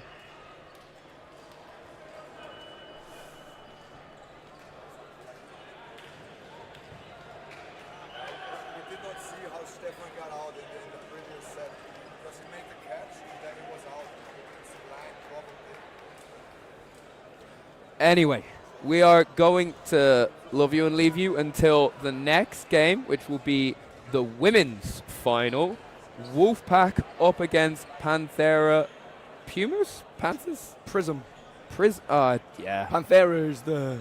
I hate this alliteration. It's too much. Every team wants alliteration.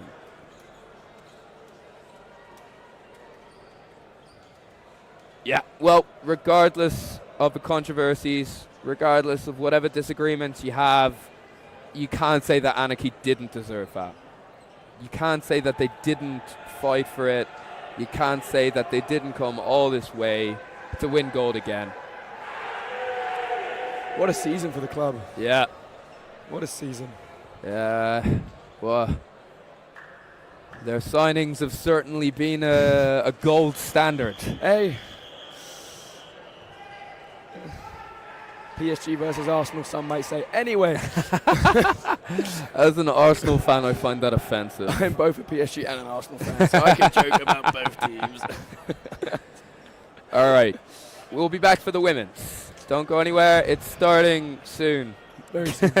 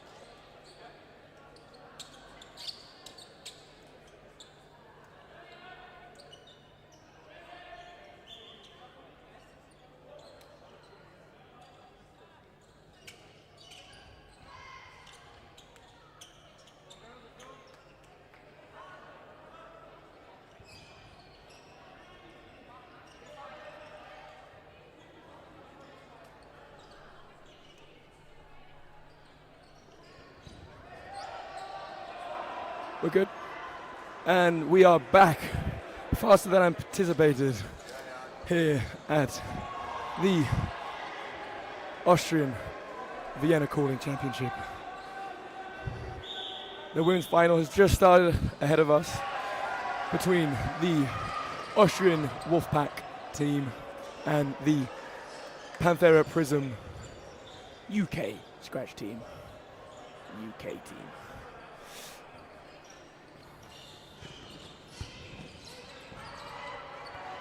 Wolfpack had a convincing but, competitive game against the Czech women's team in the semi-final, while Panthera Prism had a far, far closer and more competitive match between in their semi-final against the Licorne team. Unfortunately, due to the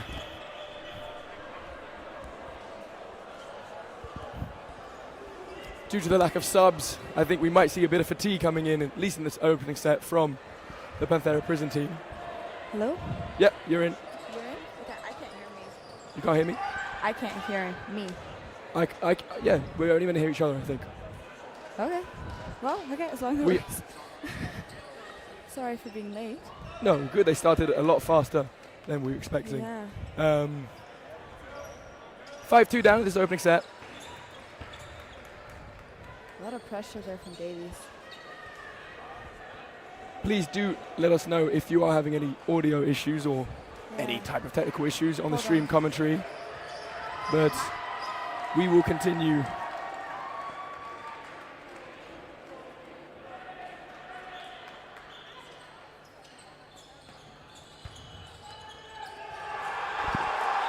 So we've just seen now that it's now a 2v3. Yeah.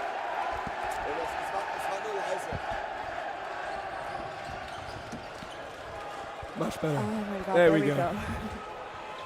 So now a 1v3 for Dalkin Tite against the Wolfpack side. Running counter coming in.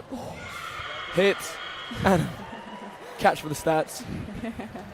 That's number 55, Alma, one of our youth players. You're really going to have to help me out. Same as Dan with the youth team players on the Nasties team. Okay, well, I guess everyone already knows Lisa, Karina, Nikki, Rosa, you might know from Euros in Ireland.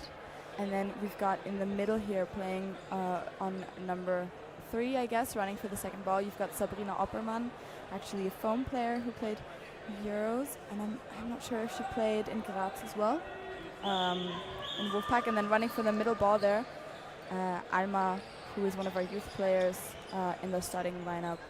She's just 17 years old. Wow. Yeah. I mean, we were... I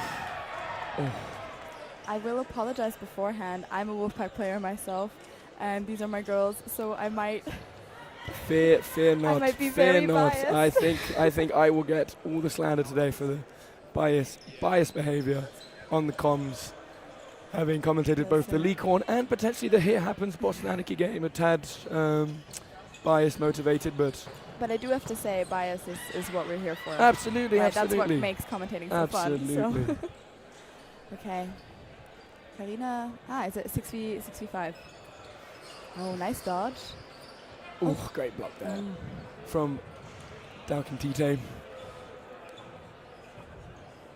I think it's so interesting. She's playing in the middle. Oh, what a hit from Lisa.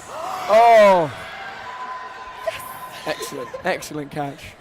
Gorgeous catch there from Rosa. It's what she's known for. Her catching is great, and her throw is even better.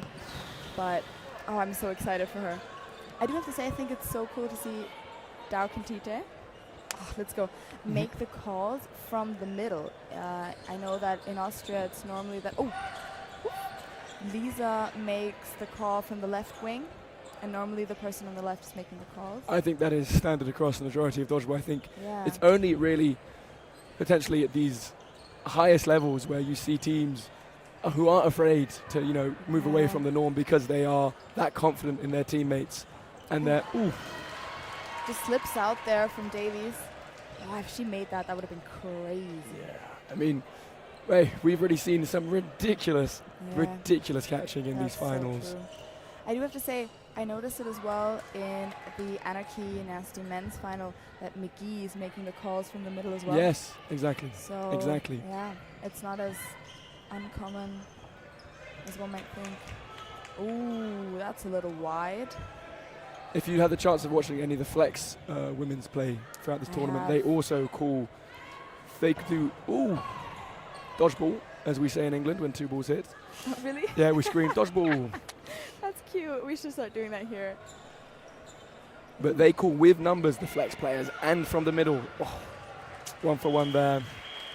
And another set. It's super easy for number 93 Rosa Richter to go into that trade against number 1 Lucy Barrington, because even if they go 1 for 1, Lucy's the last player on the court. So that taking that high risk play is quite encouraged. You were gonna say something else though. I thought you okay. No. Enough talking. Yeah. Enough talking. Yeah. If it was really important, It'll you'll come remember back. it. Yeah. Exactly. Yeah, yeah. Exactly.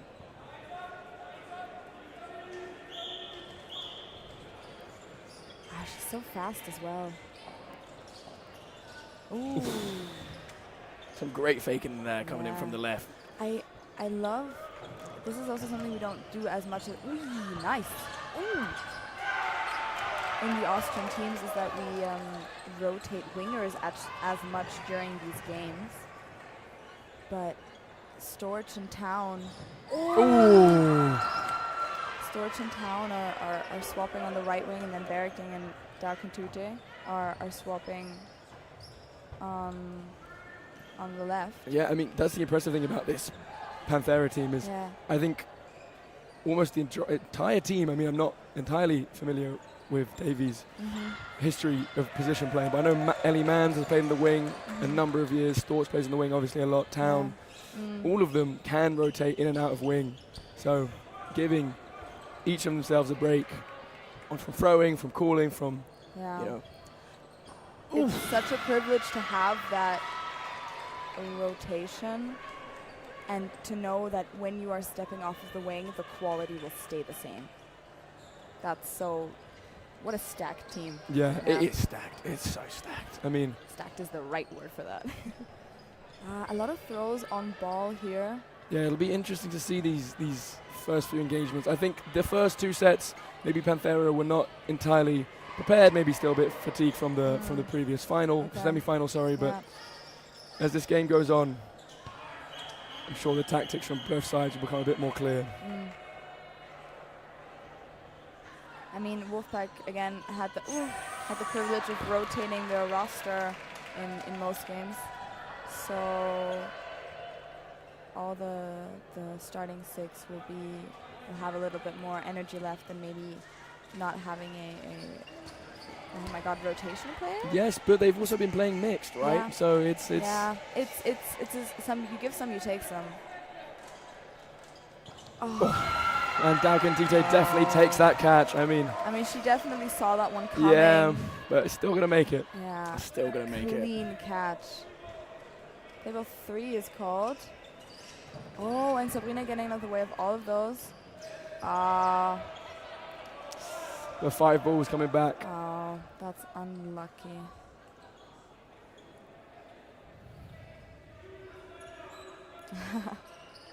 Yeah. Again, Great synchronization. yeah, there. great movement there as well. Trying to, look for at one player at one ball, try to make at least that catch. But when 5 balls are coming your way, Yeah, I mean, what can you do? no, not a lot. First set of the match for Panthera. I'm gonna try something with our headphones to tell me if that's is that better? Do you That- feel like yeah, that's better? yeah, I Okay, like great. Hearing the Perfect. background noise, I think, is Yeah, nice. I feel like I can properly hear you now, and I can tell if I'm screaming or not. Ooh. Okay. Oh, nice.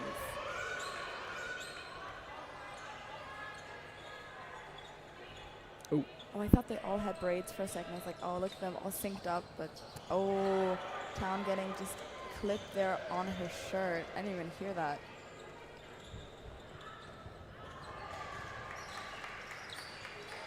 Yeah, Barrington's come over from one wing and now onto the other. She's like, I'm rotating, but I'm still going to be Yeah, playing wing. yeah. Don't you worry. High pressure there. But she's just getting ready to Oh, go. and Lucy takes the catch. What? Oh, my word. How crazy was that? Holy moly. I already asked Dan if I can swear. So if I do Dan, curse, I'm really sorry if I do. If did I'm Dan not- say no? No, Dan said yes. I was gonna but say. but I don't know if Dan's the authority on swearing. So if I do curse, sorry. Big dodgeball coming for us. No, I think we're fine. Yeah, I hope so. You just watch Max Golder creep up from behind me and just hit me over the head. Ooh! Davies just... Oh! Oh! Nice 1-for-1, but Wolfpack still -1 in that situation. Davies just dodging out of the way, moving her head so she doesn't get hit. I love their dodges because they're going either low or high, but they're moving laterally at the same time. It's peak. I mean, you have to. Oh! Gorgeous. Arma was just looking at the middle player and I can be there on the wing and was not ready for that cross, and Rosa did not punish that throw, but she did punish this one, hitting the block ball from Davies' hands, arms, hands. Oh! Oh, 1-for-1 there, great. Rosa going for the trade there. I don't know if that's the best decision in this case. I mean, Nikki is a strong player, so I can tweak it, but I think Mans has a lot more cloth experience than Opperman Sabrina might have. But Yeah, but Kremser being on court gives you so much in this situation. Absolutely.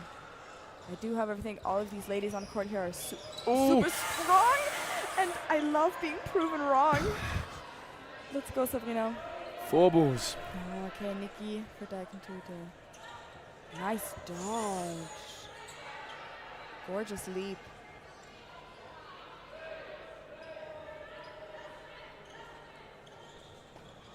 Oh, very safe. 20 seconds. I think Sabrina is quite happy with going for the trade here, but Mans is shooting to kill. Technically, Sabrina does not have to throw, and I don't think she will. She'll wait for that play ball, and will take the Unentschieden. Set. Draw. Draw. I've been speaking so much English and German today. My brain is it's so confuddled. It doesn't know either language anymore. Yep. If I slip into French at any point, I apologize. I tried speaking French to Priest, Raph, Raphael, and he was so sweet because my French is really terrible. He was like, "No, you're doing good," and I appreciate it, but don't lie to me like that. I can't.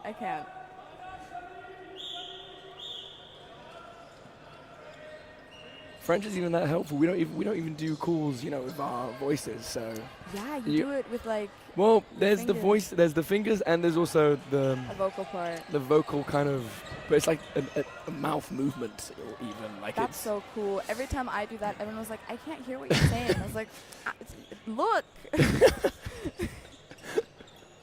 Wow. I think Lucy just clipped then. Oh no, potentially not. I thought maybe it was hair, but. Maybe just the momentum from the dodge. Oh, what a nice high throw. Lisa definitely coming here with an arm ready to kill. The fakes. Oh. Did that clip Nikki? No, I think she got out just in front of it and then was able to get Barrington through her block. Yeah. Nikki making sure to even that out as well. Going for the trade. I think Mans maybe slightly happier of that trade than Kremser, but I do have to say Rosa is great on the right as well as the left wing. She's so versatile, but you've still got amazing national team players back on court, and yeah.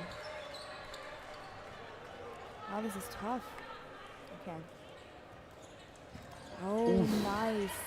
Davies as a target is I mean, not wrong because she's the youngest player on court and the one with the least experience, but her dodging has been so superb this entire Vienna calling. Yeah. It's almost, you don't even want to throw at her because It's a waste of a 2-ball attack, yeah, but then they go on ball and yeah. yeah, it's I mean, in this situation, you know, time's running out. You need to take some high risk, but you've still got a minute left on the clock. There's a lot of other decisions you could make. Here, I think deciding to throw on Alma, who is also again the player with the least amount, the youngest player with the least amount of. oh my word! There must have been a line in there somewhere. Yeah, absolutely. She's been on the line there several times, but that catch was definitely important. Lisa is the player you want gone the most in this team. Oh! Nice. Barrington holding her ball there, which is quite nice.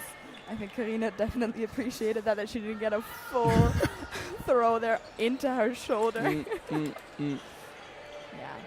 Wow. I mean, so now 5-5 Oh my god. off that potentially slow start, but Panthera is showing that, Yeah, they're waking up. yeah, they're waking up. But again, it's going to be a question of fitness and seeing how long they can maintain this tempo Yeah. because For sure.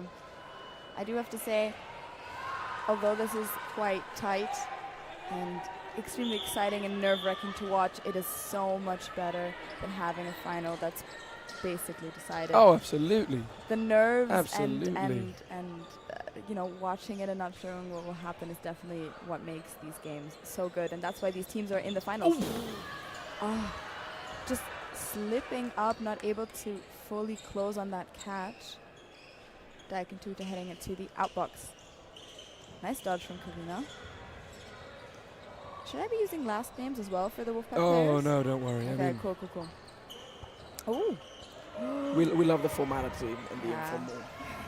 I'm trying. I don't know the. Oh, great block. Wow. I don't know the England players. Well, I do know a lot of their first names, but I don't know them personally. So I don't know if I can be using their first names. I don't want to be rude. Ooh. Yeah. It's It's so good. And then she almost like leaves her arm behind and she moves it up and the ball just passes through. Ugh. Oh. Oh, but 4 balls given away there by Mans on the left. I do have to say, I think an unnecessary decision there from Karina. Taking that catch is not necessary in this case. Going and committing to that dodge is my personal way to go. I think that was a really, really important 2-ball attack there because absolutely. they'd been really struggling. Oh. And to get Lisa on a single, that's big. I mean, she dodged and she didn't get hit, and then she just tumbles over the line there. You could tell by her reaction she's not happy with that at all because she didn't get hit.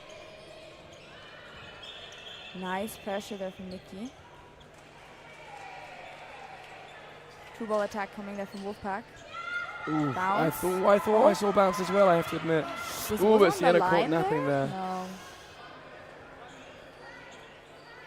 Okay, Nikki calling for another 2-ball attack. Oh, she's just... Whoa!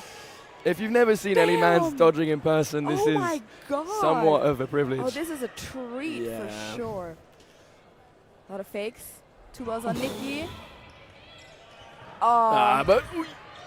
Ooh. Both are trying to make that catch. Unable. But I mean, okay, 3v1 is a lot more doable than a 4v1, but it's still tough. Block. Safe. Ooh. No, Oh, safe. okay. No, Okay, safe. okay. I thought I saw a different ball and I went, that's invalid, but that was good. Nice. Ooh, I think, yeah. Line! Ah, With this 15 seconds left, though. They really just need... Oh, they're going to go 2 now, then. Safe. Ah, We've been having this conversation with Dan a Yeah. few times today on the leniency in invalid throws in Austria compared to other leagues. And, you know, this is an Austrian tournament, Austrian refs. And I think, most importantly, it's been consistent throughout the tournament. okay. And as long as it remains consistent, Yeah. I think that's the most I agree with you important thing. there. I think consistency is quite important, but I don't know if you guys all watched the men's final, but I think there was some reffing decisions there in the men's final, especially in that last I set. That knew that was I- not something I wanted to bring up. Okay, cool. Well, then I'll shut the fuck up. But that was something where I was sitting there on... Ooh, I shouldn't touch the net, sorry. I was sitting there and the nasty team was surrounding me. Everyone yelling at the ref, being like, where the fuck is the play ball? About that, that's a different thing. I mean, you know, I think again throughout this tournament, it's been tough. it's been a lenient play ball at times, and Yes. Oh. And then some play balls a lot more lenient, and some play balls called very, in my opinion. Ooh. But Elisa taken out there, and Rosa stays Yeah, alive. let's focus back on that game. That's Sorry. huge. We can Let's have not your get thoughts on the distracted. final at Yeah, halftime. yeah, exactly. Because I am curious. Yeah. Let's talk about women. Oh! Oof. Some of these catches. Bringing Storch back in and Daikenturi unable to keep Mans on court. She falls out. Block. This is the last set of the half. It is. Wow. I think this might even us out to 7-7. Let's not get ahead of ourselves, but I think it might. Ooh, but Kremser takes out Storch there with a pre-throw. Storch, I think, looking over at Barrington and asking for a bit. What's going on? Ooh, we're not sure if it was a bounce or not. Bruno seems confident in a bounce, and I have to admit, on first glance, I do think there was. Okay, line ropes being called in. We've got 38 seconds left, 4 balls, and bounce called, so 4 balls in 4 different players. That is the most important factor about it. Yeah, if they had 4 balls with 3 players on court, there's a limited amount of, balls you can throw. Boom! But this is exactly what you want. Oh, so Barrington clutches up again. and draws the set, though. What a throw. Barrington now on the right wing. Free throw. 4 balls. That's not what you want. The hit is still there, but that's not what They're you going want for it. at all. The coordination there from Wolfpack with the throws, that was not what you wanted. And then 1-1. What a set. I mean, a tie in this case is still, a draw is still good for Wolfpack. On who? On Karina? Oh. Oh. Dan Henshaw in with the VAR tells us that Karina was hit. Well, I think you can't see everything. Not everyone has a Dan Henshaw. No, with his exactly, phone exactly. On I think 0.25 speed with us. zoomed in on the Zoomed in. YouTube, absolutely. But I think replaying it and replaying it and replaying it. importantly, I don't think it's caused too much of a frustration for Panthera Prisms, and No. that's the really big thing with refereeing decisions is they can go wrong and whatever, and it's dodgeable, it happens. Yeah. But it's how teams allow that to affect their game. And I think importantly, if they don't think it was a egregious decision and that they've lost the set because of that, it'll be fine. Yeah, and then I we've agree. passed it. I agree. Because reffing decisions, they can affect you mentally so much because you feel like you've been wronged in some way. Speaking of which, No. Let's not bring it back to Helix. I'm going to sit on this table. I hope it doesn't break. No, let's stay with the women's game. We're here commentating the women's game. We'll stay with the women's game. And we'll talk about men's after. And I'll give you my rant. sure. I actually haven't been over looking at the chat throughout this Oh, I haven't final, either. so but even neither Hold of the on. men's. Oh, man kannst du den Chat aufmachen? Okay, let's see. Yeah, someone else did. Oh, Dan. Has Dan been in Dan there? in the Of course he has. comments. He can never stop himself. Someone Jack, saying that it was was a hit. 100% An invalid for invalid. Nikki. It was in front of the activation line. Oh. I mean, it's always tough, because the players are dodging as well. So you have to factor that in. But, is that Wilkie? Yeah. Yeah, I think he's just chatting with Sam. Take it to the comments, to the DMs, boys. yeah, we for don't need real. it. We don't need it here. Take that to WhatsApp, please. Yeah.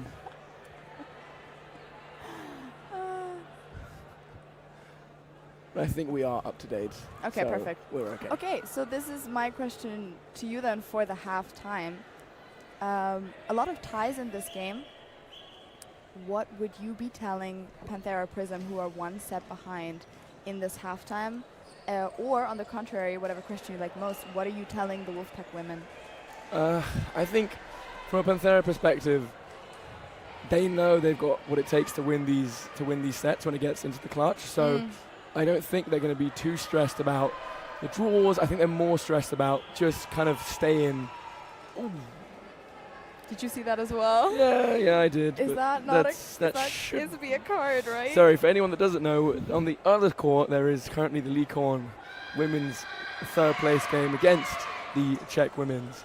And in a bout of frustration, Pauline Neitely has booted the ball away after not being able to clutch up a set. I'm sure there's definitely some refereeing decisions that have angered the French Is that coaches. a card?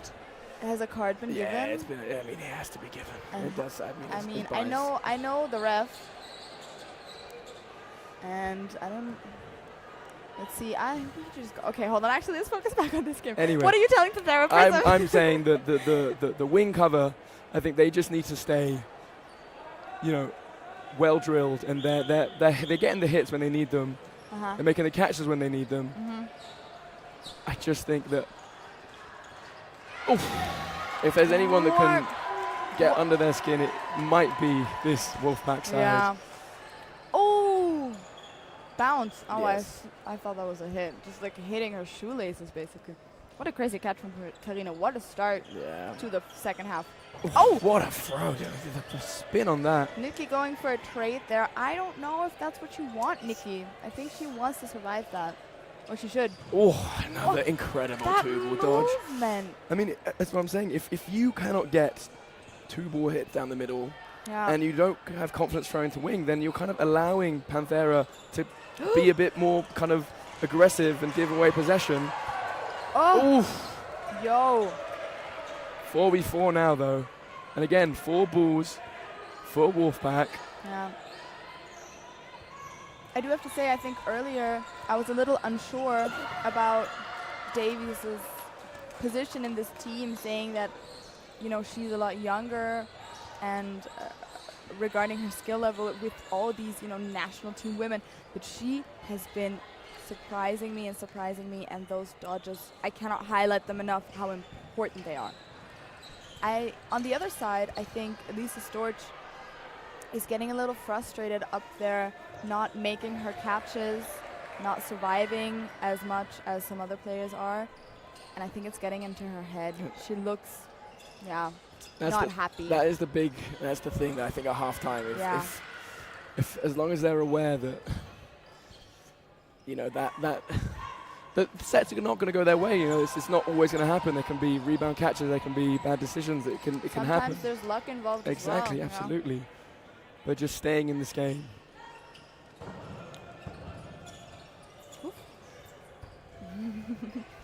I think you're really right with the two-ball attacks and the throws on wing.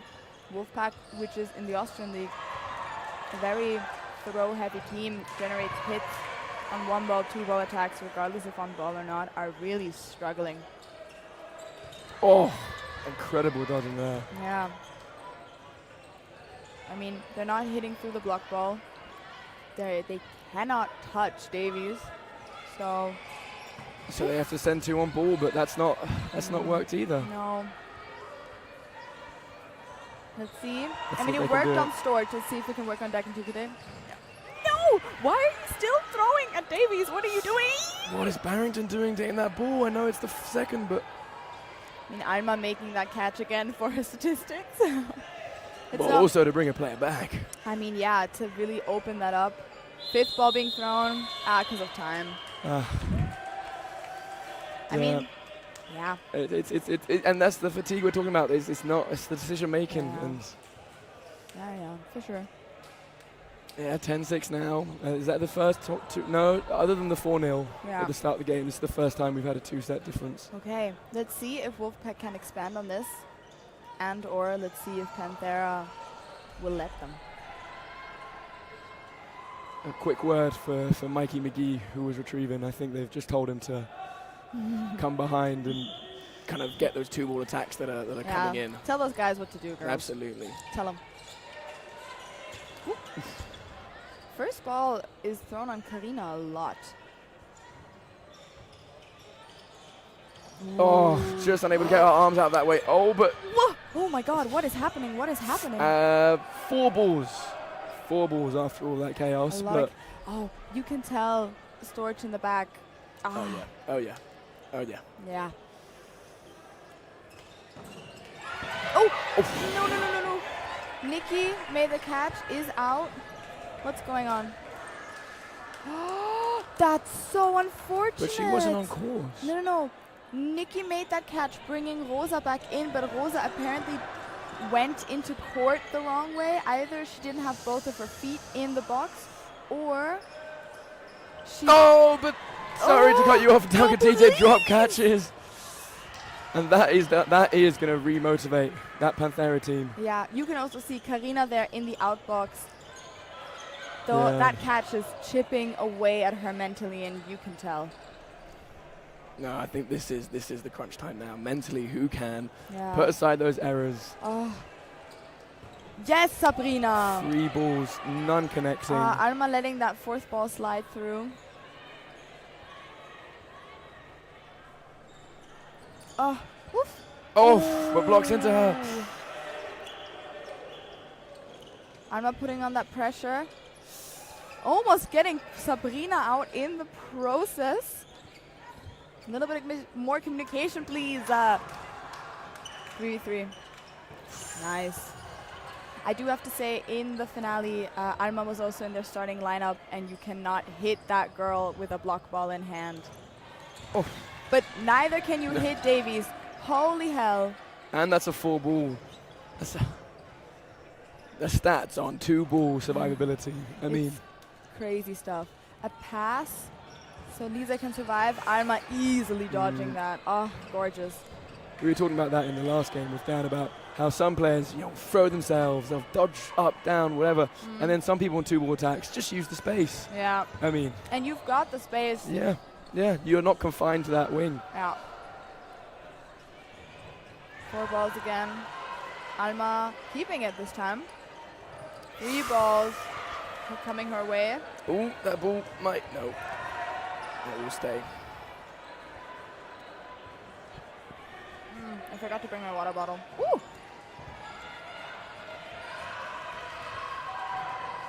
Ball coming back. Oh, is that a hit? Oh, Oh, my words. Lisa! Oh, but we have... No, Matt.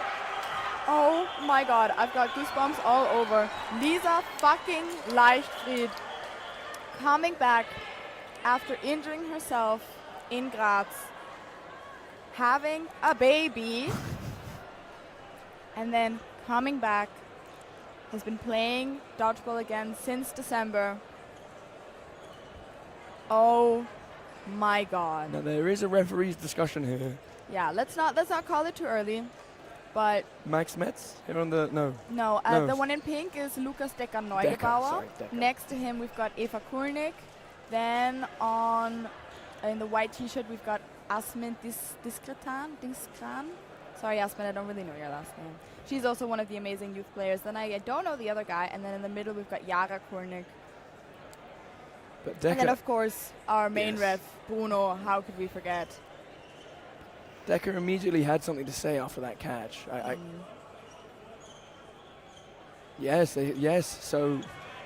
But I still think that set goes to in favor of Wolfpack because the catch will bring back other players, so it's going not on a with draw. Sabrina here. They're saying that she was... So, yeah, Decker is calling a hit and saying that... Sabrina was here, Oppermann. Yes, but that still makes it a 3v1 because it was a 2v... But Storch saying it should be a 2-2.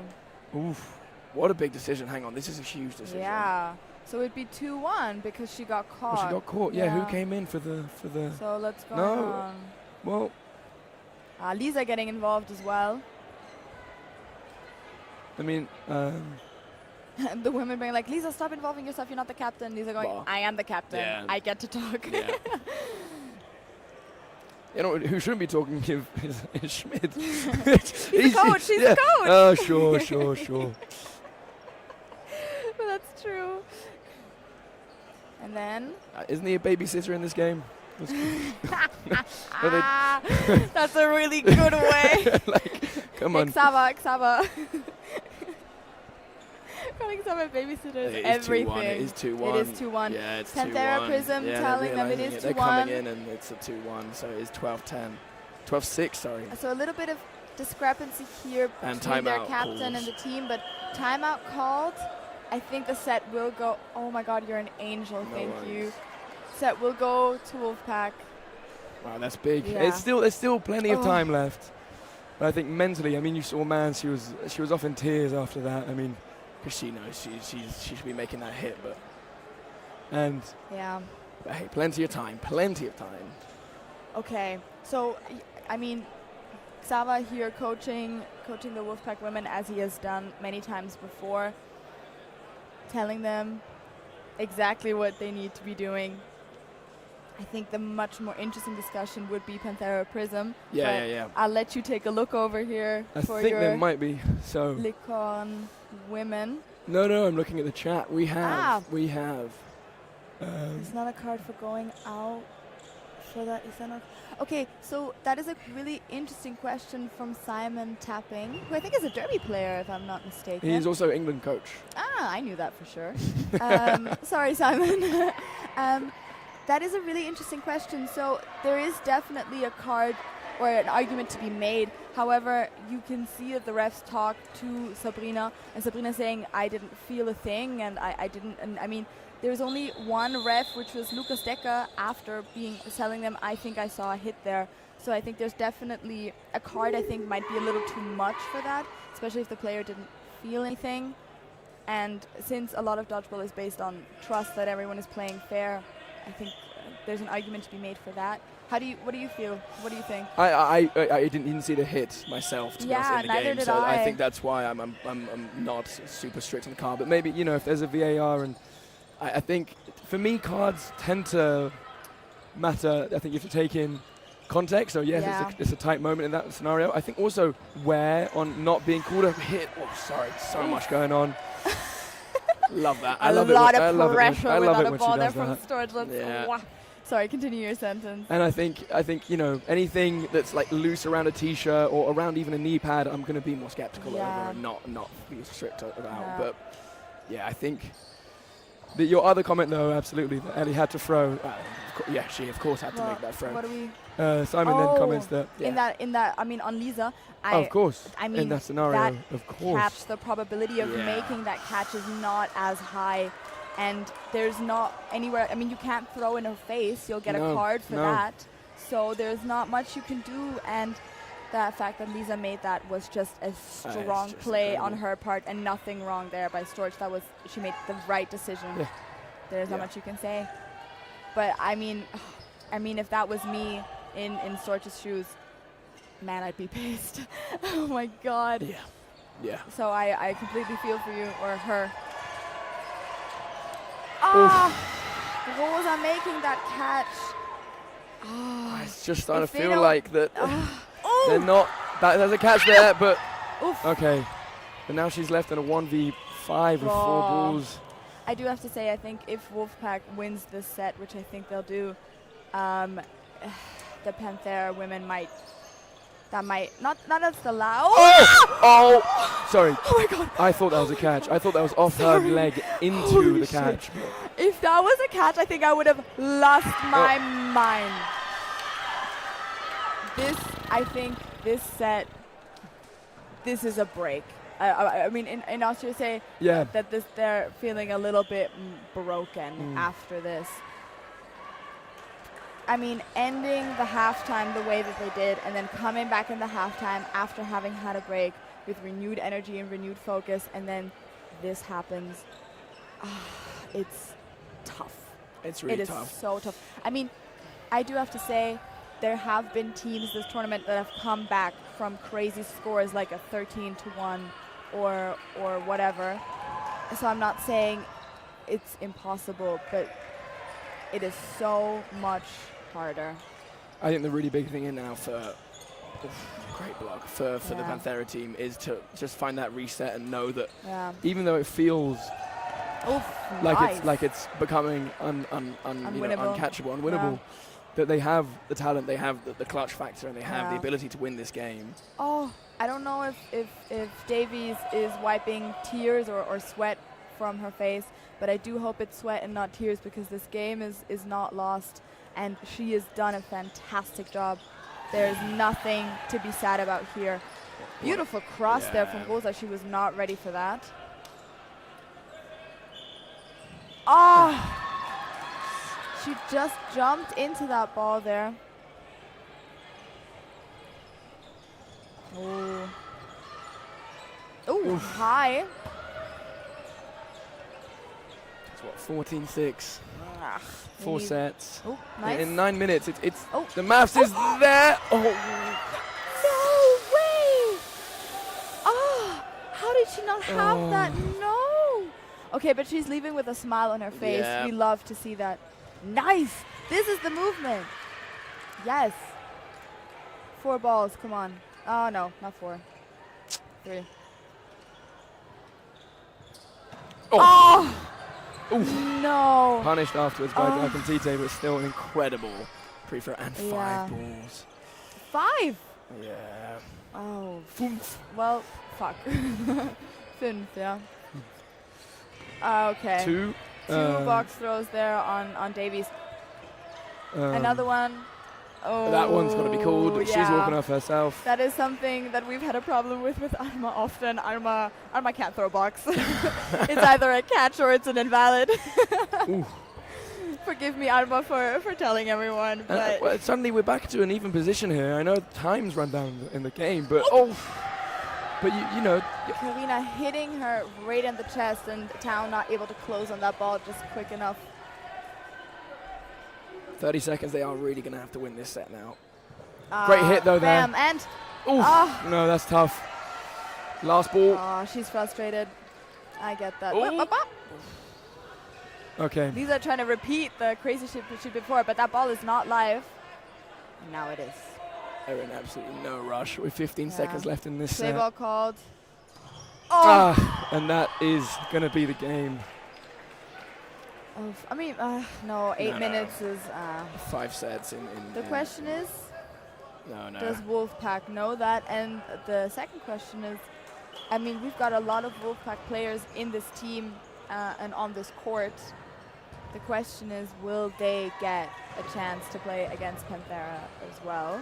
You'd really like to hope so. I think I do. I mean, we've got here retrieving for us Lily, Daria, and Emma, who will absolutely love, of course, this opportunity to play against these players in this team, and giving them a chance to do that is, I think, decided by this set. I think if they win this one, Wolfpack might say, okay, let's calm down.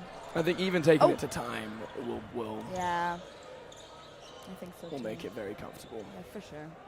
But Panthera, I think, will try now with this possession to start. that a double? There we go. No, Oh, I think just thought- 2 hits Okay. Oh, okay. I thought Alma was hit as well. on the Okay. same player. Oh, quite a high Oof. throw. Bam. Oh, sorry. We're in the way of cables. They're packing away the other courts, I believe, so Mm. less cameras needed.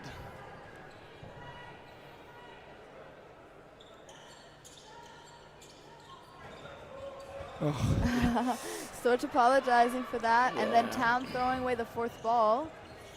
I'm not a big fan of that. I felt like... Oh! 3 balls released, but... okay, that was a pre-throw. I was about to say they're giving 4 balls away, but I stand corrected. Wolves are taking over the left wing. Oh, nice hit on Nikki. I'm now taking the right wing. I think it's so cool to see Karina Buda, who is an amazing player in the middle, and she knows it, allowing Alma to take that right wing, because she knows the middle is what I'm good at. I'll stay in the middle. I'll be a strong player, and I know I can make my greatest impact from there, allowing Alma to get some experience on the right wing. However, now that Rosa is hit out, she needs to take charge. I don't know. I mean, if they're playing for time, I think that's fair. However, if they want to win this set, I don't like this throw on ball. I think Dakantite is a great blocker, and I don't think she would have thrown away the 5th ball in that scenario. You could have gone maybe for someone else. No, but that's the trouble when you have such a. I think we're seeing a lot more teams, at least in the English leagues now, that when they have the 4th ball. Oh, Oof, oof. there we go. Ah, there it is. When they have the 5th and final ball, Yeah. they like to have that kind of aggressive 2-step to come up. It's not even to draw a ball out, but just draw attention Yeah. and maybe even change the call up to, oh, look, they're coming up to put pressure. We really should, they punish Yeah. them. But players will get back and reset, and you really have to have someone very confident in Yeah. blocking as Dakantite is to absorb that 2 ball afterwards. But yeah, it is starting to. I mean, we had Flex doing the foam, defense in this tournament, which I mean, always the love last seeing. ball with Flex always went to the middle when they applied that pressure, which I also think is super cool. Suicide? Block. Great block. Great block. Okay, does that mean that Panthera has I think said they might have accepted it, Okay. or maybe they were. It was also they need to Yeah. start getting a lot of hits But I do in quick think succession. Suicide on not on ball would have been nice to see there. Potentially, yes. But if you make the hit, then you have 2 people, either off ball, then you have 2 people with balls you can throw back at you. Yeah, true. I think Elisa knows. Yeah. Yeah, maybe this is just not her game. It's a very Austrian thing to say. Like a very German way of saying that in English, sorry.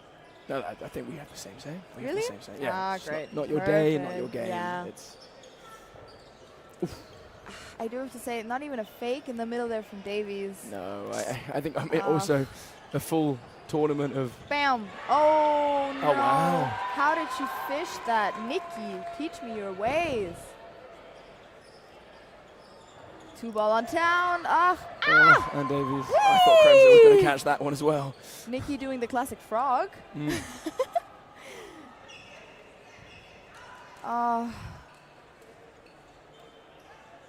I love that throw. It's such a great throw. That had a lot of curve to it as Yeah, well, it's- right?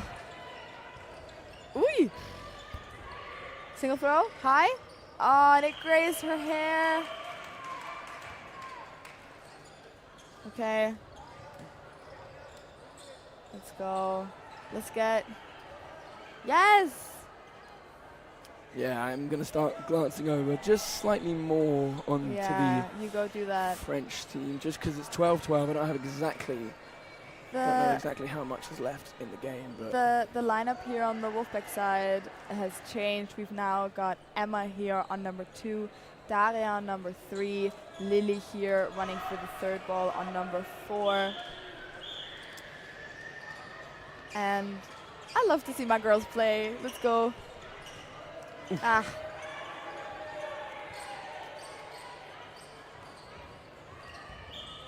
And I mean, it's important to remember, the subs. Ooh, Karina throwing an invalid there. the subs are such an important part of any team in a tournament. I think we're starting to see it constantly here of the kind of fatigue, as we mentioned in both the semi-final and this final here. That being able to rotate those players, being able to give up game time in close scenario or in games that you comfortably win. Giving your big players a rest.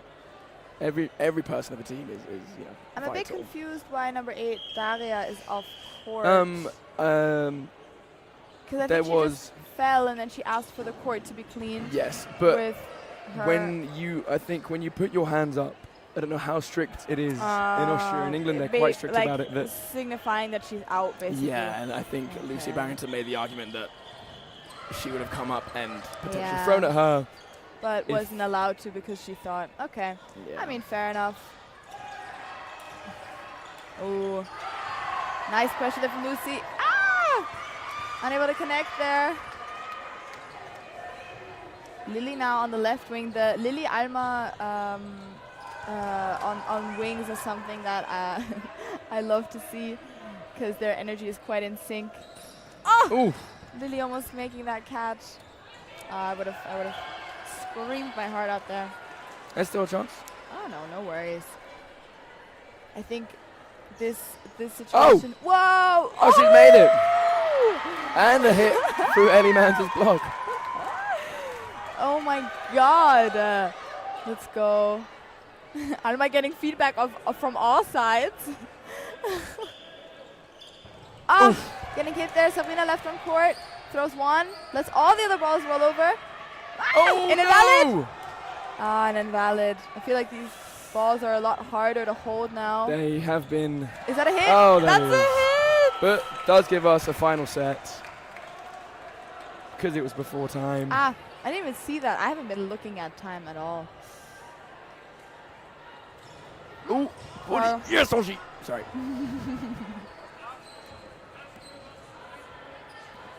We'll have a quick look about what's the score. Do we see that? It's a 14-12.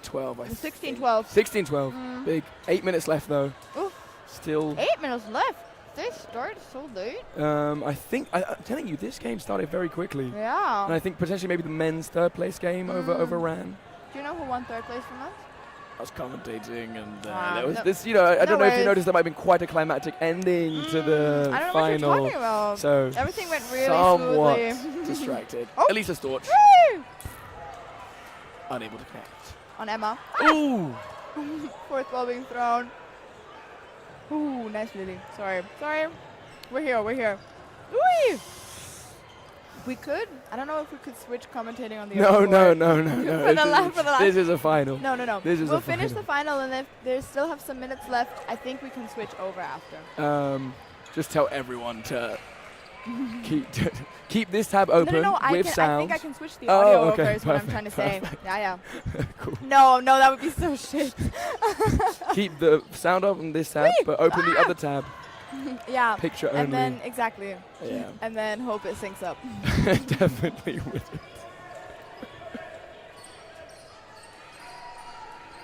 Whee! Ooh, good throw there.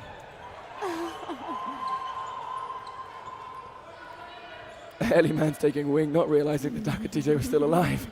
Went, shit, sorry. Here you go. Missed. That's a shame.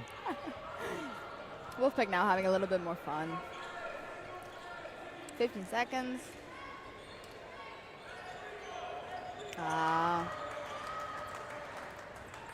Seven. Are we going to see any more? 5. Go on. One of you. Come on, let's see a Do little it. face. Do it. Hit is called. And a fun little celebration there to end the game on a high. It's all hugs, no tears, which is what we wanted to see. Congratulations to Wolfpack. Yes. You guys earned it. Let's go. Okay, let me see if I can get us to switch the audio over. Let's Go for it. pause it for a second and then we'll be right back.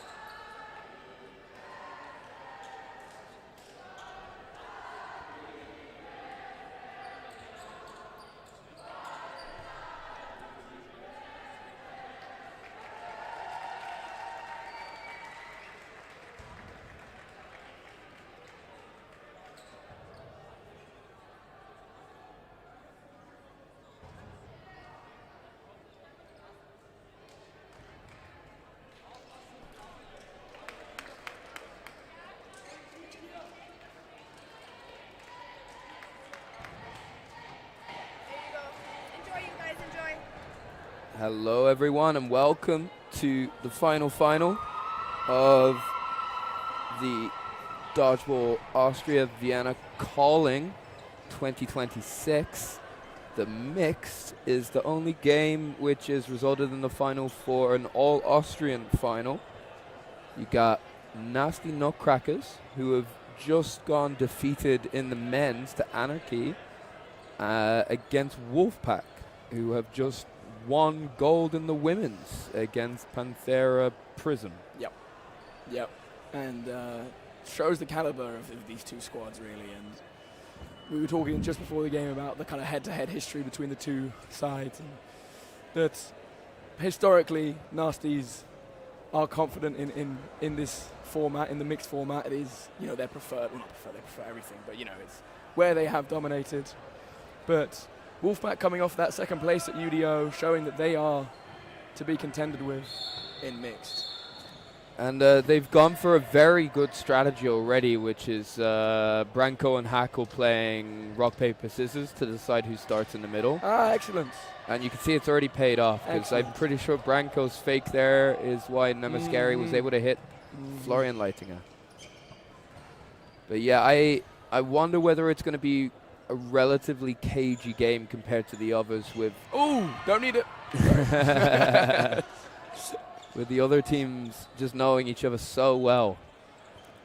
Yeah, and I think also we talk about fatigue and which of these, are going to be able to kind of rely on the the players that haven't just played a final to kind of help them through this game. And I think Wolfpack still in the men's were playing for third place. Yes, and they won an overtime set against Hit Happens. Yeah, so whereas the Nasty Women have not been playing for third. This is so true. they're the only team that wouldn't have been. What a catch from Lightfree. I mean, strong start from the Wolfpack side, riding that women's win, that momentum from that final win, I think, into this game is going to be so important, so crucial. Yeah, I was talking to Mottel before these finals. I was saying, what are your predictions? And I was very surprised that he said Wolfpack win both the finals. 50% is already correct, so... I do think I would have also agreed. Maybe, I do think Panthera, for me, could have been slightly more favourites. But I do really think Wolfpack are going to win this game. And it might not be convincing, but I think they're going to win. I think they're going to win. It depends a lot on how they handle Stefan Leitinger. They do know how to play against him, but that doesn't mean that he can't wriggle out of that cage. No, absolutely. He loves to wriggle.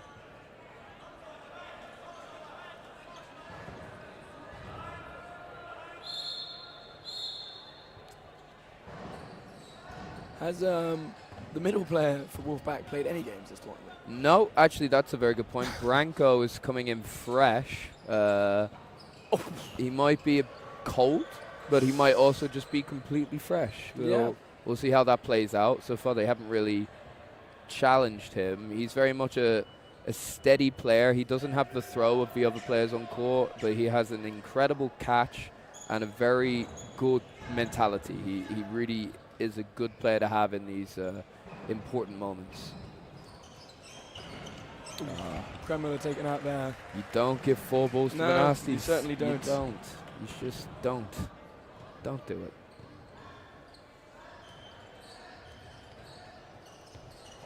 Oh, Branko, very, very close. Oh, is that catch from Luke? No. No, he doesn't hold on to it. There, but leaves just Lightfried and Buda left off against 2 Leitingers, Danny Kadlic and Grill. Oof.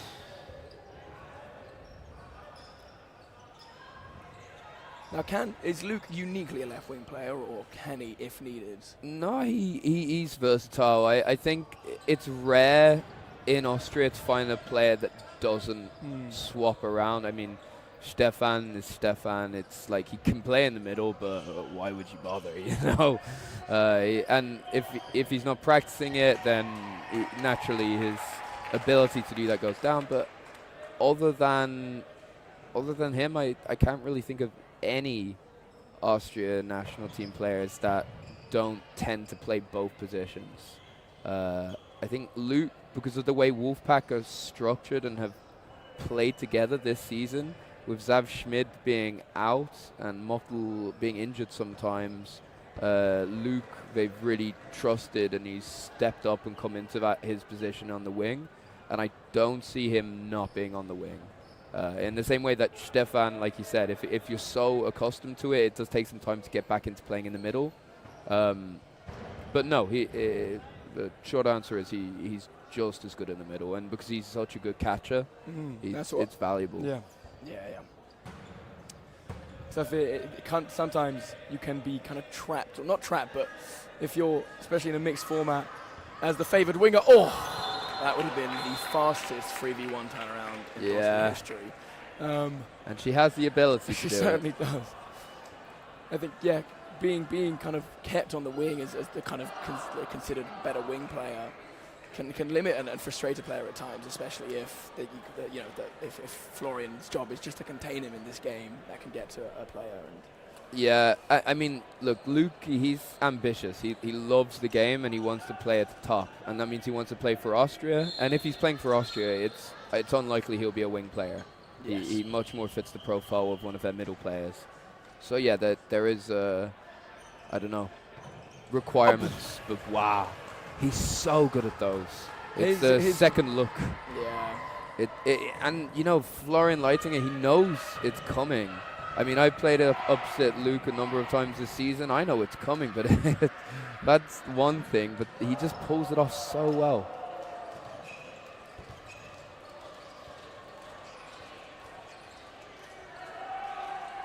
And he's a player that thrives with attention. If you focus on him and you give him the opportunity, you throw at him, he'll take the catch, he'll hit you on the counter. You got to respect him. No, absolutely. I think he's shown that throughout this whole tournament that that this Wolfpack team, in those tight clutch moments, are a team you wanna be backing. They don't crumble under that pressure, and they make the right decisions. I think Wolfpack are looking slightly stronger of the three. It's difficult to say, but really, I think next head wins in a sense here. Yeah, absolutely.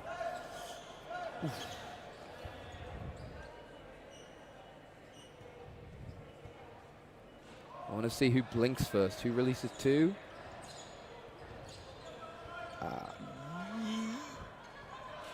think he wants to take him. Oh, that's a lovely hit right on the foot. Yeah. You can understand why Alex is not sure, because it really looks very much like it could have been a bounce, but it was just a beautiful shot.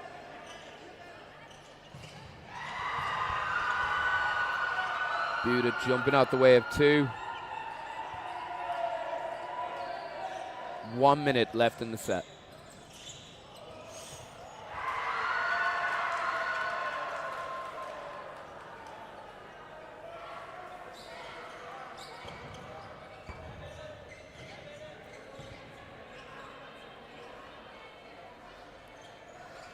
Both teams cautious here. Oh, I was going to say cautious in possession, but... Oh! Luke tries the point and throw elsewhere, but... There's some players that it works against, but no, not against Moni Grill. That's not going to work. He knows it was a mistake. And that, with 20 seconds left, whoa. Well, it is. I like the idea, and the reason I like the idea is because that's exactly what I would have done. But yeah, no, not the right call.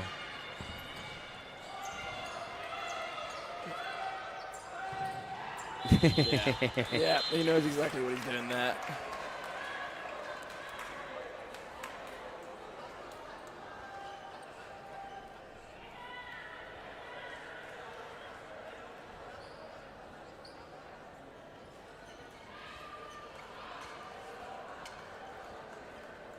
So 4-2 now in favour of...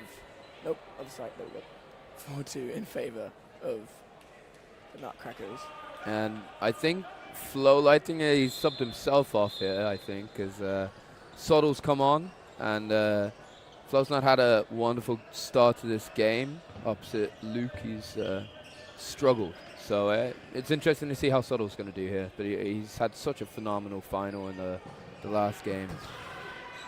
I was about to ask why Rokas is favoured over Johan in the middle, but he clearly shows that despite Johan's catching ability, I think the arm of Rokas offers so much into this nasty squad, especially in the mixed format. They were wondering whether the hit was actually a double onto Kremser. I think it might have just clipped her. The referees all called block, and I'm pretty sure it was.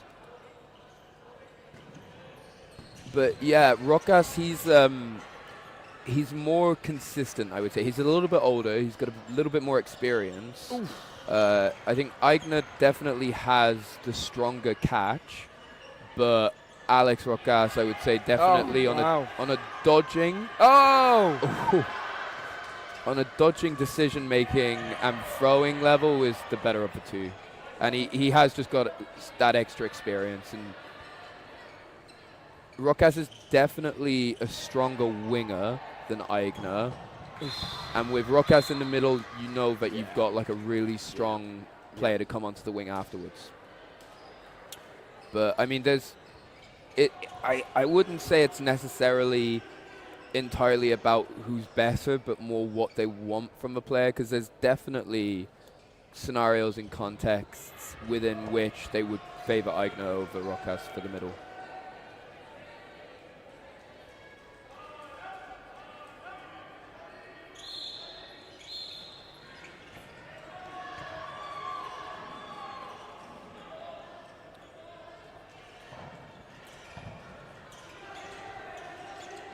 Is this Hackle's first set off on, or was he on the? No, he's been playing.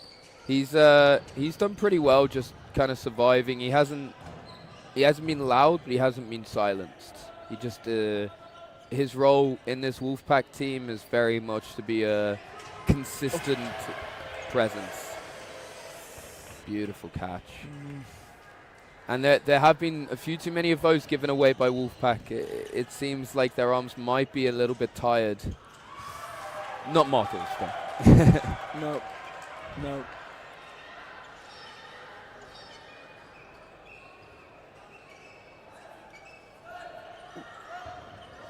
Great dodging in the middle. Yeah, one thing that both these Wolfpack men on the wing are exceptional at is working out who's going to throw and getting the perfect timing on a post throw. Like just the second they see it leave a player's hand, the ball's coming right back at them. Well, this is the interesting thing. I've played against a few Austrian teams in this tournament.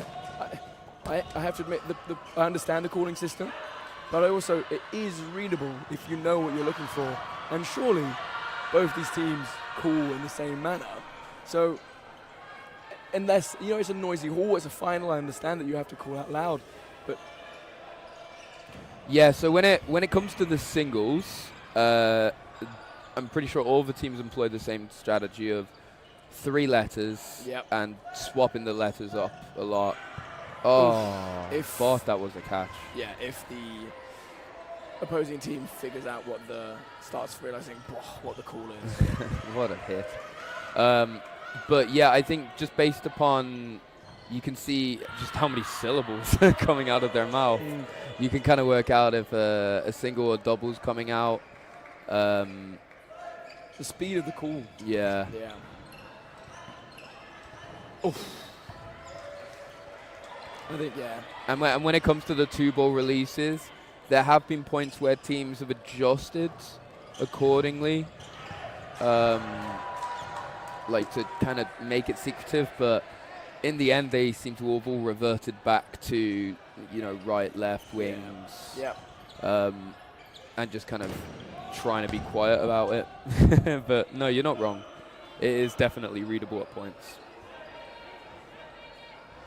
That Kremula attack on Rokas has made this set far more favourable for Wolfpack, who really needed the set to bounce back on after going 6-2 down. They've done exactly that, stabilising what looked like a slightly nervy start.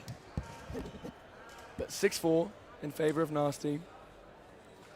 This wing battle here on the left is going to continue to be interesting as Yeah, Nemirovsky's got the better of Flo, and now he has Sordel, he's hit out through his block, and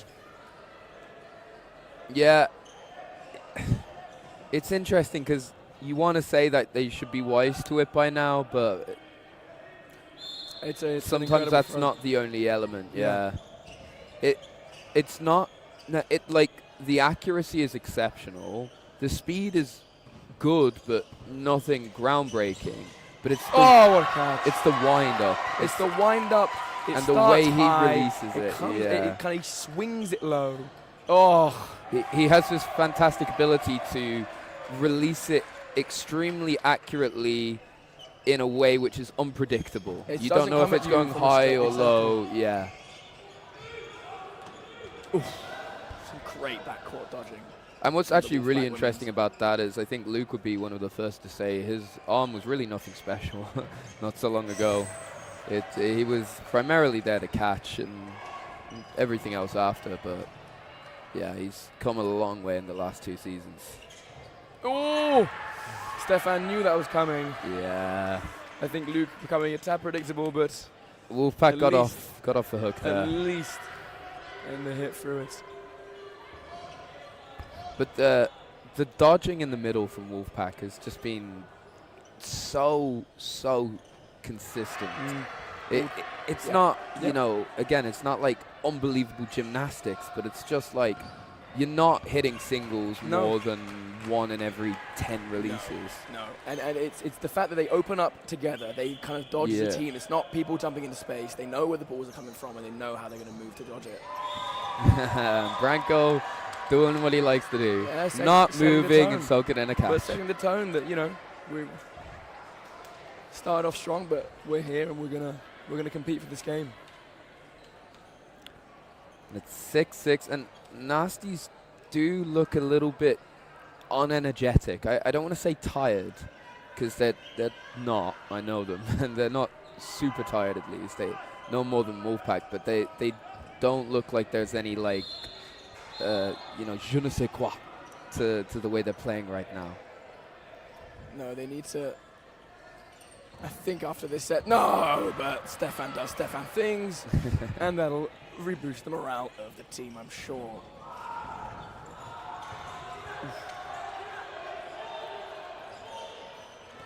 Oh, and that's definitely a catch first. That's phenomenal. Yeah. And a headshot after. And you know that it's correct Alex going out, not Stefan, because Stefan definitely threw the headshot. Oh, he just clips it like just past his wrist. A hit that not anyone would have seen, but he would have felt it, and Stefan probably knew because he seems to always know. Yeah.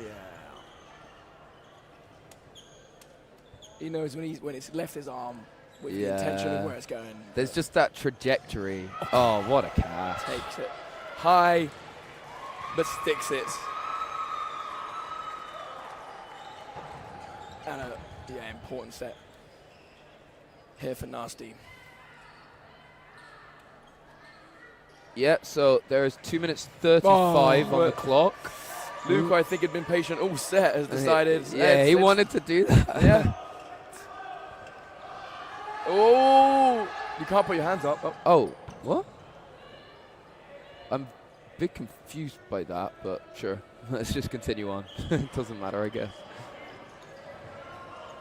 That's the line anyway. Right. I don't know why Rosa was out to begin with. I don't think she knows, or at least her teammates don't seem sure.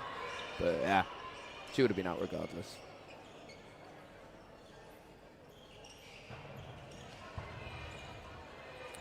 Just over a minute here. Yeah, and I think Nasties have really kind of learned from the mistake of the sets that they gave to let Wolfpack take. They just leave Luke there, you know? Just let him be there. Yeah. They're asking for an invalid there, and they want to give it. And it matters no longer. Yeah. This has been, so now with the Irish NI boys on ref. They're saying it's absolutely, McElroy is insistent that it was an invalid. So was Adam. was extremely insistent. I think. But if that's the case, are they? I mean, was it from the player who took the catch? It wasn't, no. But I think I understand. Invalid throwing is we have this meter rule, but Yeah. I think we also we don't abide by the meter rule. We abide No. What? Abide by. Abide. Too much French. Yeah, facts. This kind of notion of everyone has an idea of roughly what invalid looks like. Yeah. But so it's I think important to remain consistent throughout a tournament, and I can understand. Yeah, if nasties now start making points about invalid throws being called, then maybe it's something else they're talking about. Because yeah, I think it's I think just they're now talking about Rosa putting her when hand Stefan threw at Rosa, like for sure he had no idea. I had but also no idea. She wasn't. I don't know what hit her out. It must have been a line fall. I can't think of what else it would have been. She was at the front of the court. I think they were discussing giving Stefan a blue card, which I think would have been a bit unnecessary. And it's same with the invalid rule. It's like, I think if it's taking the piss, it's one thing, and when it's like, questionably a meter away, I'm a more lenient person, but I do understand how people argue against it.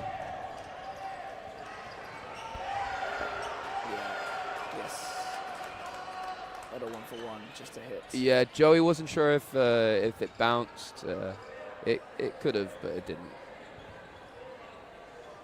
And Narcis just went in far too rash there again. Oof. On the topic of invalid throws, I know I've had conversations this year with people who, with all these rule changes going on, I think there's been a big major rule change in foam recently about set timing and stuff, and how we're making the game more approachable and more entertainer and spectator friendly, right? And this idea of an invalid throw could potentially be changed. I know there is a chance it becomes very subjective, but looking at throws as, are they made with the intent to make a hit? Yeah, I mean that's the thing. There can be countless shots within a meter that have no intention of making the hit, and there can be countless shots a little over a meter, and it's just such a tenuous difference. Yeah, and then it gets into kind of what that player feels like they're saying is like because the way that some teams will play out at the end of a set, for example, Kremlin in this scenario, who's thrown very comfortably. Oh wow, that's 2 hits right on the brink. Wow. And Koch and Kadlec steal a point away from Wolfpack, and they go into the second half 7-9. That is a big, big momentum shift. Leaving that set with only a point will certainly dishearten the Wolfpack players. I think going into the half, and you'd understand why, because they were comfortably ahead in the majority of that set. And yeah, they seem just taken a bit on the back foot, and I can't quite work out exactly why that's the case. And interestingly, Bruno is talking with Nasty captain and coach and Wolfpack coach about the whole issue with Rosa with her hands up. Now I have to side with the Nasties here. I don't think that it was clear at all that Rosa was out. I think I agree. I had no idea. I just kind of looked at her and was like, why has she stopped running? Stefan's there. And as he hits her, her arms are raised. And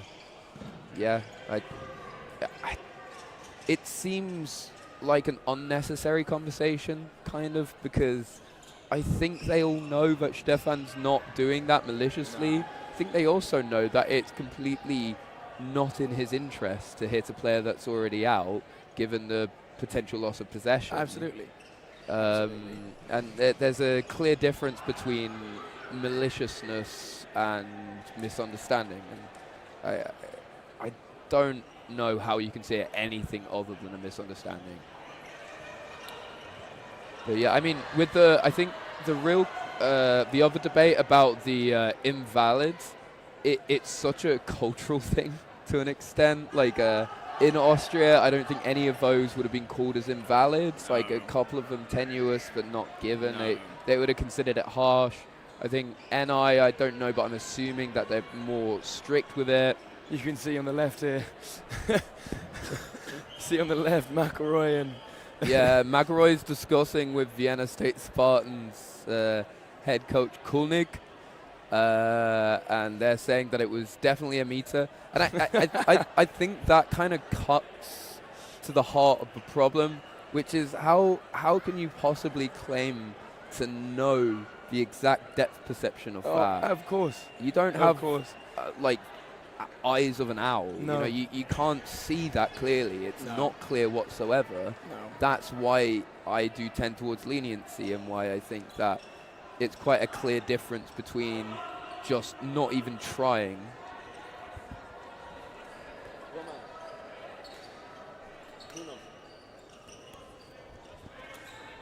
Just a quick break from us here because the head ref Bruno seems to need. Oh no, there's water, not beer. Okay, it's disappointing. He's a professional man.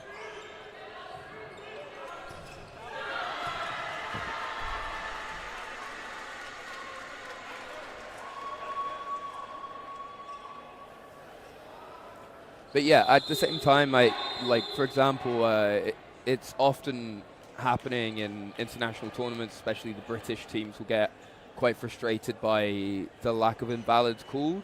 And if you're accustomed to them being called from there, then it's completely reasonable and understandable why you would find it so frustrating.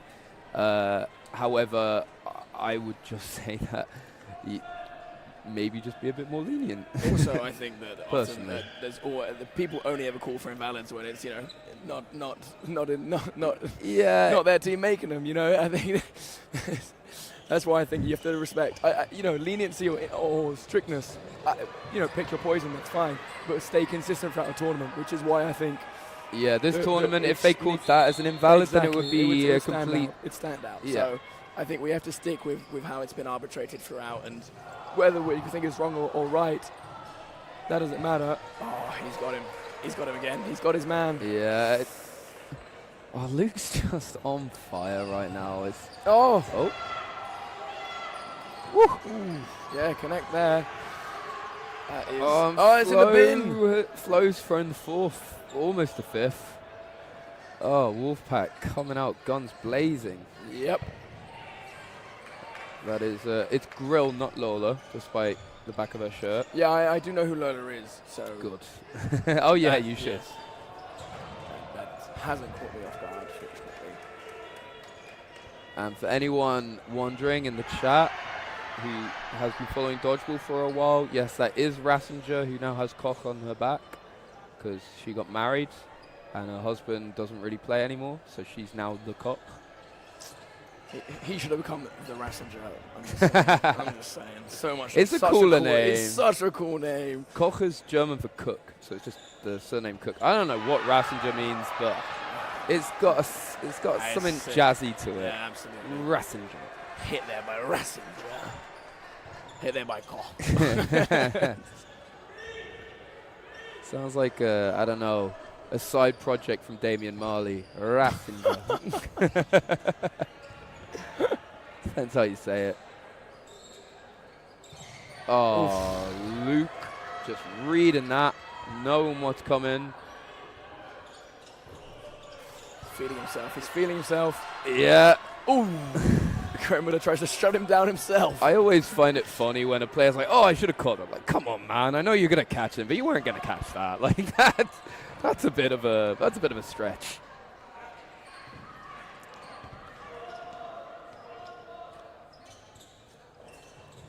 I mean, you just know nasties are going to come up with some sort of a solution because right now, if it continues as it has been, Wolfpack are just all over them. Like they can't win the game when Luke is just hitting out two players with a ball per set. Yeah. But that's surely not going to persist. It's will Stefan take it himself? And Luke takes the catch, and Namaskari is on fire. He certainly is. You He can't put certainly it is. any other way.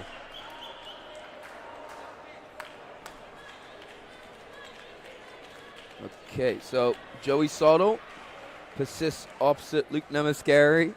They are playing FIFA with him and giving him specific and strict instructions as to how to... yeah, Alex has also been playing in the middle. I think they determined that they needed a bit more throwing power from Flo Leitinger, who was initially on the right but just dying far too frequently. And, you know, the other thing is that because they're having to put so much focus onto the damage Luke is putting in, Krenmuller is being given a lot of agency to do what he just did, for example. And if you told me at the start of a game Wolfpack would win sets just by hitting players out with balls in their hand, I would have said no way. No. Not nasties. And yet, It's something, it's such a momentum killer and such a kind of, it makes you reset a lot in both just confidence, where you're throwing from, who's throwing, how you're throwing, how aggressive you're being. But then you can get a bit too confident. Absolutely. And one thing I was interested, Stefan said that he thinks is... Go on! Yes! Yeah, and it was a block onto a block. There was That's no fine. hit there. Yeah. And that's a hit again. and how quick a set can turn.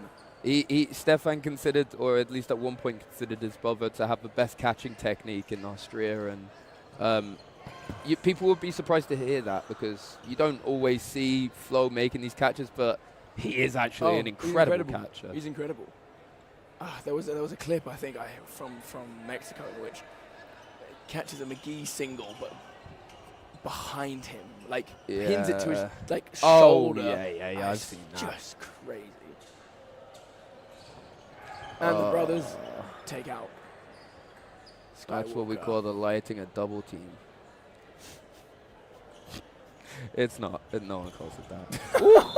Headshot, baby. Wow. Maybe apologize after doing that, but you know. I think we are past apologies. 15 minutes left. Unapologetic.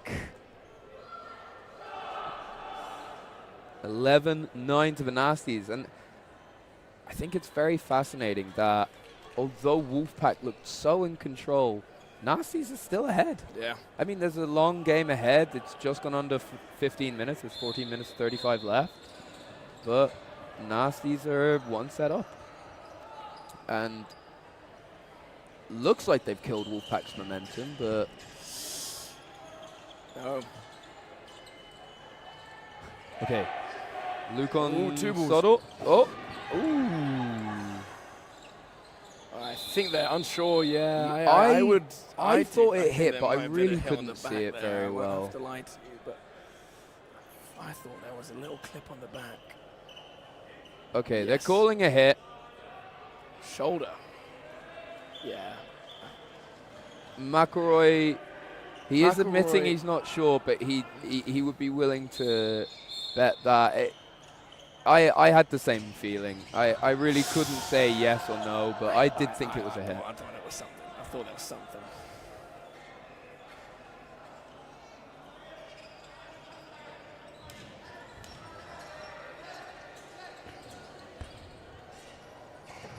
Oof. This Yeah, is you such a can't- fascinating you part can't of the hang game. up court. No. You really can't, not for a second. I think what Lisa was trying to do there is she really wanted to draw Stefan in so that, you know, she could try a 1-for-1, but it's completely in the wrong positioning. No. He can hit her from without taking a step I forward think there. Luke also wasn't on the same page, so wasn't up there to. Ooh. Oh, he's calling it. Wow. Hackle is a very Wow, honest player. He really is. Very honest. He really is. I thought there was a chance that just the way it spun, they might have clipped his shorts, but I didn't think it for a second. I thought it was clean Really? past it, yeah.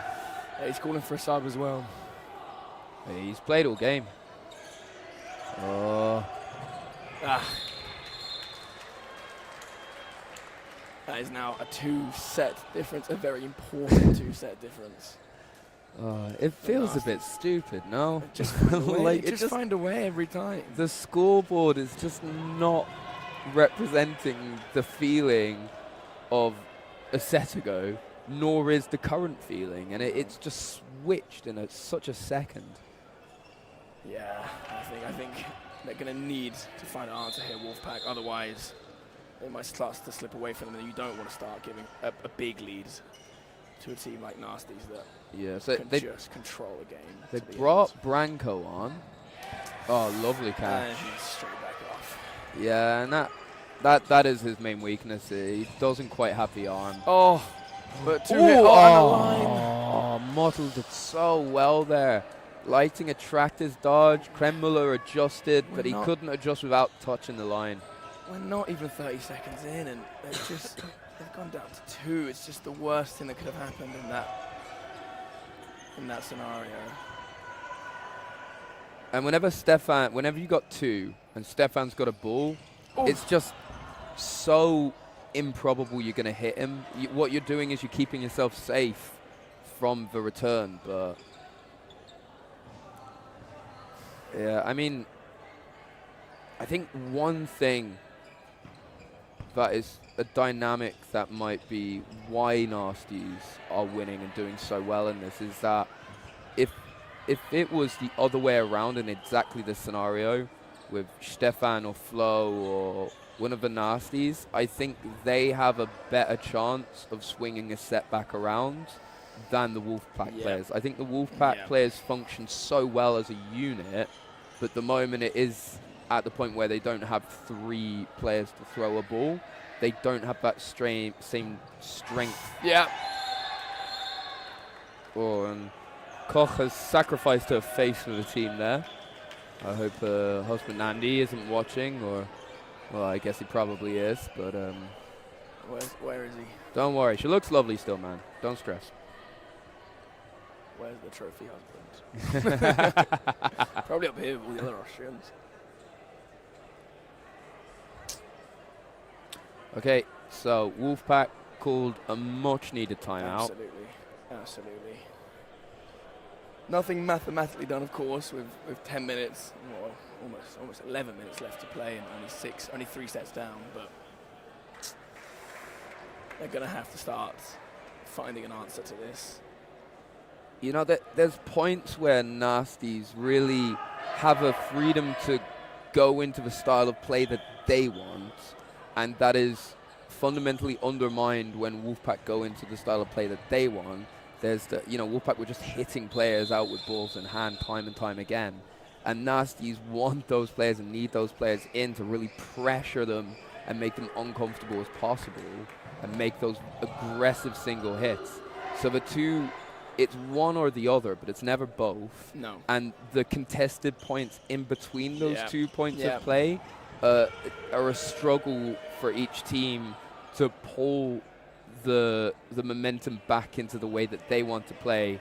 And this whole second half, Nasties have just dictated those contested moments, and Wolfpack haven't been within it without a bit of luck on their side. No, they won that first set convincingly, Wolfpack, and then after that they've just fallen. I think, and they also started that second set so strong, and it was that switch that when Leitinger made that flow, made that catch to bring back Stefan, and that's such a big pivotal switch in that moment. But now Luke in the middle, as we talked about, throwing some versatility into it and having to find a new solution to this game. I don't think they're going to make it too obvious that they're relying only on him for hits in the middle, but that is definitely the decision that they've made here. Oh, that's unfortunate from the retriever to not keep that third ball. That's, Kreml is in a really difficult situation opposite Stefan. I've had to deal with that so much this season, where it's like Stefan's released and he's hit Kremza, but you can't protect her too much. No. Because you're just a sitting duck if you don't keep the distance. So you just have to painfully bite your lip and accept that Stefan's going to take a player out, because that's just what he does. But Luke is responding. Yeah. And now with him off wing, he's got that protection that he needs. Oh! Great honesty. Great honesty. Now it's can Wolfpack find a way to close out this set without making it scary, without making it an over exciting kind of set that it needs to be. Oh! No, they can't. No, they can't. That's such an enormous catch there from That is Rokas. massive. Oh my word. Again, I was thinking about it in terms of the dynamics of the teams. You know, like I said, I feel like Nasties look more comfortable when there's less of them than Wolfpack. I was looking at it and I was like, I know that numerically Wolfpack are up, but it doesn't feel like anywhere near to a close set. And Rokas just proven exactly why. But hit there first. Is that no, hit there first. Yeah, it's not secured before the hit. No, I think the ball comes in first on his knees, and well, that second one comes in. It's great timing. It's just unfortunate he can't. Oof. Great movement from Kremlin. I mean, look, they're giving him half the court to make that dodging because they know how important he needs that space, how important that space is. And he dodges so well when he does have that space. Good tracking. Karina Buda going for like some prime Gabrielle headbutting there. So almost got top ins.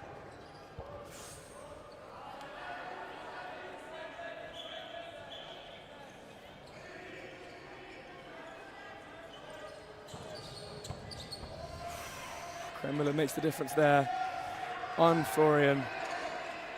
And now with 5 seconds left and not having to throw, even with the 5 balls, they will answer the pressure and they'll gain the momentum they need to come back into this game.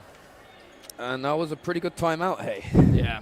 15-11, so 2 sets down, but 7 minutes 30 on the clock, plenty of time.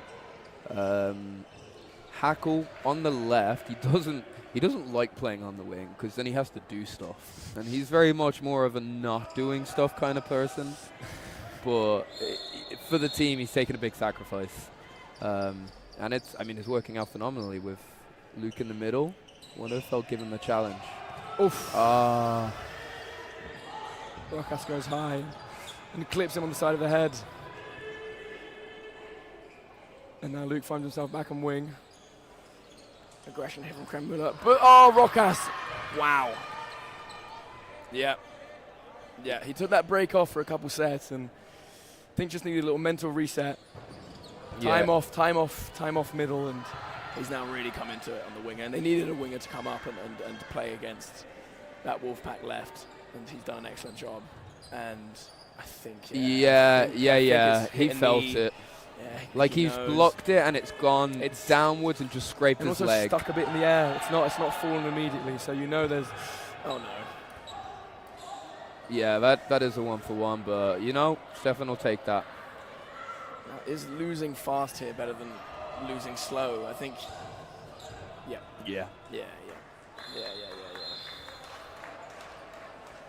Oh, it's funny. I remember watching Austria. I think it was at the Euros in Limerick, and it was a final maybe against England or NI. Was it a quarter-final?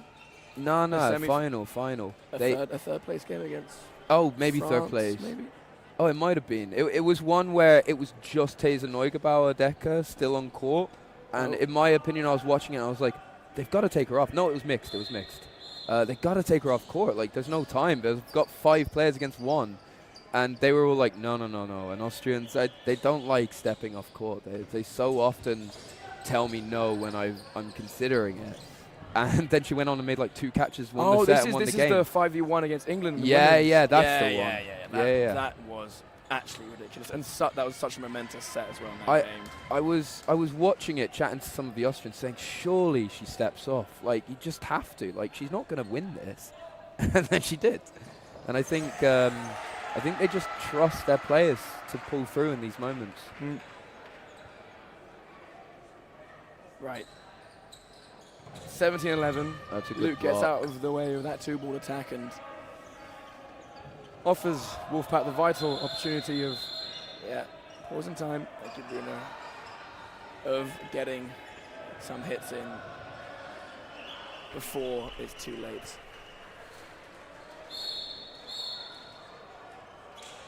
Yeah, they're going to want to win this set and win it quickly. That certainly helps. That certainly helps. 2 hits off a 4-ball. Alex Rojas, the ball popped up and didn't quite see it, and the moment he realized that he could take the catch, he'd already stepped on the line because it was there for ages.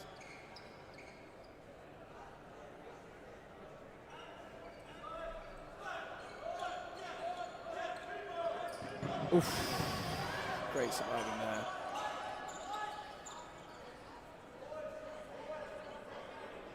Absolutely not looking to win this set, but rather bring it down all the way. Yeah, there's no rush for them. Bring it all the way down with just 4 minutes left now in this game. Make sure you got a ball in your hand each. Make sure you're surviving. Oh! Great honesty. I missed it. Did it brush his shoulder? Yeah. Yeah. I missed it as well, I think. Luckily, as he walked off, he called that it was his shoulder, so. Oh. Wow. Right, they've given themselves a chance. Yeah, they won that set with still 1 minute on the clock. In the set, that is. And 3 minutes 30 is now on the full. So we'll have just over 3 minutes left at the start of this set. Yeah. So there's minimum 2 sets remaining. And only 2 and sets they are down. 2 sets down, so they don't need to rush it. And that's just as well, because Nasties love it when you try to rush. They want that 4th ball. They want that rash risk-taking behavior. They thrive. really They thrive really off thrive. that. Yeah. Early hit there, sorry, in this set. Going to the Nasties. Comfortable Rokas dodge. coming up very quickly onto Luke, but not be able to make the hit. And Luke responds onto Rokas. And I got to feel bad for Rokas there, because it was such a good throw on Luke. I think it must have been inches away from scraping him.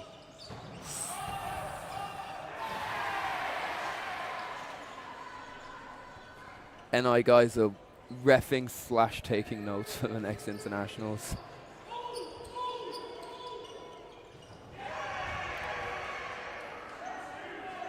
This is a great little video analysis for them. Oh, yeah. Play 2 was called. Oof. That's unfortunate. I mean, they did make a hit on Kadlec, but giving out 4 again. I mean, not again like it happens all the time. Ooh, but at least they'll retain those 4 balls. Well, if Kremler was taken there, which is, again, very close, that could have been it. 4 against 4. 4 balls for Wolfpack. They tune, but nice hit they'll before use the 3 catch, for sure. and they'll make the most of it. Running up fast. Ooh, that was quick. Oh! And it's paid off. Oh, my word, that. Sometimes it just feels like games are scripted for Stefan Leitinger. So I just don't understand how he's not. Like, Kremler takes those catches every time. And he knows he takes those catches every time. And somehow he hasn't held on to it. And the only explanation is that this game was decided beforehand that Stefan would make that hit. No.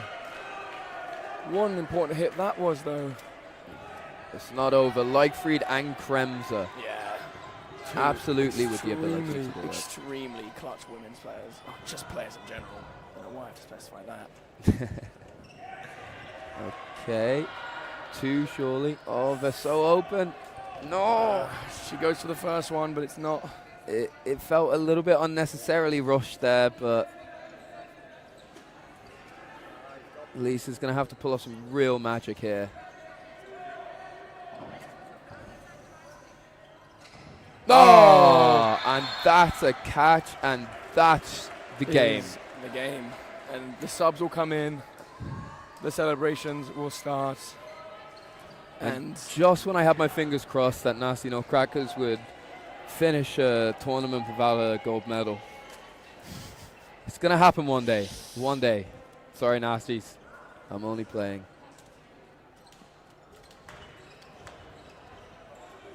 Oh. Well, what a game. Yeah. We got some prime Pep Guardiola moments on both sides of the court here. It was a real chess match. Who's more like Pep Guardiola, Schmidt or Mitterrand? What, personality-wise or strategically? I still think there's an answer for both of those questions. Well, personality, definitely Basti. I'd say strategically also Basti. Yes. I think Schmid is a key figurehead and a key inputter for the strategy, but I think the real mastermind in Wolfpack is Lisa Leipfried, who often feeds information over.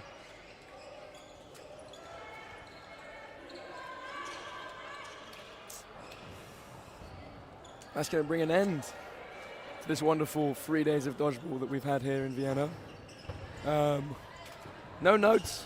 It all went. There was no real timing issues. It was hot, but we knew that going in. Oh, we've had some excellent games. Yeah, it's been phenomenal high-level dodgeball played. Oh no, that's a hit before, no? Oh. 1 for 1 there from Lily. Yeah, flexing the muscles after that hit, letting them know. Letting them know. That's what happens when you step up to Lily.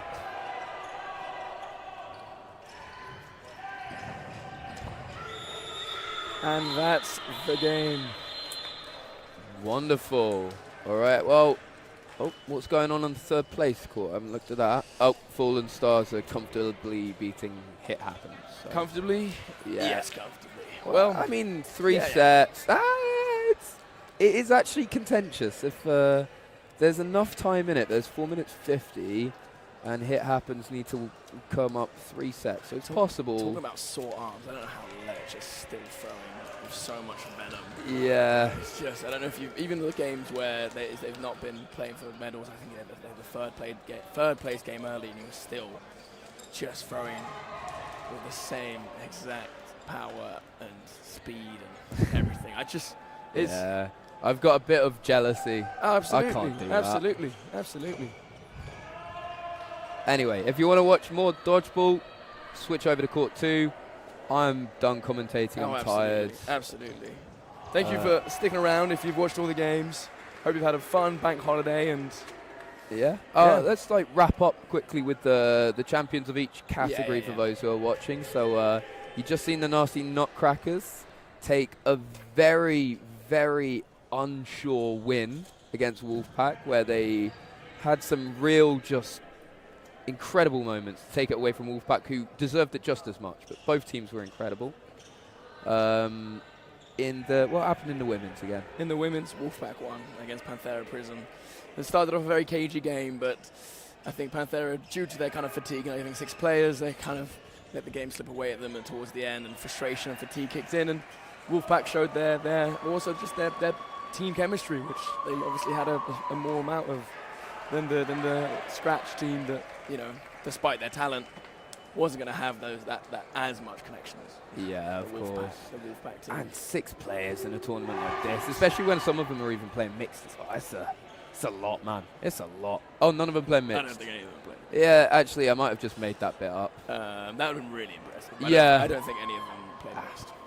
And then, men, Boston Anarchy won. Yeah. Again. Yeah. They didn't win it last year.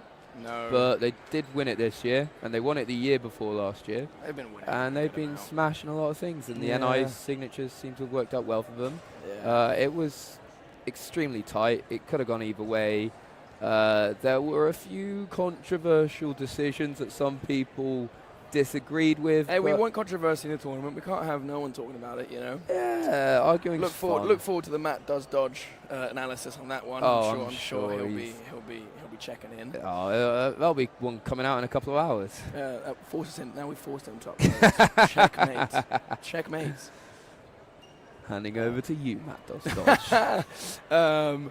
And I think that's it. Yeah, that's it. That was good. It. The third place has not been decided yet. No, it has. Fallen Stars have taken that in the mixed. Lovely stuff. Lovely.